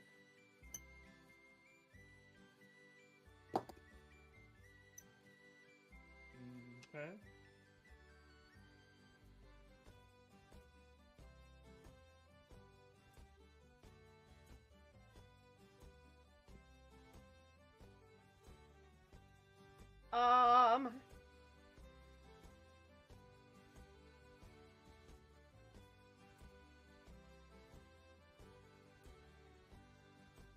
Sorry, I had questions about French fries in the air fryer, so I'm back. They're good. They're very tasty. Highly recommend. Yeah, but it's quote unquote my air fryer. Nobody else has used it, so they're now learning. Oh, I see. Insert fries, turn basically put either reheat or air fry. Well, they're frozen, so 400 degrees. If you're using one tray, 18 to 24, two trays, 24, 26. Ooh, I guess air fryer has multiple trays. It's one of those ninjas with the two drawers. Fancy. Starts running, I'm like, go ninja, go, go. Anyway. Nice. I almost wasn't allowed to buy it because of that. But anyway. I'm beginning to like Liz more and more.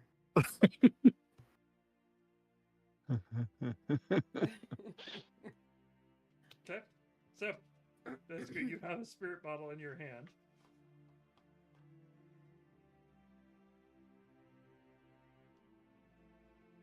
Basically, what actions are you wanting to take at this point?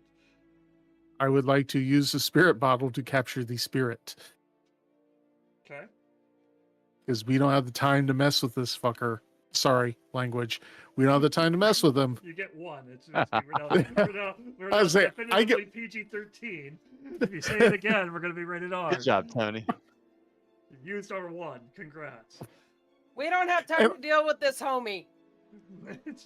This we don't have time to deal with homie. this son of a biscuit. This ectoplasmic being.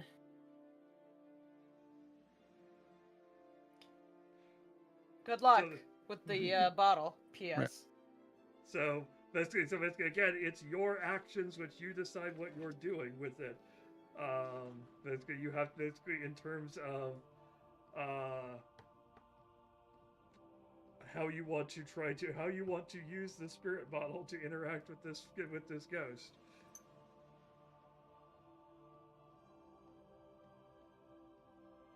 I guess I'm using it to hunt the ghost. I mean, it's right there, but I'm trying to attack with precision from a little bit of distance. So are you essentially attempting to throw it at it? I mean, I would think I'd know how to use one of these bottles. So could you throw me a freaking bone here? Do I just uncork it and point it? Do I throw it? That's fair. Actually, I'm curious. It's interesting that you had it on the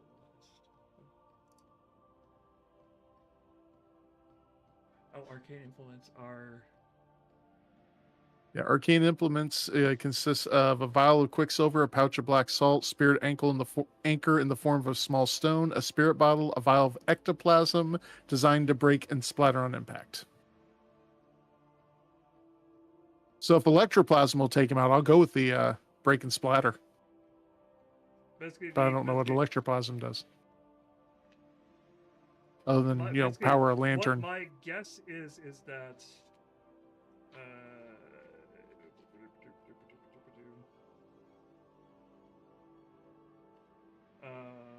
electricity is what the affects ghosts, etc., etc. I'm trying to, because basically it mentions it. Basically, it lists it as arcane, which basically would normally, basically, if it was any other system, I'd be like, oh, you just use arcane to use it.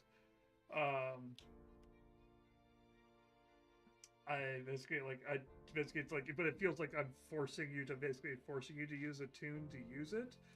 That doesn't feel quite right for the system. Yeah, based on the description, I agree. I don't think that's quite right. Yeah, because I'm not channeling energy. I'm not attuning to the spirits. I also don't feel like it is just a simple Ghostbusters. It is closer to a spirit trap, like it's like from Ghostbusters. So you can't just chuck a trap at a ghost. Can you? And have it work. So basically, good. Can you describe the bottle thing again? Spirit bottle is described as, because it's under an item that the Whispers get, which is why I was surprised to find out. A arcane device used to trap a spirit, metal and crystalline cylinder the size of a loaf of bread. That's what it is. So basically, there are items called lightning hooks. Custom-made hook collapses into a compact form.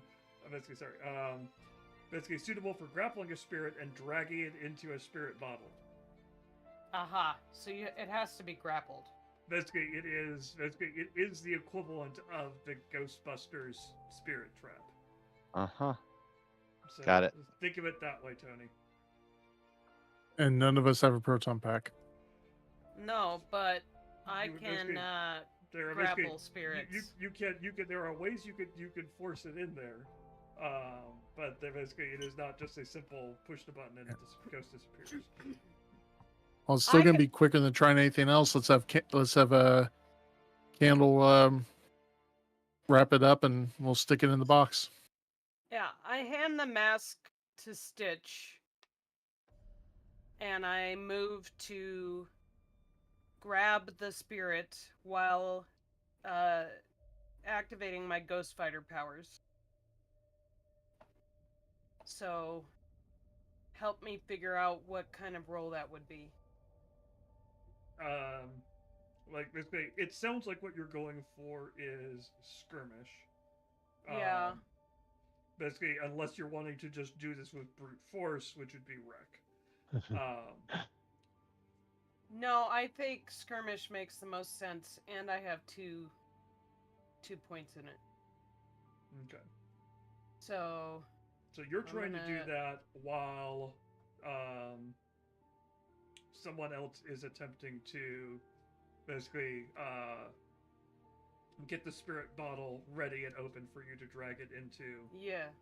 Basically exactly. into that. And that would be me. Okay. Stitch is staying back guarding the mask. Okay. So would I be rolling this then with an assist? This is likely setup. Okay. Basically, it is one person rolls. One person rolls first, and then the follow-up action gets a +1 effect level or improved position for their roll. Okay. So. So I'm gonna roll skirmish then. Yep, and then for basically it is up to Tony what he's using for his basically for him actually trapping the spirit in the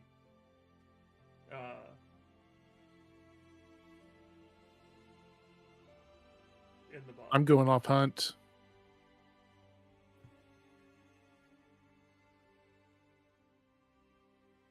Because I mean, there's Hunt is maybe carefully finesse. tracking and are basically so basically the Maybe physical finesse. Yeah. As much as I don't want to do something without a dot on it, I can't come up with a good reason to use any of the others. Like prowl would be the other one I could also see because prowl is basically what you use to blackjack somebody, what you use to ambush somebody. That's Oh, okay, yeah, essentially I what just you're looked doing. at that. Yeah, that's what essentially what you're doing here, but basically. Yeah, while Candle's grappling, I'm sneaking around with the bottle. Mm-hmm. So yeah, I think Prowl. I think you got it. Okay. So it's going to be basically so it starts with basically it starts with bring candles. Basically, it starts with candles. Okay. And so you are going to roll skirmish, because that's what you said, I believe. Yes. Position.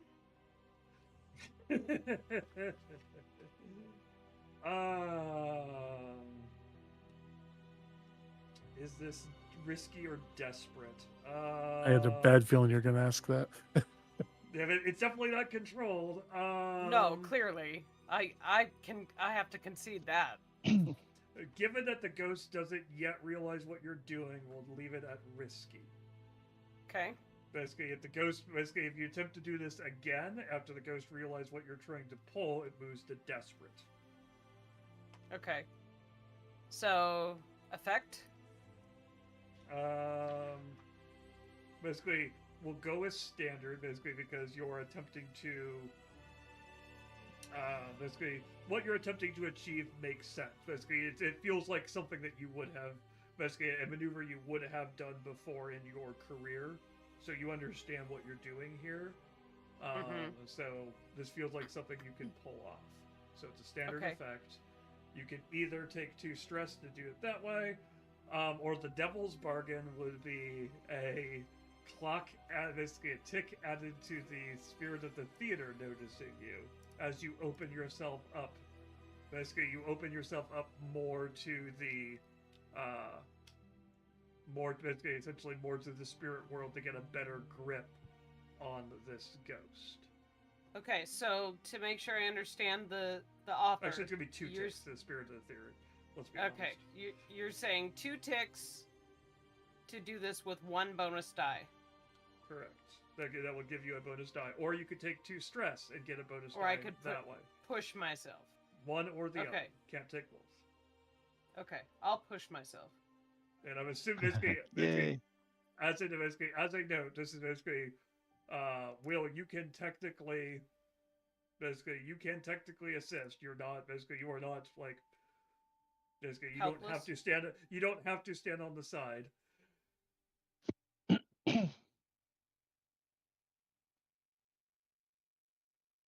It is up to you what you want to do in this situation. Go back and get some more treasure. I don't know. Your choice.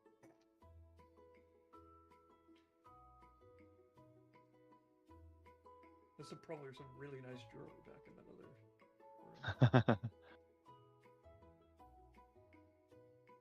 It did belong to your family, which they're little jerks.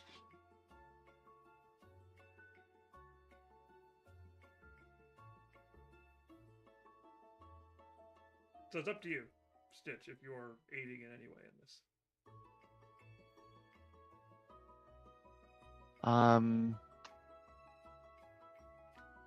No, not Okay. my cup of tea. Okay. I'm worried that I'll just bring us all down. Okay. Stitch Okay. chooses to stay out of this. So that is the die. That is you have your bonus dice.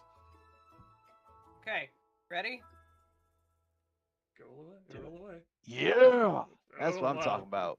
That is a crit, in fact. Wow. Okay. Booyah. So, have you seen that? Have you Well seen done. that video on the internet of basically? I'm fairly certain it's a setup situation. Basically, it's like it's a like a little basically it's a small basically a small size slight girl in a school uniform, and a guy approaches her, and then she just suplexes him. No, That sounds amazing. it does. I haven't seen it though. Yeah, it's one of those where you look at it and you're like, this is probably a setup. It's still funny to see. But basically it's. Oh, I'm curious if I can find it really quickly. Because you're basically saying that's what's happening right now. Yeah, basically like Candles basically- suplexes the ghost right into the potion bottle or the spirit bottle. Yeah. Is it in an elevator? Yep. Link incoming. Oh my god! Of course Tony knows it. Nope, Tony doesn't know it. I just look for small woman suplexes man on YouTube. It's out there. Oh god. There it is. Naturally. Again, I'm fairly certain it's a setup given the way she does it. But basically, like, Oh, dang! That's like some real stuff right there. so basically, like this spirit, basically, he's obviously angry. You approach him, like a side of basically, like this, like half basically as you get closer, like half of his face and his body is just burned. Basically, clothing is in tatters and burned away. His face is partially melted off. All basically your classic ghost who died in the fire type stuff, and he is very obviously just looking forward to basically just like basically he's striding forward, basically screaming mine. Basically he's about to basically like he's about to like yell this at you in your face, but you just grab him, which first startles him because humans can't grab ghosts. What the heck? Like he understands the signs. He's dealt with the spirit wardens. He knows how this works. You don't have anything, and basically you just slam him to the ground and through basically. So, I will allow you to basically. So that not only does that, basically normally that just improves the position or gives an effect level. Basically, it's up to you. Basically. +1 effect level or improved position for Tony's roll, which is the skirmish. I will also, because you critted, you will also give him a bonus die. I mean, Okay. if you take him out before we even get him to the bottle, we don't need to worry about the bottle, right? Right? Tell me what the two different things are again. I am Basically, confused. +1 effect level or improved position. Basically, effect level is basically limited, standard, or great. It's how successful the action is. Yeah. And basically, position is controlled, risky, or desperate. His position is going to be risky. Again, there's some consequence. Basically, the ghost isn't going to appreciate being suplexed into a bottle. So you can change that to controlled, meaning that even if he screws up, basically it doesn't go too badly for him. Or you can increase the effect, meaning that if he succeeds, he's really going to succeed. Your guess is the fact that basically you move it from standard to great.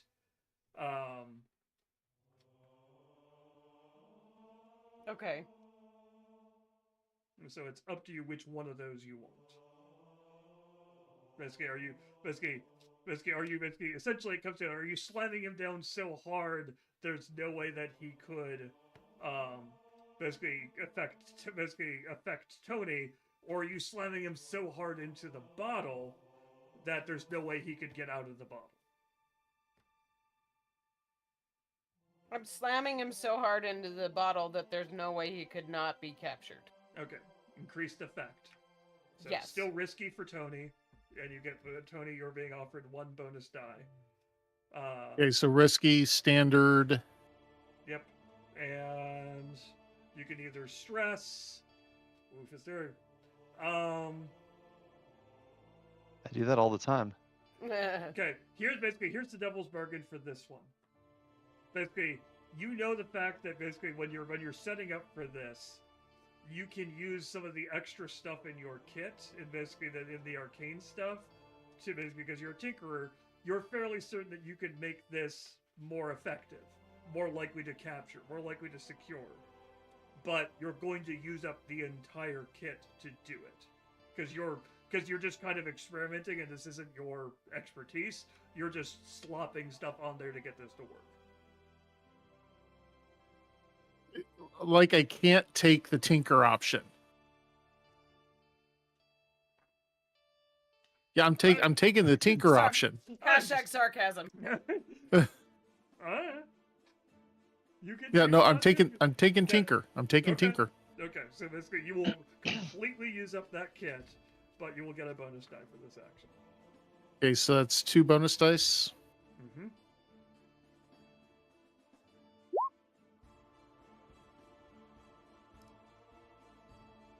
Three, 1, 5. Okay. Basically, you will as the ghost goes screaming into the bottle. Basically only saying one word again, just mine the entire time. Basically, it takes you a bit of time to actually get it sealed. Basically, because you've screwed around, basically you've messed around with it. You've made it more secure. But it takes you a little bit longer to get the bottle sealed. And that means that basically it makes a lot of noise. So that will add a tick to both Spirit of the Theater and Spirit Warden's Notice. Your choice whether to resist or not.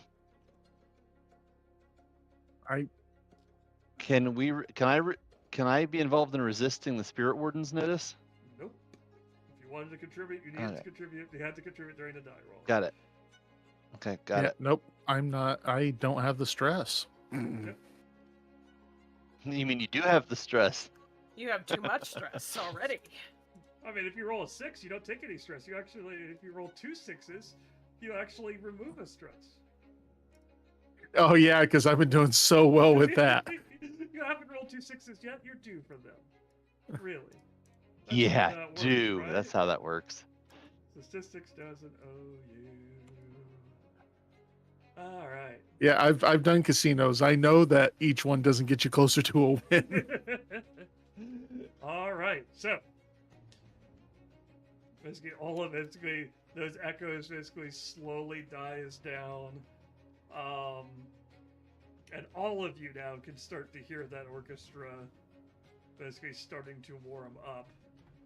You're fairly certain that almost everybody can hear that. As you start basically, and so that is the situation you're in now.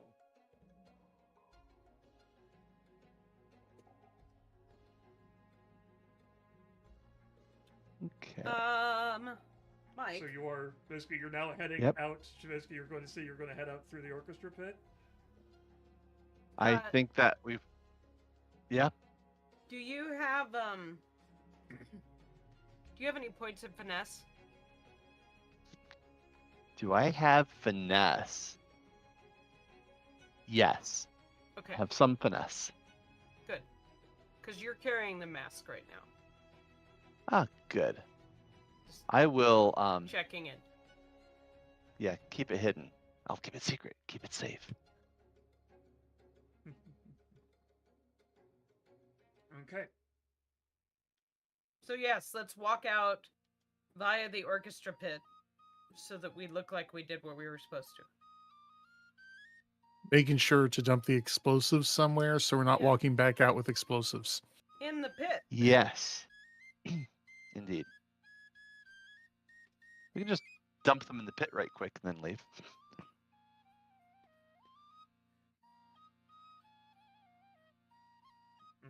Okay. Oh, So- and as we walk by the unconscious spirit warden, Yep. Kendall's will turn to Rigger and say, "Don't forget to get your dart out of his neck." Very nice. Yank the dart out. Slide it back into the bandolier. Good catch. Yeah.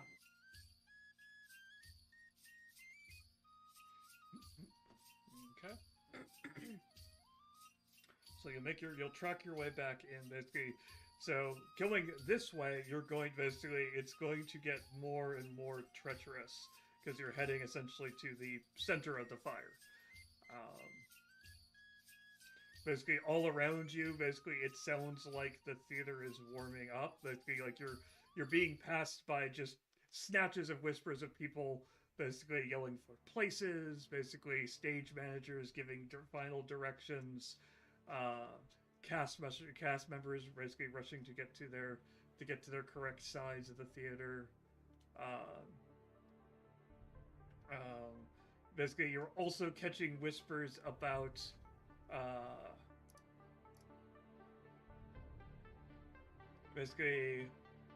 basically you're catching whispers of basically something about Lord Scorlock. Basically Lord Scorlock. Basically, is Lord Scorlock missing? Where's Lord Scorlock? Basically, did you hear what Lord Scorlock did? And things like that. You're hearing that kind of repeated. Basically, Lord Scorlock is going silent. Lord Scorlock is quiet. What did Diva perform? And things like that. Basically, you keep hearing that over and over again. What did you do with the spirit bottle, by the way?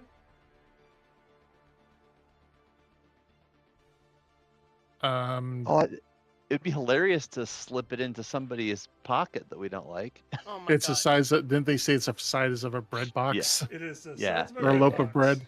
Yes, the size of a loaf of bread. It can stay in the theater for all I care. Your We- call, though. We used it as a pillow under the warden's head. Oh my god. Nice. No, is that what you're doing? I mean, I don't know what else we would do with it. I mean, I had someplace I stored it on the way in, but That's what do y'all true. think? Should we leave it or should we carry it out with us? I'm assuming you essentially had a bag of tools and other stuff that you were Yeah. basically disguised. Actually, I'm going to carry it in. back out with us because in case something happens and it doesn't get wiped out when they do the whole explosion, it's attached to that mask. So this way we can get it taken care of. Right? Okay. Also, Does that make sense? I don't know whether Yep. they have things like fingerprint dust in this universe, so might be good to bring it with us anyway.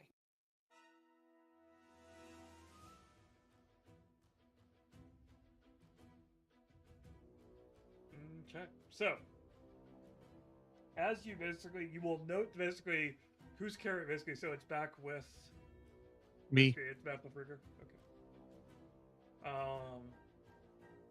So, because you did the extra work on it, basically it'll stay sealed. But basically, as you so you start to approach the orca. Basically, you go down, and now you're essentially having to clamber over stuff at this point because part of the stage is collapsed in. Obviously, because basically the stage burned, so parts of it remain standing, parts of it collapsed. So you're kind of having to collapse down into the orchestra pit. It's located somewhat it's located under the stage, that area there. So you're picking your way through that. As you get closer and closer, as you start to get closer to the stage area, basically the center of the stage, that you will start to hear that box start to rattle. Basically in your bag, Rigger. Checking it, basically, it's still secured, but it's very definitely, the spirit inside is angry, anxious, reacting, Agitated. agitated. That's probably the word I was looking for. Yeah, we gotta get you moving. as you get closer to the stage.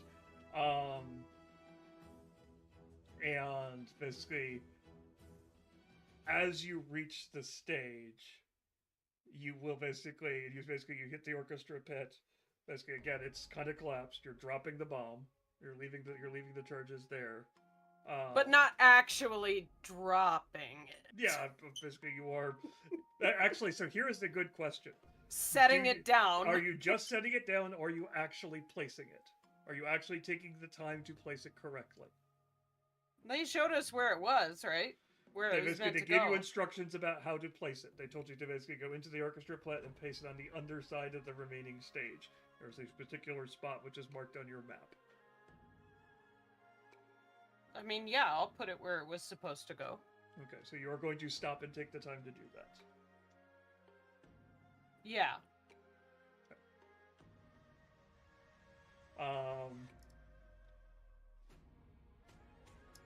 Basically, the consequence of that is that the spirit of the theater is going to tick up on that one. Not the wardens, but the spirit of the theater is going to tick up on that.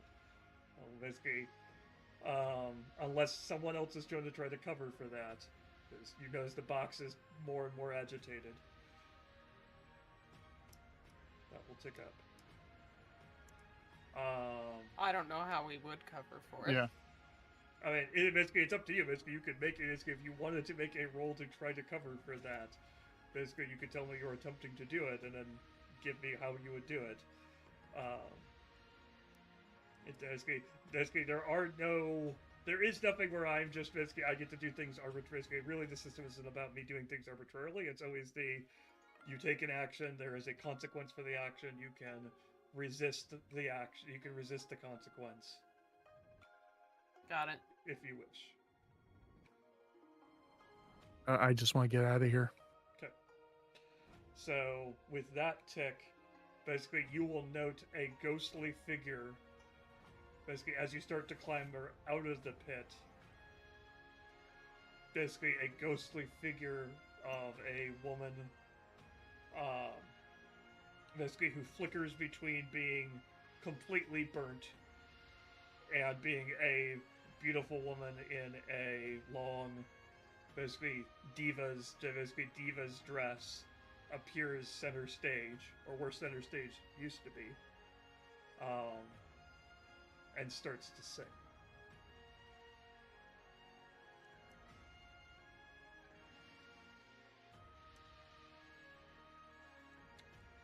Let's go, let's go, let's go. Yeah, I'm out. Let's go. Yep. I'm not messing around with that. Yeah. We're out of here. I mean, There's professionals to deal with this shit. That's not us. Let's go. I think we Yeah. can, like, at this point, I think running is completely in character for the crew that would be setting this stuff anyway. So, yeah, let's go. Okay, so here's where I get to basically go back to previous things and basically tweak it and play the evil GM. You can move quickly and get out of here, but this place is kind of a ruin. Basically, because it's the center of the fire. That basically it isn't a problem for Lorette, basically for Rigger, or for Candles. However, basically Stitch, for you to move quickly through this, you will end up reopening your leg wound. Uh-huh. Basically, which means when you exit the building, it will be actively bleeding.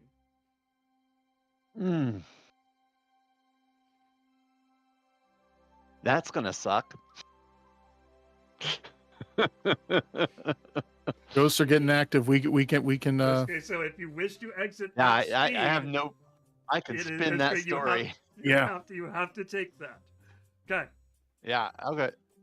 So, that will essentially tick the final tick on Spirit Warden's notice, which means that you will exit the theater and be stopped by several Spirit Wardens demanding to know what is going on inside.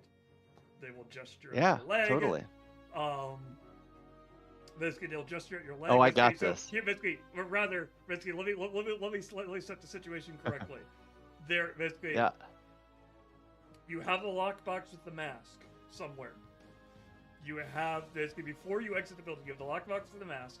You have Stitch's leg, which is bleeding. You have Rigger's bag, which is still vibrating somewhat because the box is in there vibrating. You also have a small amount. Basically, you also have concealed on you some of what you took from the storage room. So those are all the things you have against you for when they confront you. So, basically, it is up to you, basically, as a group, how this happens, how this gets handled. If anyone else is taking this action, so we either have to slow down and potentially risk getting their notice anyway because we took too long and the spirits wake up, or we get the crap out of here and then figure out a way to talk our way out of it. Their eyes are going to be on me initially because I'm going to be What if? Yeah, let's just hoof it. Let's hoof it and figure it out when we get out. Okay. Unless you have something else you wanted to do, but like I'll take it. I'll take one for the team. I was gonna say, what if we leave the vibrating spirit bottle on top of the explosive charge that we placed? Oh, I totally agree with that. 100% agree with that. Just drop it and run. There we go. And then run. Yeah. that leaves you 3 things left. Well, I mean, he's gonna be bleeding. Like. Yeah. And so I'm gonna be bleeding. We'll have to. I'm gonna have the mask on your sway roll to get out of the rest of it. So I can either.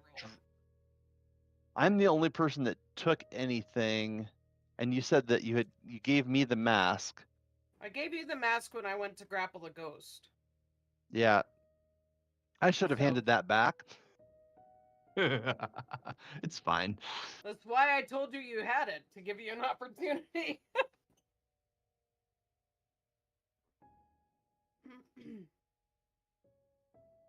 It's fine. So in those bandoliers of chemicals that I'm wearing, might I assume that the chemicals are stuff that I've mixed up in advance? Some of them are components of stuff. Yeah. Because well, I mean, I've got 2 bandoliers. So, realistically, I'd have some, the sleeping potion, even though I didn't need it, and might put together 1 or 2 like flashbang bottles, right? Mm-hmm. I have an oil lantern. But yes, I like where your head's at. Basically, if you wanted to, essentially, so what you're essentially doing is basically you're looking to kind of set up a way out, your way out is basically essentially what I'm hearing. Yes. Yeah. It is up to you what roles you are taking to do the setup, and then it is up to you what the final result roll on the other side is. Because in a perfect world, crap would happen inside just as we get out. You mean as a distraction? Yes. Make us not the most interesting thing going on, please.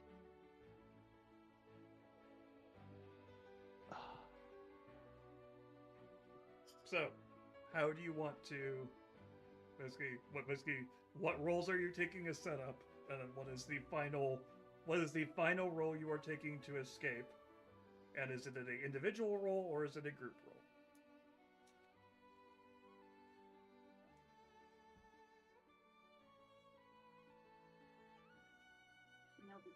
I've just offered up ideas on what I could do.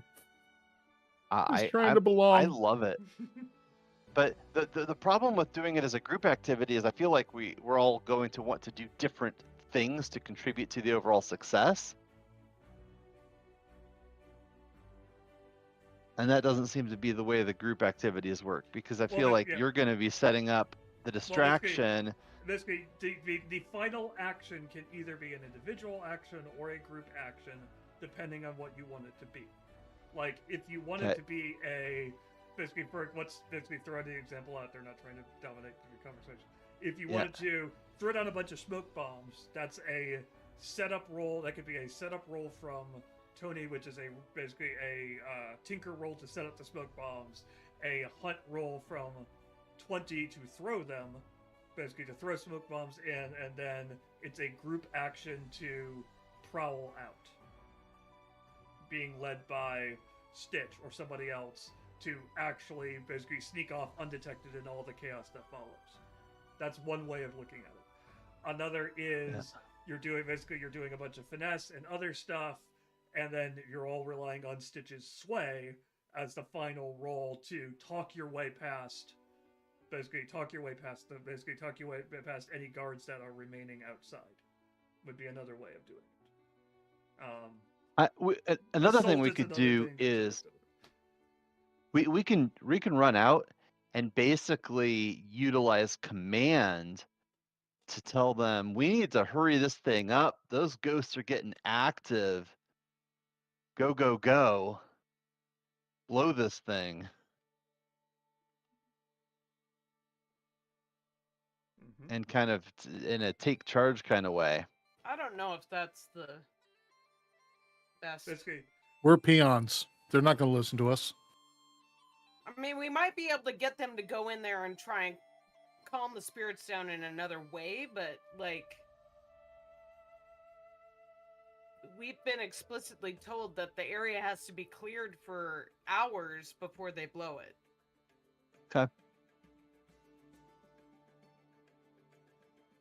Then I guess we'll deal with the flashbang distraction, which I think is a great idea, and then I will try to sway them once we get out. Well, if we prowl out, we might be able to get out unnoticed while they're distracted by the flashbangs.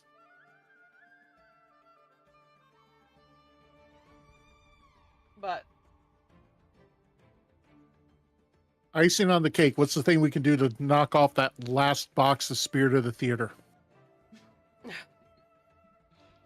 Add to the distraction. I mean, I don't want to be around when the Spirit of the Theater wakes all the way up. I do not at all. Yeah, no. I'm not interested in that. Okay, too far. Got it. I'll stick with the flashbangs. Okay, we're good. Speaking as 20, I don't want to know. And speaking as Candles has already felt this thing waking up and is not interested. All right, flashbangs and then a rapid evacuation. I'm assuming at this point I no longer have time to slip the mask to Candles. I mean, the answer is you can hand it to Candles. When Candles takes the... It is up to you, basically, unless you give me unless you're telling me how you conceal it. Basically, you either have it just in a bag, basically not hidden in a bag, or you're openly carrying it. One or the other. I consider both of them the same level in a bag. Basically, same level of effort. It doesn't take that much effort to drop something into a bag. So I'm assuming you're all carrying bags of tools and other stuff. So dropping the mask into it isn't hard. It just isn't going to be hidden unless somebody spends an action roll to actually attempt to hide it.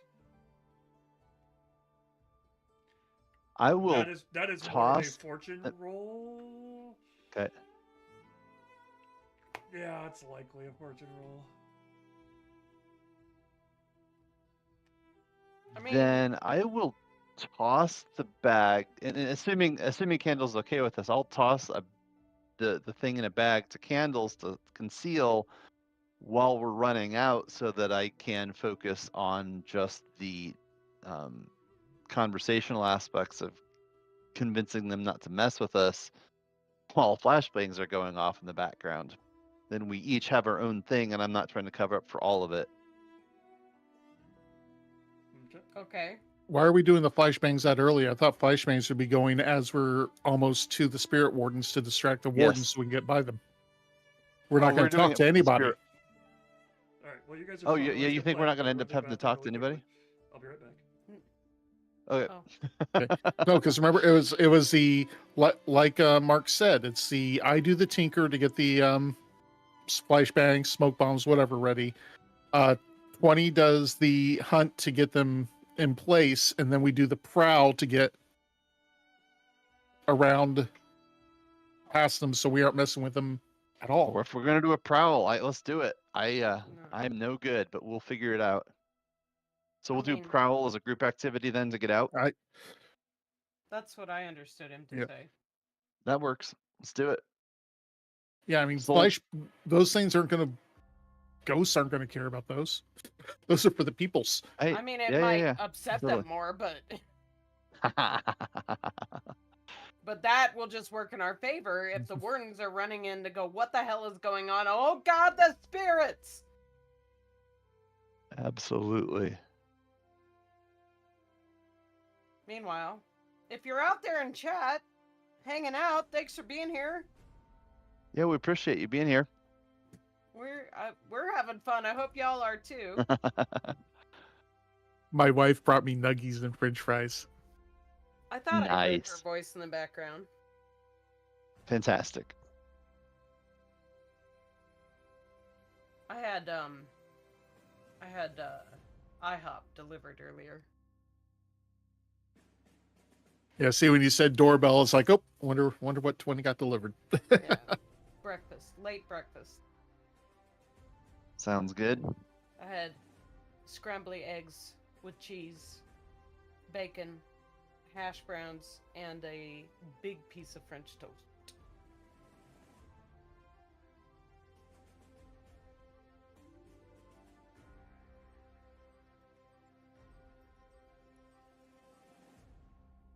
And after we finish this combat scenario, if that's what we're calling it, I'm gonna have to run to the restroom. Okay. All right, basically, do we want to take care of that quickly now while we're basically before While we we continue? paused, I mean, I can do Yeah. that. I mean, we're already Okay. paused. We could go ahead and take care of that. I'll be back in just a moment. That's fine. Well, basically, while they're doing that, you two can fill me in on what their plan ended up being. Well, it's like what you had mentioned earlier. My tinker skills to get the stuff ready. 20s will do the hunt to get them thrown down as we're near them, and then prowl to get past them while they're distracted. Okay. So we're trying not to interact with them at all past, blinding them. Yep. That is probably from a non one shot perspective. I would tell you that is definitely a better solution, because there is a heat basically thing on your crew. Basically, and if they happen to recognize, basically see you on the way out as the ones who are doing things, or basically kind of responsible for these things, you're going to attract more heat than you will if just leaving, basically, and stuff going off and you disappearing in the chaos. So I was going to mention that, basically, so like, hey, there's the one downside to the sway action, is that you end up with the spirit wardens knowing your face. So basically, seeing your face is the last thing that they see before things go horribly wrong, or as things are going horribly wrong in the theater. Come on, I'm an Eagle Scout. I know how to get out of Horribly. this stuff. What? Yeah, exactly. What did I just come back to? Discussing heat. Horribly wrong. Basically, as in, what would happen if you were seen basically conversing with the spirit wardings as things start to break down. The fact that that would make you more memorable as they start to notice things going wrong, and then they discover the unconscious guard, etc., etc. That would increase your heat. Got it. Basically, whereas you will take less heat if you disappear in the chaos. Yes. Basically, your faces are less memorable. I like that idea. Okay.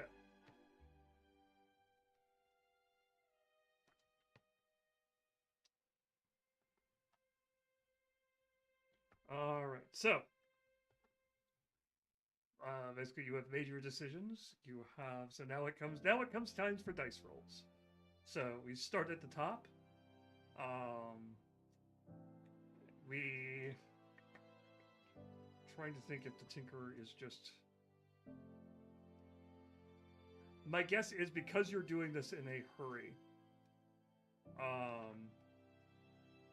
We will basically, this is still a controlled roll for you, Tony, with standard effect, because it's not a if you weren't in a hurry, if you were doing this back in your lab, it would be a fortune roll.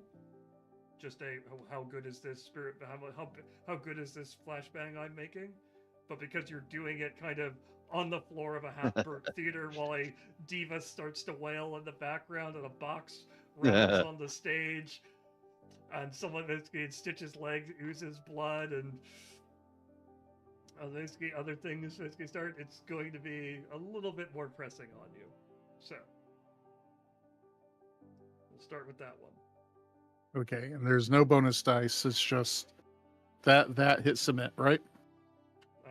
Basically, it's up to you if you want to stress to give yourself improved dice, but outside of that, you could push there's yourself. nothing else. How are my dice when I have 2 dots on Tinker? You're getting 2 dice. Okay, so I will. It's 2 points of stress to get another one. 2 points of stress to get another one. So 1 bonus die, big money, no whammies. 3s. Solid 3s across the board. Okay. Solidly average job. Solidly average job. Basically, 1 to 3 control. Basically, you falter, press on by seizing a risky opportunity, or withdraw and try a different approach.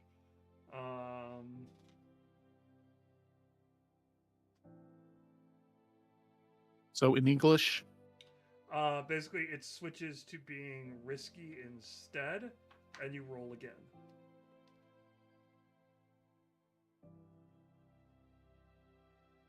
Same number of dice, but now it's risky. Or you say I can't do it, and you stop. nope. This is our best risky standard, Yep.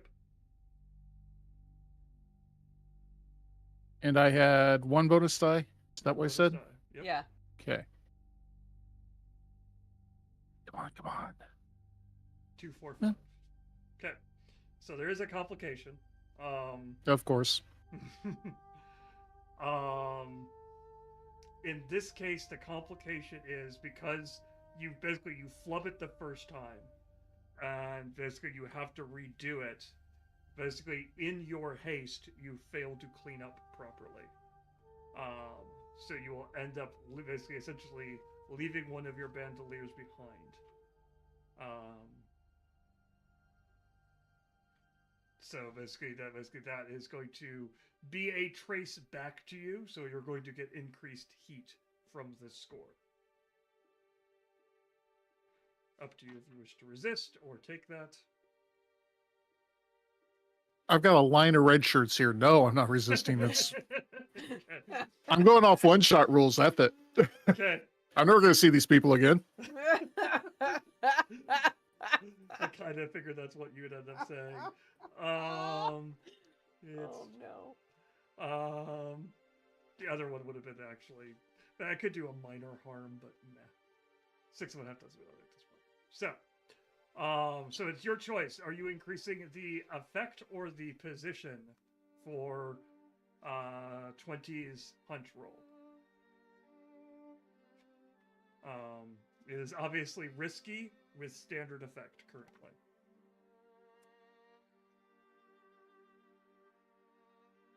I would assume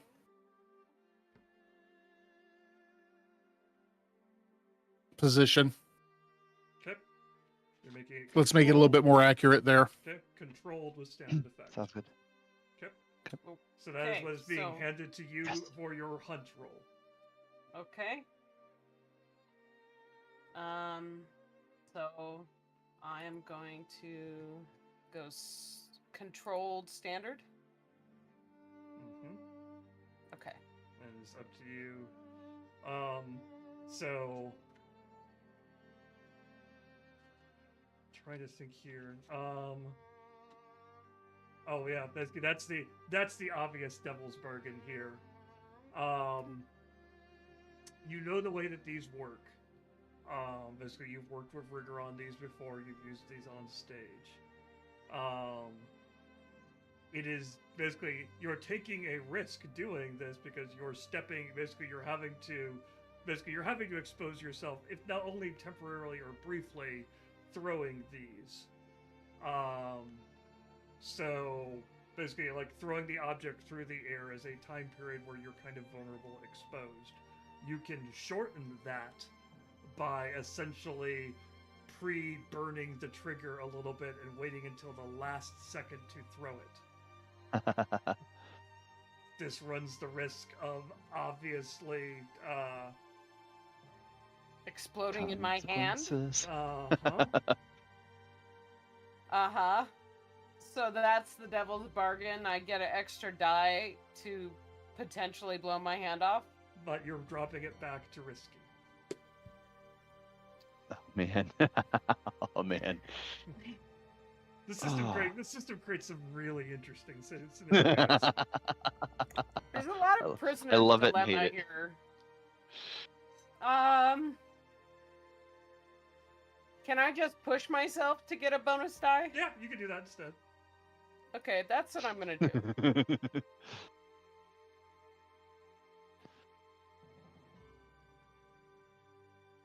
3 and 5. Okay.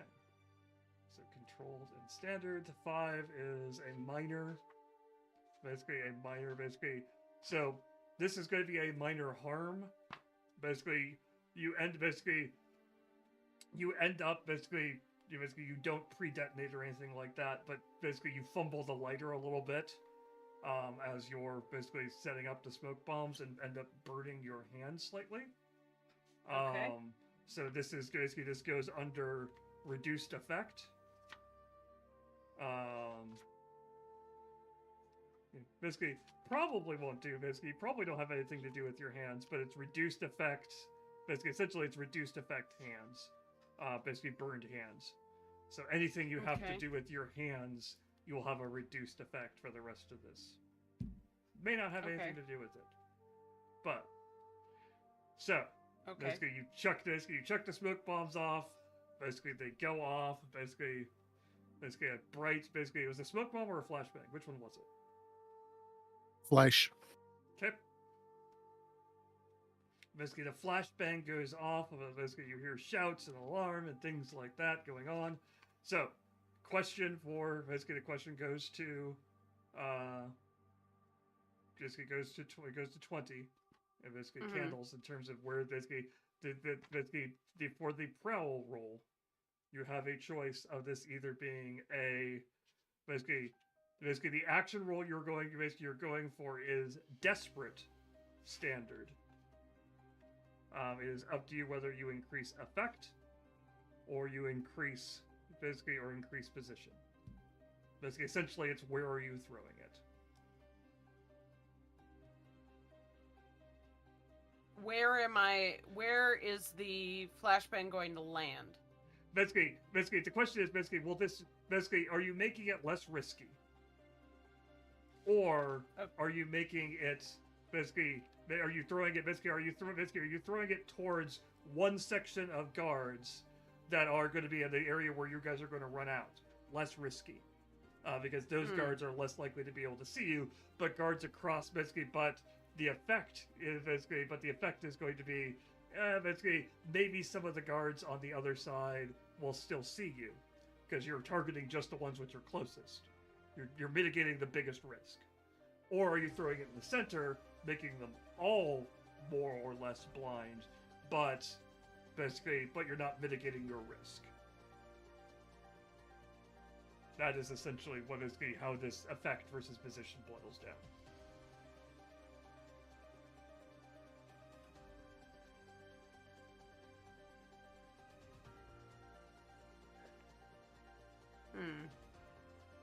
I mean, I know what I would choose, but it's not my decision. What would you choose? I would go for increased effect in the hopes that it helps us get out.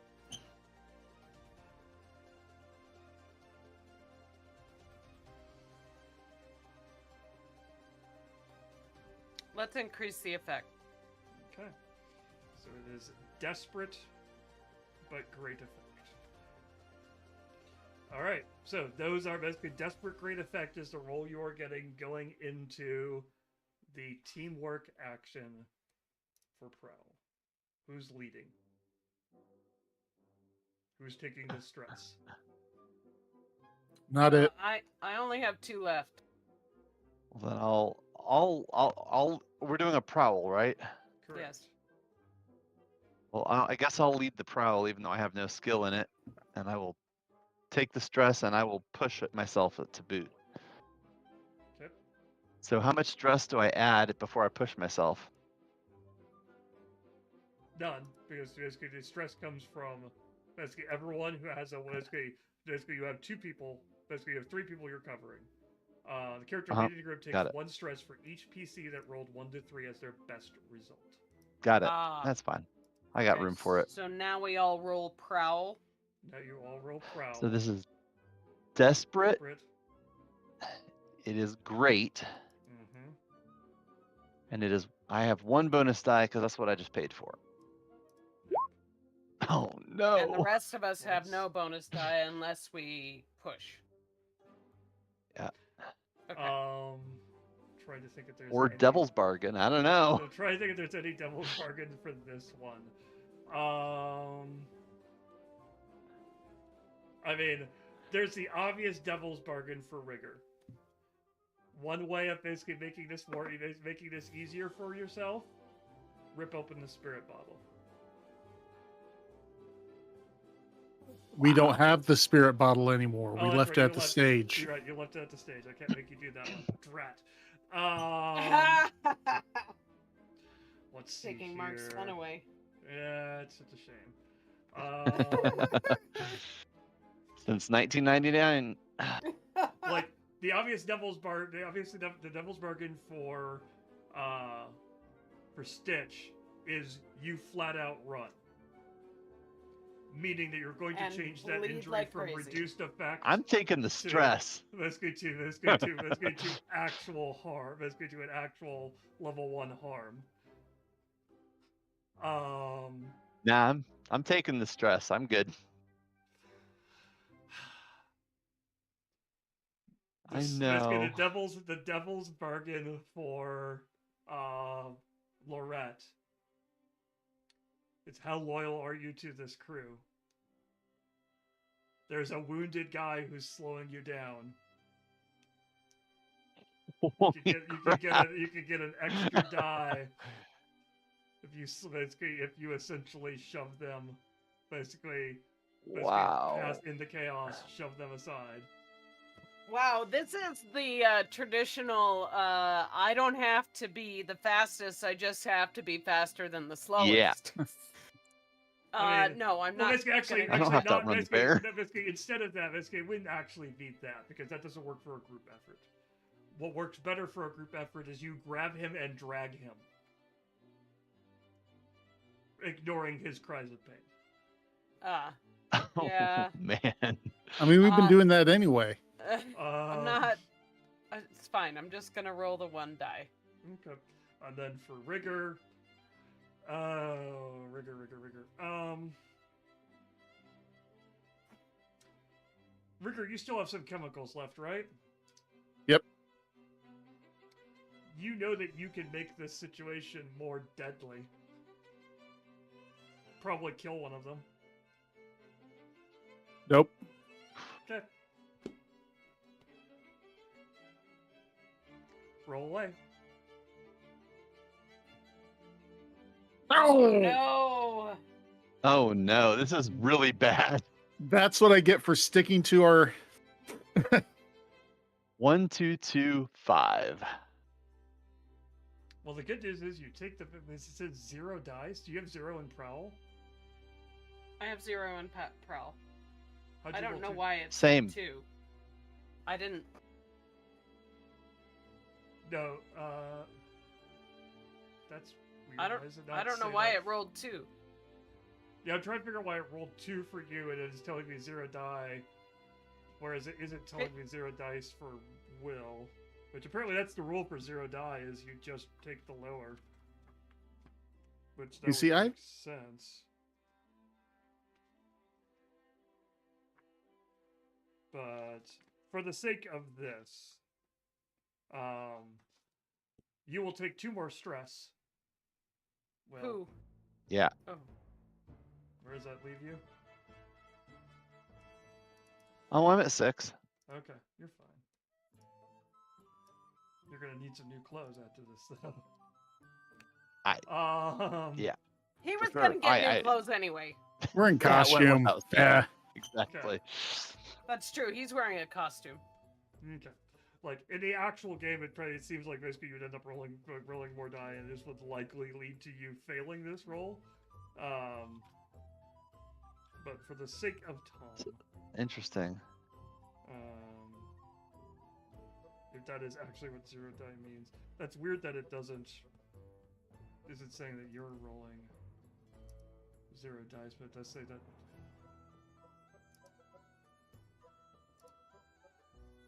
I'm just curious. I'm still checking character sheets. Yeah, you don't have problem. I rolled 2 dice for you. Okay. I don't know, man. I just clicked Yeah. the things like I have been the whole time. Same. Weird. Yeah. Yeah, weird. It should say 0 dice for both of you. But maybe it doesn't because you only have 1 die, and that's why it doesn't actually say 0 dice for you. Because it doesn't make any sense, because you only have 1 die, so you always will take the lowest. Well, but with how did Lorette get 2 dice then? Lorette pushed, didn't she? No. Lorette didn't Stitch push it. pushed. Because I added a Okay, push so dice. if you don't push at all, you roll 2 die and take the lower. Oh, That's crap. what yeah. Basically, so if you don't push at all, you take 2 dice and take the lower. Got it. That's the penalty for having 0 dice. Brutal. Yeah. I couldn't push. So- I don't have enough stress left to survive that. So 1, 2, 2 is the result. Wow. Yeah. Well, that sucks. We were not stealthy at all. Yep. So you go screaming. Damn it, Jim. I'm an actor, not a mime.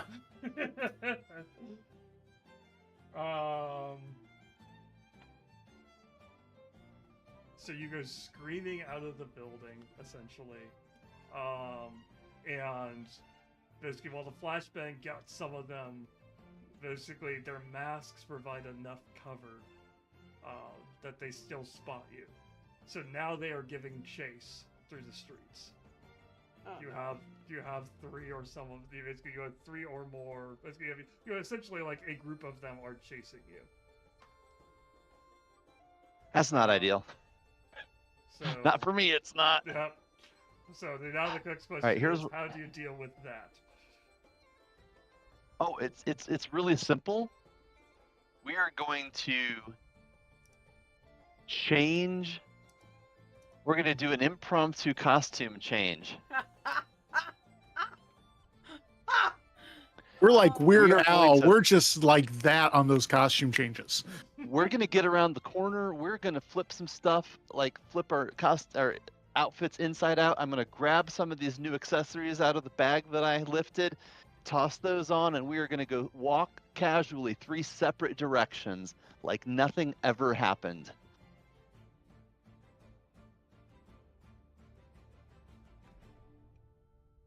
Why? Because I had the foresight to plan for this and made these costumes double-sided. Reversible.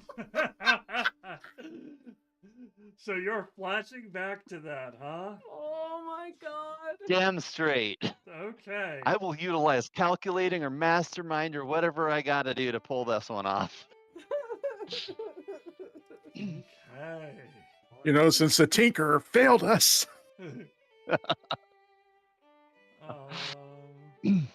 Nice one there, Tony.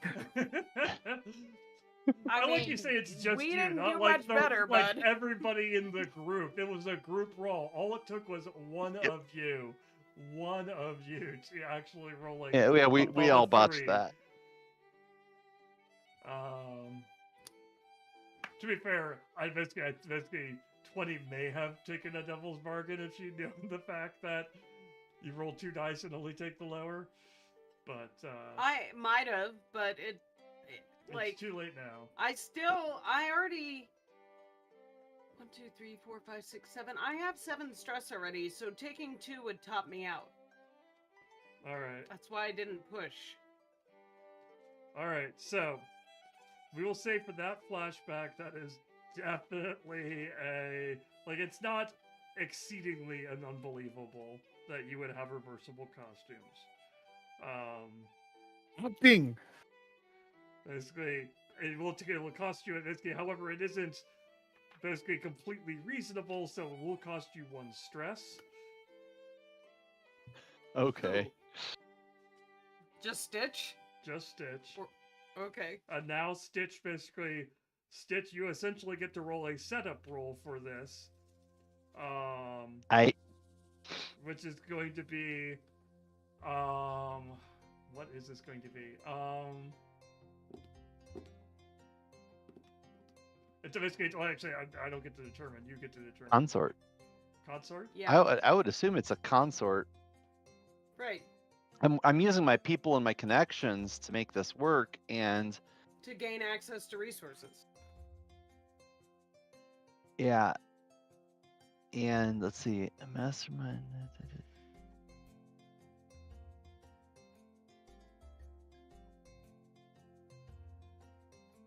Okay, I don't know. I don't understand masterminds, so Which one? The mastermind ability. it's one of my special abilities. You only have 1 special ability, the one that's highlighted in red. You get 1.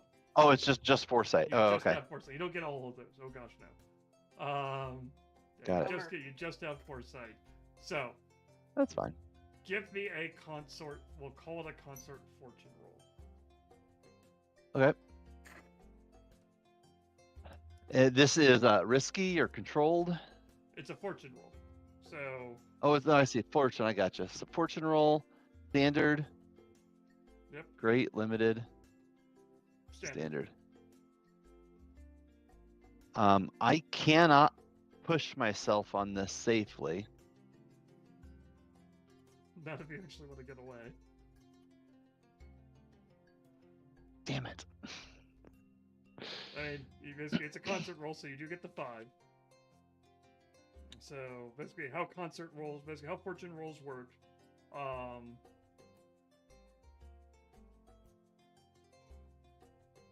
Basically, it ends up being 1 die for each trait rating. 5 is mixed result. Okay, so basically the answer is while you did make the costumes reversible, they do nothing to hide your faces or head. So your faces are still visible. So basically it will change the next roll. It is up to you whether or not it's up to you. Basically, because I'm essentially treating this as a setup roll. Whether this makes the next roll risky instead of desperate, or great effect instead of standard. Basically, it's going to be another prowl roll. Oh, let's make it easier. Okay. So it's risky instead of desperate. Yes. Good call. And basically I now like it is that. up. It is up to you what your basically. So you now have reversed costumes It is now up to you how each of you handle this, because this is going to be. I mean, it's up to you if you want to make it another group roll, or you can do it as basically another group prowl roll. If it's individual, basically each of you is going to treat this differently. One of you is going to try to sweet talk the guards into ignoring you. One of you is just going to punch a guard in the face and leave, basically using the surprise. It is up to you how you want to deal with this.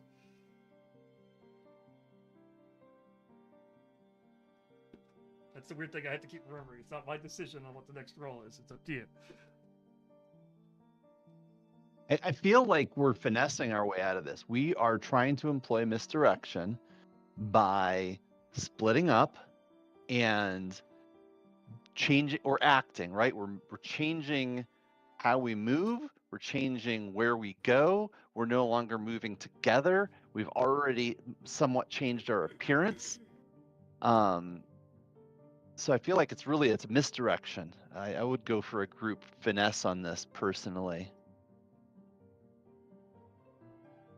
And if we do that, then I would like to utilize my other foresight to assist Rigger on this check.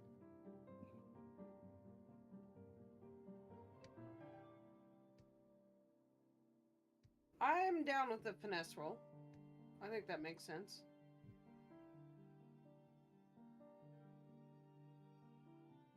Eh,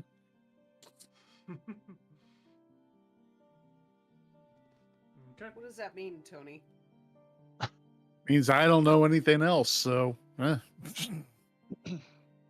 roll with whatever you all are rolling with. No pun intended. Meet you back at base. Flip a scarf around my neck and saunter onward, being very careful to hide my limp.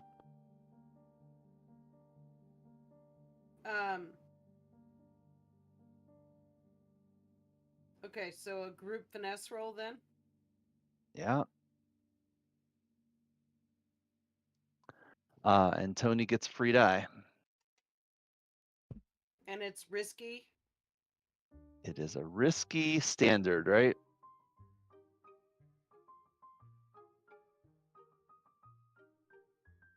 Mark? Yes, Yeah. that is correct. Yeah. That's what I'm talking about. Make And this did a I group hear you roll. say I've got a bonus? Basically, You we're have a making this bonus, a group yes. roll? Yep. Yes. As individuals. Okay, who is leading the group Oh, roll? Yo. Okay. That's Stitch.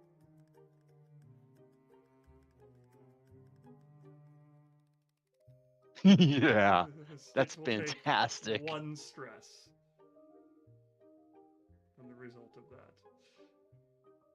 I'm here. No trauma for me.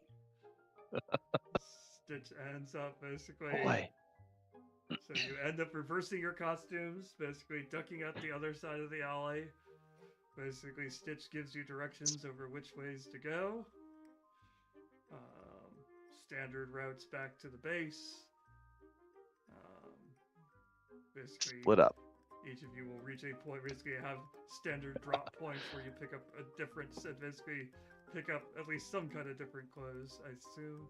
Actually, Yeah. no, you probably don't. Maybe Absolutely. you don't. But you will make it back to the theater, your theater, safe and relatively sound for now. And now you have a mask. You'd better get that leg looked at.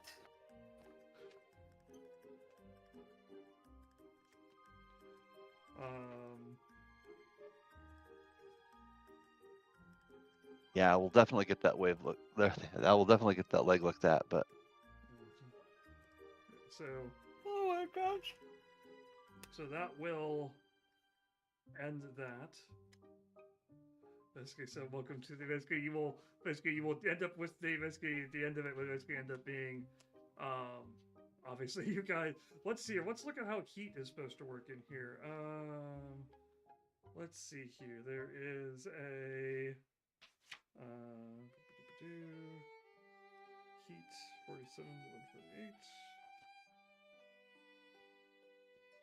There's a chart.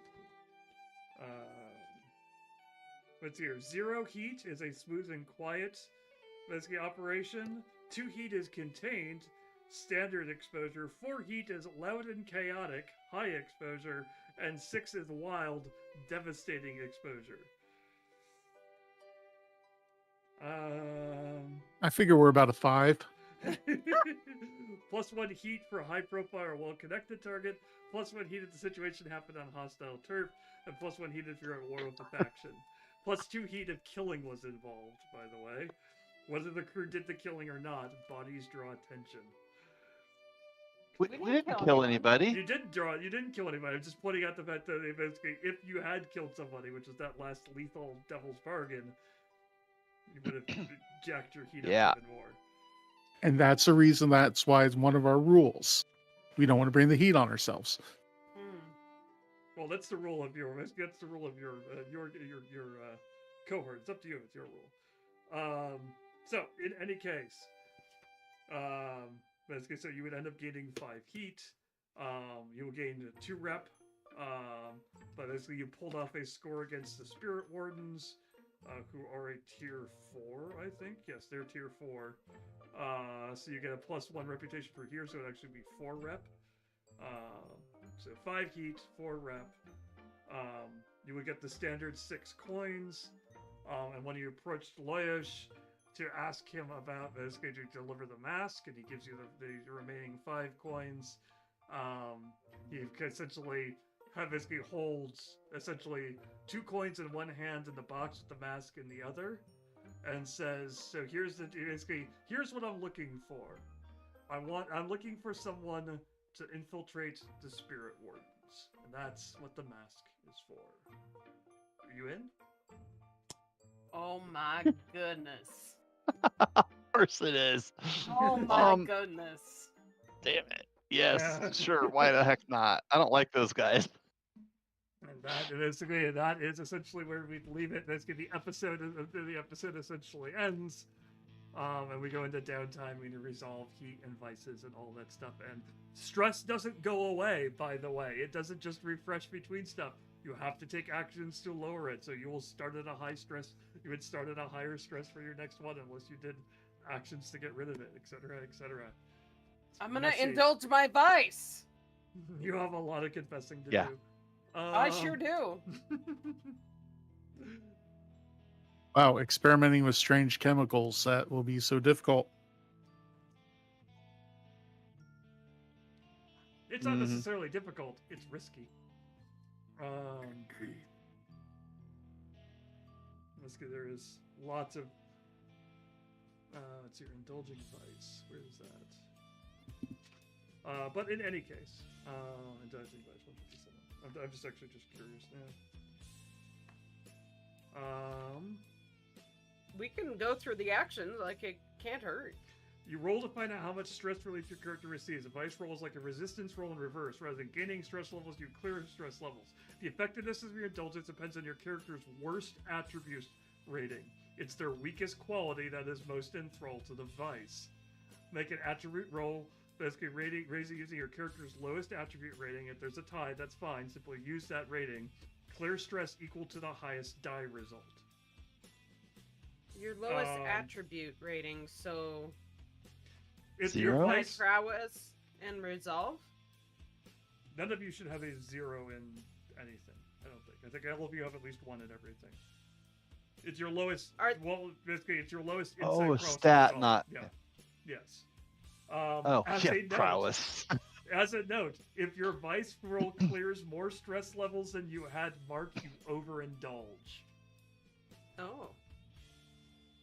You either attract Oh, trouble, that's hilarious. brag, get lost, your character vanishes for a few weeks, play a different character until this one returns from their vendor. Huh. Or your purveyor cuts you off. Nice. Okay, so Oh, crap. if my lowest attribute is 1, Uh-huh. do I just roll with no bonus dice? What you end up doing, I think there is. Let me check. There should be a button for vice. Yeah, it says indulge vice Yes. up underneath there it your is. vice. Yep. So you just roll with 1 with no bonus dice. Or do you roll with one?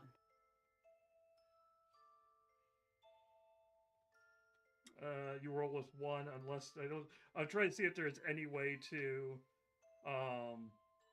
get additional dice, and I don't see anything. I would like to point out that all my insight, prowess, and resolve little flags are completely white. You didn't give me any.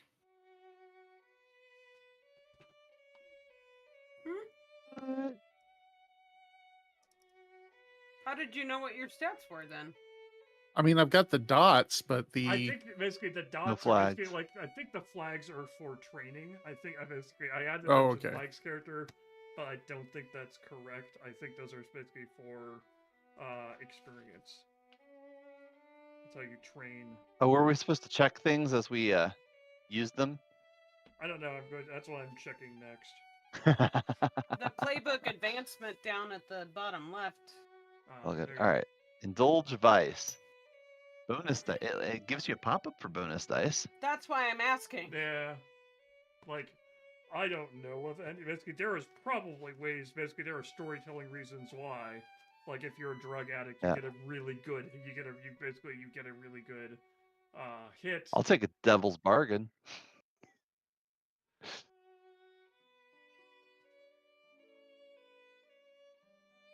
So I'd That's reduce three. my stress by That's 3. Yep. I have 5 stress. Oops. Going into the next campaign. That's glorious. That's how you start accruing those devil's bargains. I see how it goes. Mark XP playbook advancement. Every time you roll a desperate action, mark XP in that action's attribute. Nice. Basically, so you guys would have gotten ones for all the desperate Prowess. actions at the end. So prowl, definitely. So basically, which you would have gotten it for We rolled prowess. once desperate for under prowess, so we put one flag on That's the only prowess, desperate right? we did. Yeah. Basically, did 20 not roll desperate for her skirmish, or was that? I can't remember if she rolled. No, it was risky to start. It would maybe. it would have become desperate if she had to do it again. Yeah. Yep, that's right. Yeah. No one else had to roll. Basically, Tony's became risky on the second one. And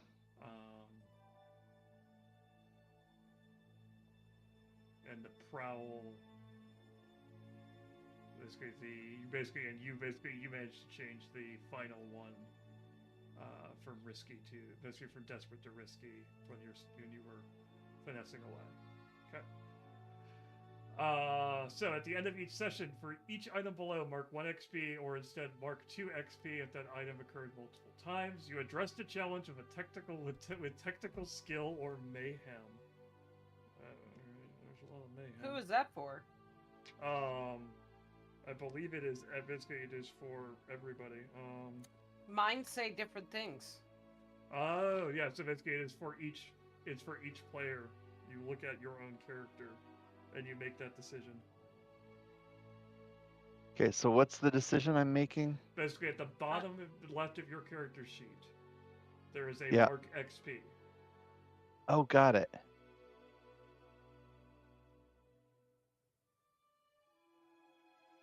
Basically, playbook advancement is where you log XP for non-desperate actions. Got it. You addressed a challenge with calculation or conspiracy. I feel like we did that okay. You did that okay. It's up to you. It's your character. Because yours are different than mine. Oh, and so I've got to decide if that goes, and then I choose where it goes. Oh, and that actions, then anywhere that I want to put it. Oh man.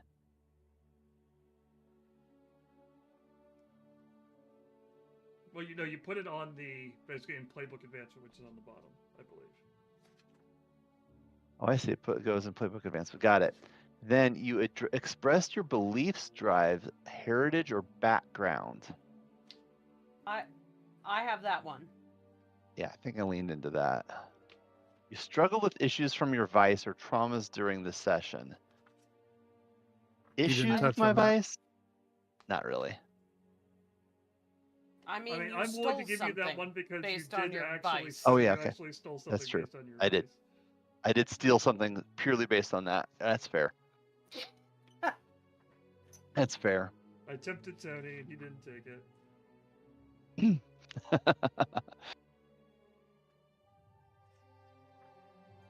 Nice. So that gets me 1 XP in prowess and 3 in playbook advancement. Cool. And a So whole I'm boatload of thinking stress. address to challenge with technical skill or mayhem. 3. Yeah. Or 2. Because it occurred multiple times. Yeah. Yeah, that's fair. for Express sure. beliefs, drives, heritage, or background. I didn't kill the guard. Yeah. Agree. So that's 3 for me in playbook. Nice. I got 2. I got 1 for addressing a challenge with violence, aka the ghost. Nice. And I expressed my background by using my ghost fighter ability. Yeah. Heck yeah.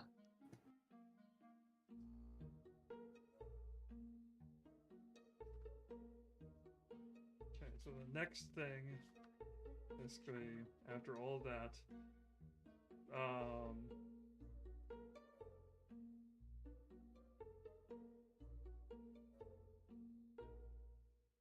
after payoff and heat are determined, the GM generates an entanglement for the crew using the list below. Find out what column matches the crew's current heat level. Then roll a number of dice equal to their wanted level, and use the result of the die roll to select which sort of entanglements manifest. Your wanted level only goes up once you get a full level of heat. So you end up rolling 2 dice here for your wanted level. Basically for entanglements, and take the lower.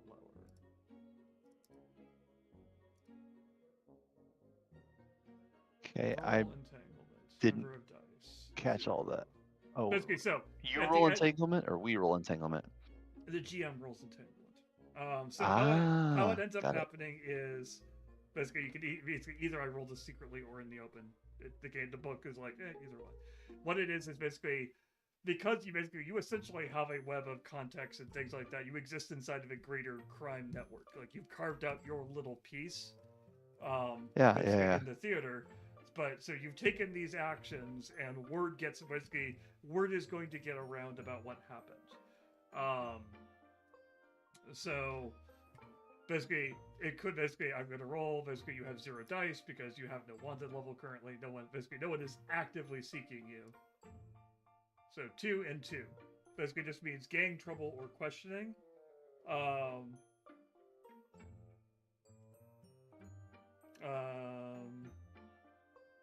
So basically, what that would end up meaning is that either someone else in your gang basically takes this as an opportunity to pick a fight with someone they shouldn't. Maybe they go around they start attacking any Rivians. So the example they give is basically like if your guys start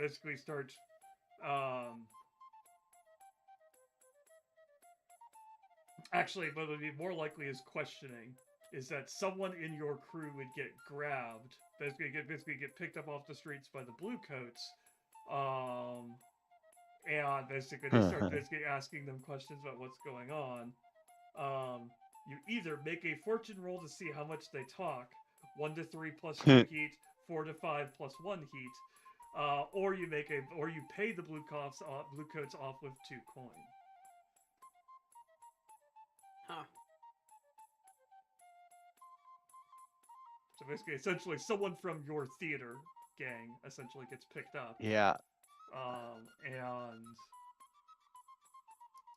basically then you roll basically 1 fortune die.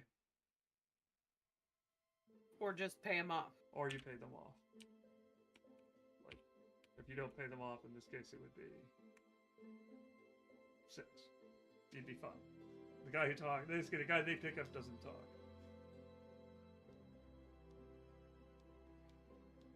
Basically, normally it's 2 dice for a normal person to see how well they keep quiet. If they're experienced underworld dice, give them 3 dice or 4 dice. If they're soft or have some loyalty to the law, give them 1 dice or 0 dice. So no, basically the blue coats ask questions about what happens at the theater. They pick up one of your guys to ask them questions.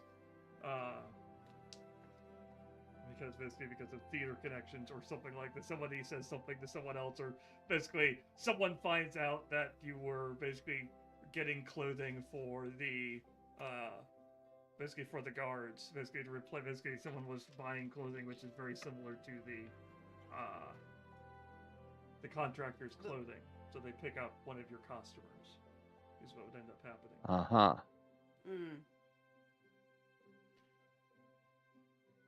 That's unfortunate. Yeah, that would be. Sorry about that. But they don't talk, so nothing happens outside of that person being roughed up a little. Well, I'll make it worth their while with my next purchase. Well, this is inside your theater, so like all the clothing. Oh, it's one of our theater people. It's not okay. It's one of your gang essentially gets picked up.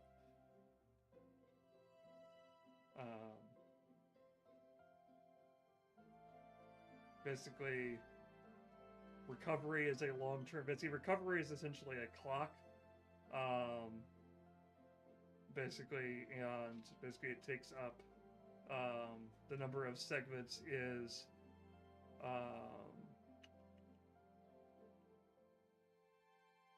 it's a 4. Is it a 4-segment clock or is it a?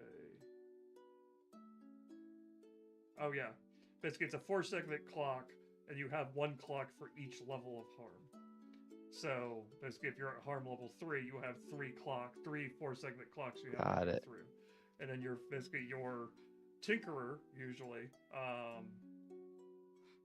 tinkerer for a PC with a physical special ability or the quality level of NPC. Basically, you go talk to somebody else, and pay them to heal you, and basically then it is. You roll, and then 1 to 3 you lose 1. You get 1 segment to the clock. 4 to 5 you get 2 segments, and 6 you get 3 segments. You essentially get 2 downtime activities. Oh no! You have 2 downtime activities. When you're at war, you only have 1. Time for 1. And then basically you can. What's that even do good other for? Things you could do training and other stuff. So all of that happens. Absolutely nothing. Basically, indulging your Thanks, vice Tim. actually basically takes one of those 2 actions. Okay. Train. True. Training upgrade unlocked mark 1 XP. Career grades 95. Public advancement, but you can upgrade your crew, etc., etc. Okay, so all of that to say, hope you guys had fun. Yeah. Yeah, that was a good time. I like the system. I'm going to be honest. The exit, the getaway, was one of my favorite moments in a long time. I don't know which would have been better if it actually worked or the way it just played out, you know?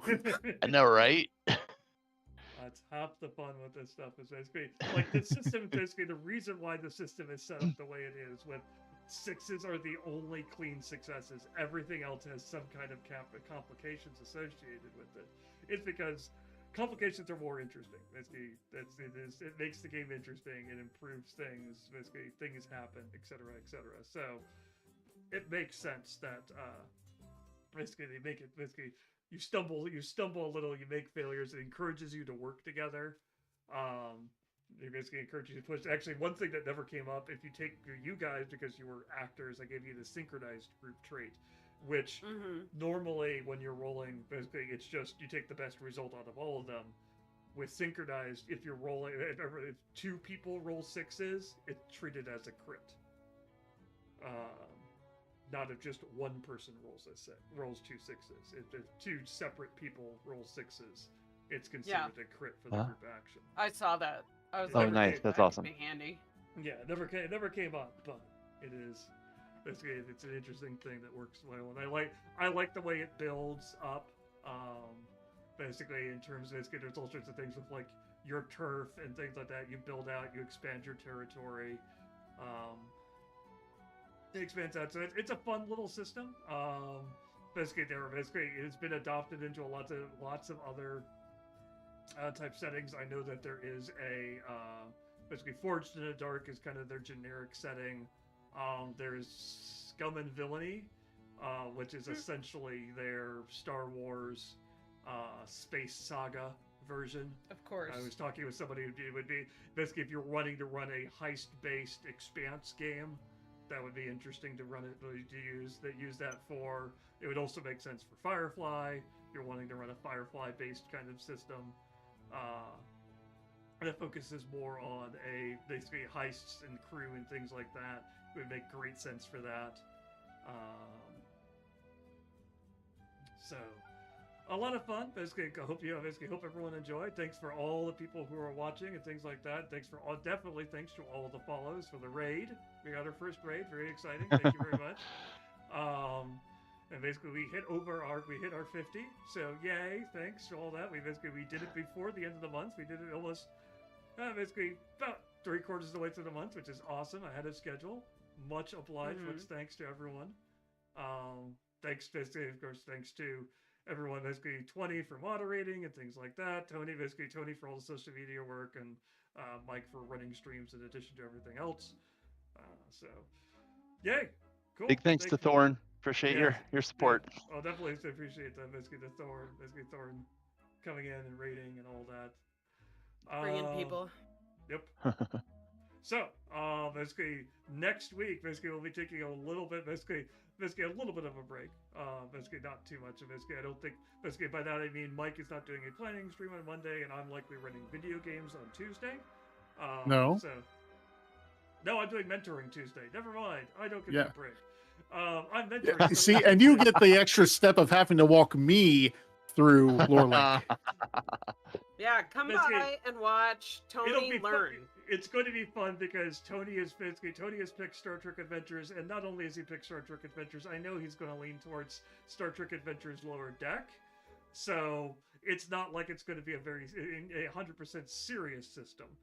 I don't know exactly what Lower Decks adds, but I'm looking forward to finding out. We're going to start reading up on that, and then we'll be eager to see how we can plan out an adventure in Lorelink, because that's what we're doing here. Basically, if you're curious about all the stuff I had below, all the notes I had, and other things like that we're scrolling through during the game, that is Lorelink, the GM Adventure, basically the GM Adventure planning system, the online system that we have. It lets you basically take all your notes and things like that, condense them all into one place.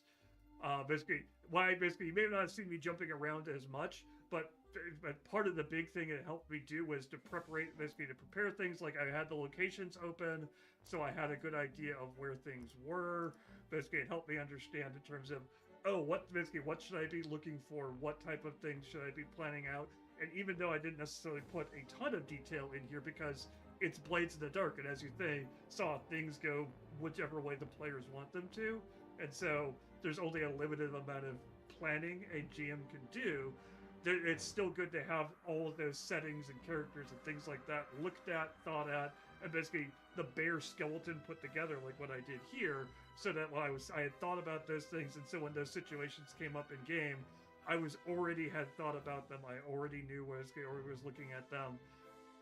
And I knew I could, if I wanted to, I could come look to them. Things like the timeline for the explosion was something I had already thought about, and I had already started looking at. Basically, I have that in here. Basically, the Spirit Wardens plant explosives, they reduce guards, final sweep. Basically Spirit Wardens. By the way, if you guys had decided to go in later, there would have been other people who would have shown up to try to rob the place while the building was on the countdown. So you would have had the fun bonus of course. Of kids in danger. So, but basically, I think we had enough chaos as it was. So, all of that, if any of that sounds interesting, basically check out Lurelink. Basically, the link that 20 is posted below. If the game we have played was interesting and basically you want to see more of it, there are two ways you can do that. 3 if you count following. Basically, obviously, the obvious is follow us here. We're pushing for affiliate, and basically we've hit the numbers, so hopefully we'll be becoming a full affiliate channel. So you'll get cool emotes and things like that when we generate those. But you'll also, as basically the bigger benefit of following us is the fact that you will find out when we go live.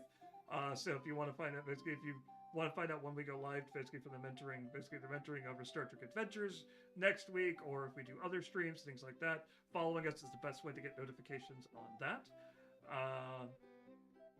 You can, if this was interesting to you, basically you could check out our YouTube channel, because our YouTube channel has previous adventures that we have run. And so if you need to catch up on basically you only came in part way through this, you want to see more of what we've done, basically this, or more other games that we have run, check out those. If you wanted to see the planning sessions I ran for those, both of those are available on YouTube as well.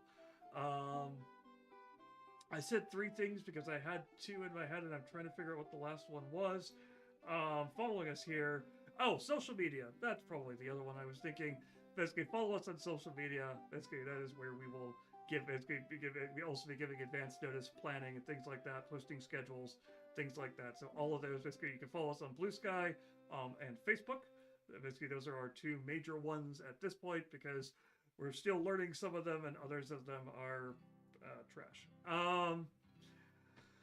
Plan is being made for Threads and Instagram, so look for Lorelink RPG on those. There's always that, oh my God, what am I going to post for the first picture on Instagram? So I'm still fighting with that, but it'll be figured out next week. So jump on there so you can. Okay, I've built it up way too much crap. Now I'm going to be stressing this all weekend. Anyway, I'm going to shut up now. Very pretty dice. That's all I'm saying. Just price some very pretty dice. Let me know if you need pictures of very pretty dice. I can get you some. Oh, like I don't have any dice. I know. I'm just offering. You need some. And so all that to say, thanks to everyone basically who's helped, basically ran, played, basically follow, rated, all of that. Thank you very much. It's great. And basically we will continue on and basically see everybody next week. And till then, roll well. Have a great weekend. Roll well. Later, y'all. Bye, y'all.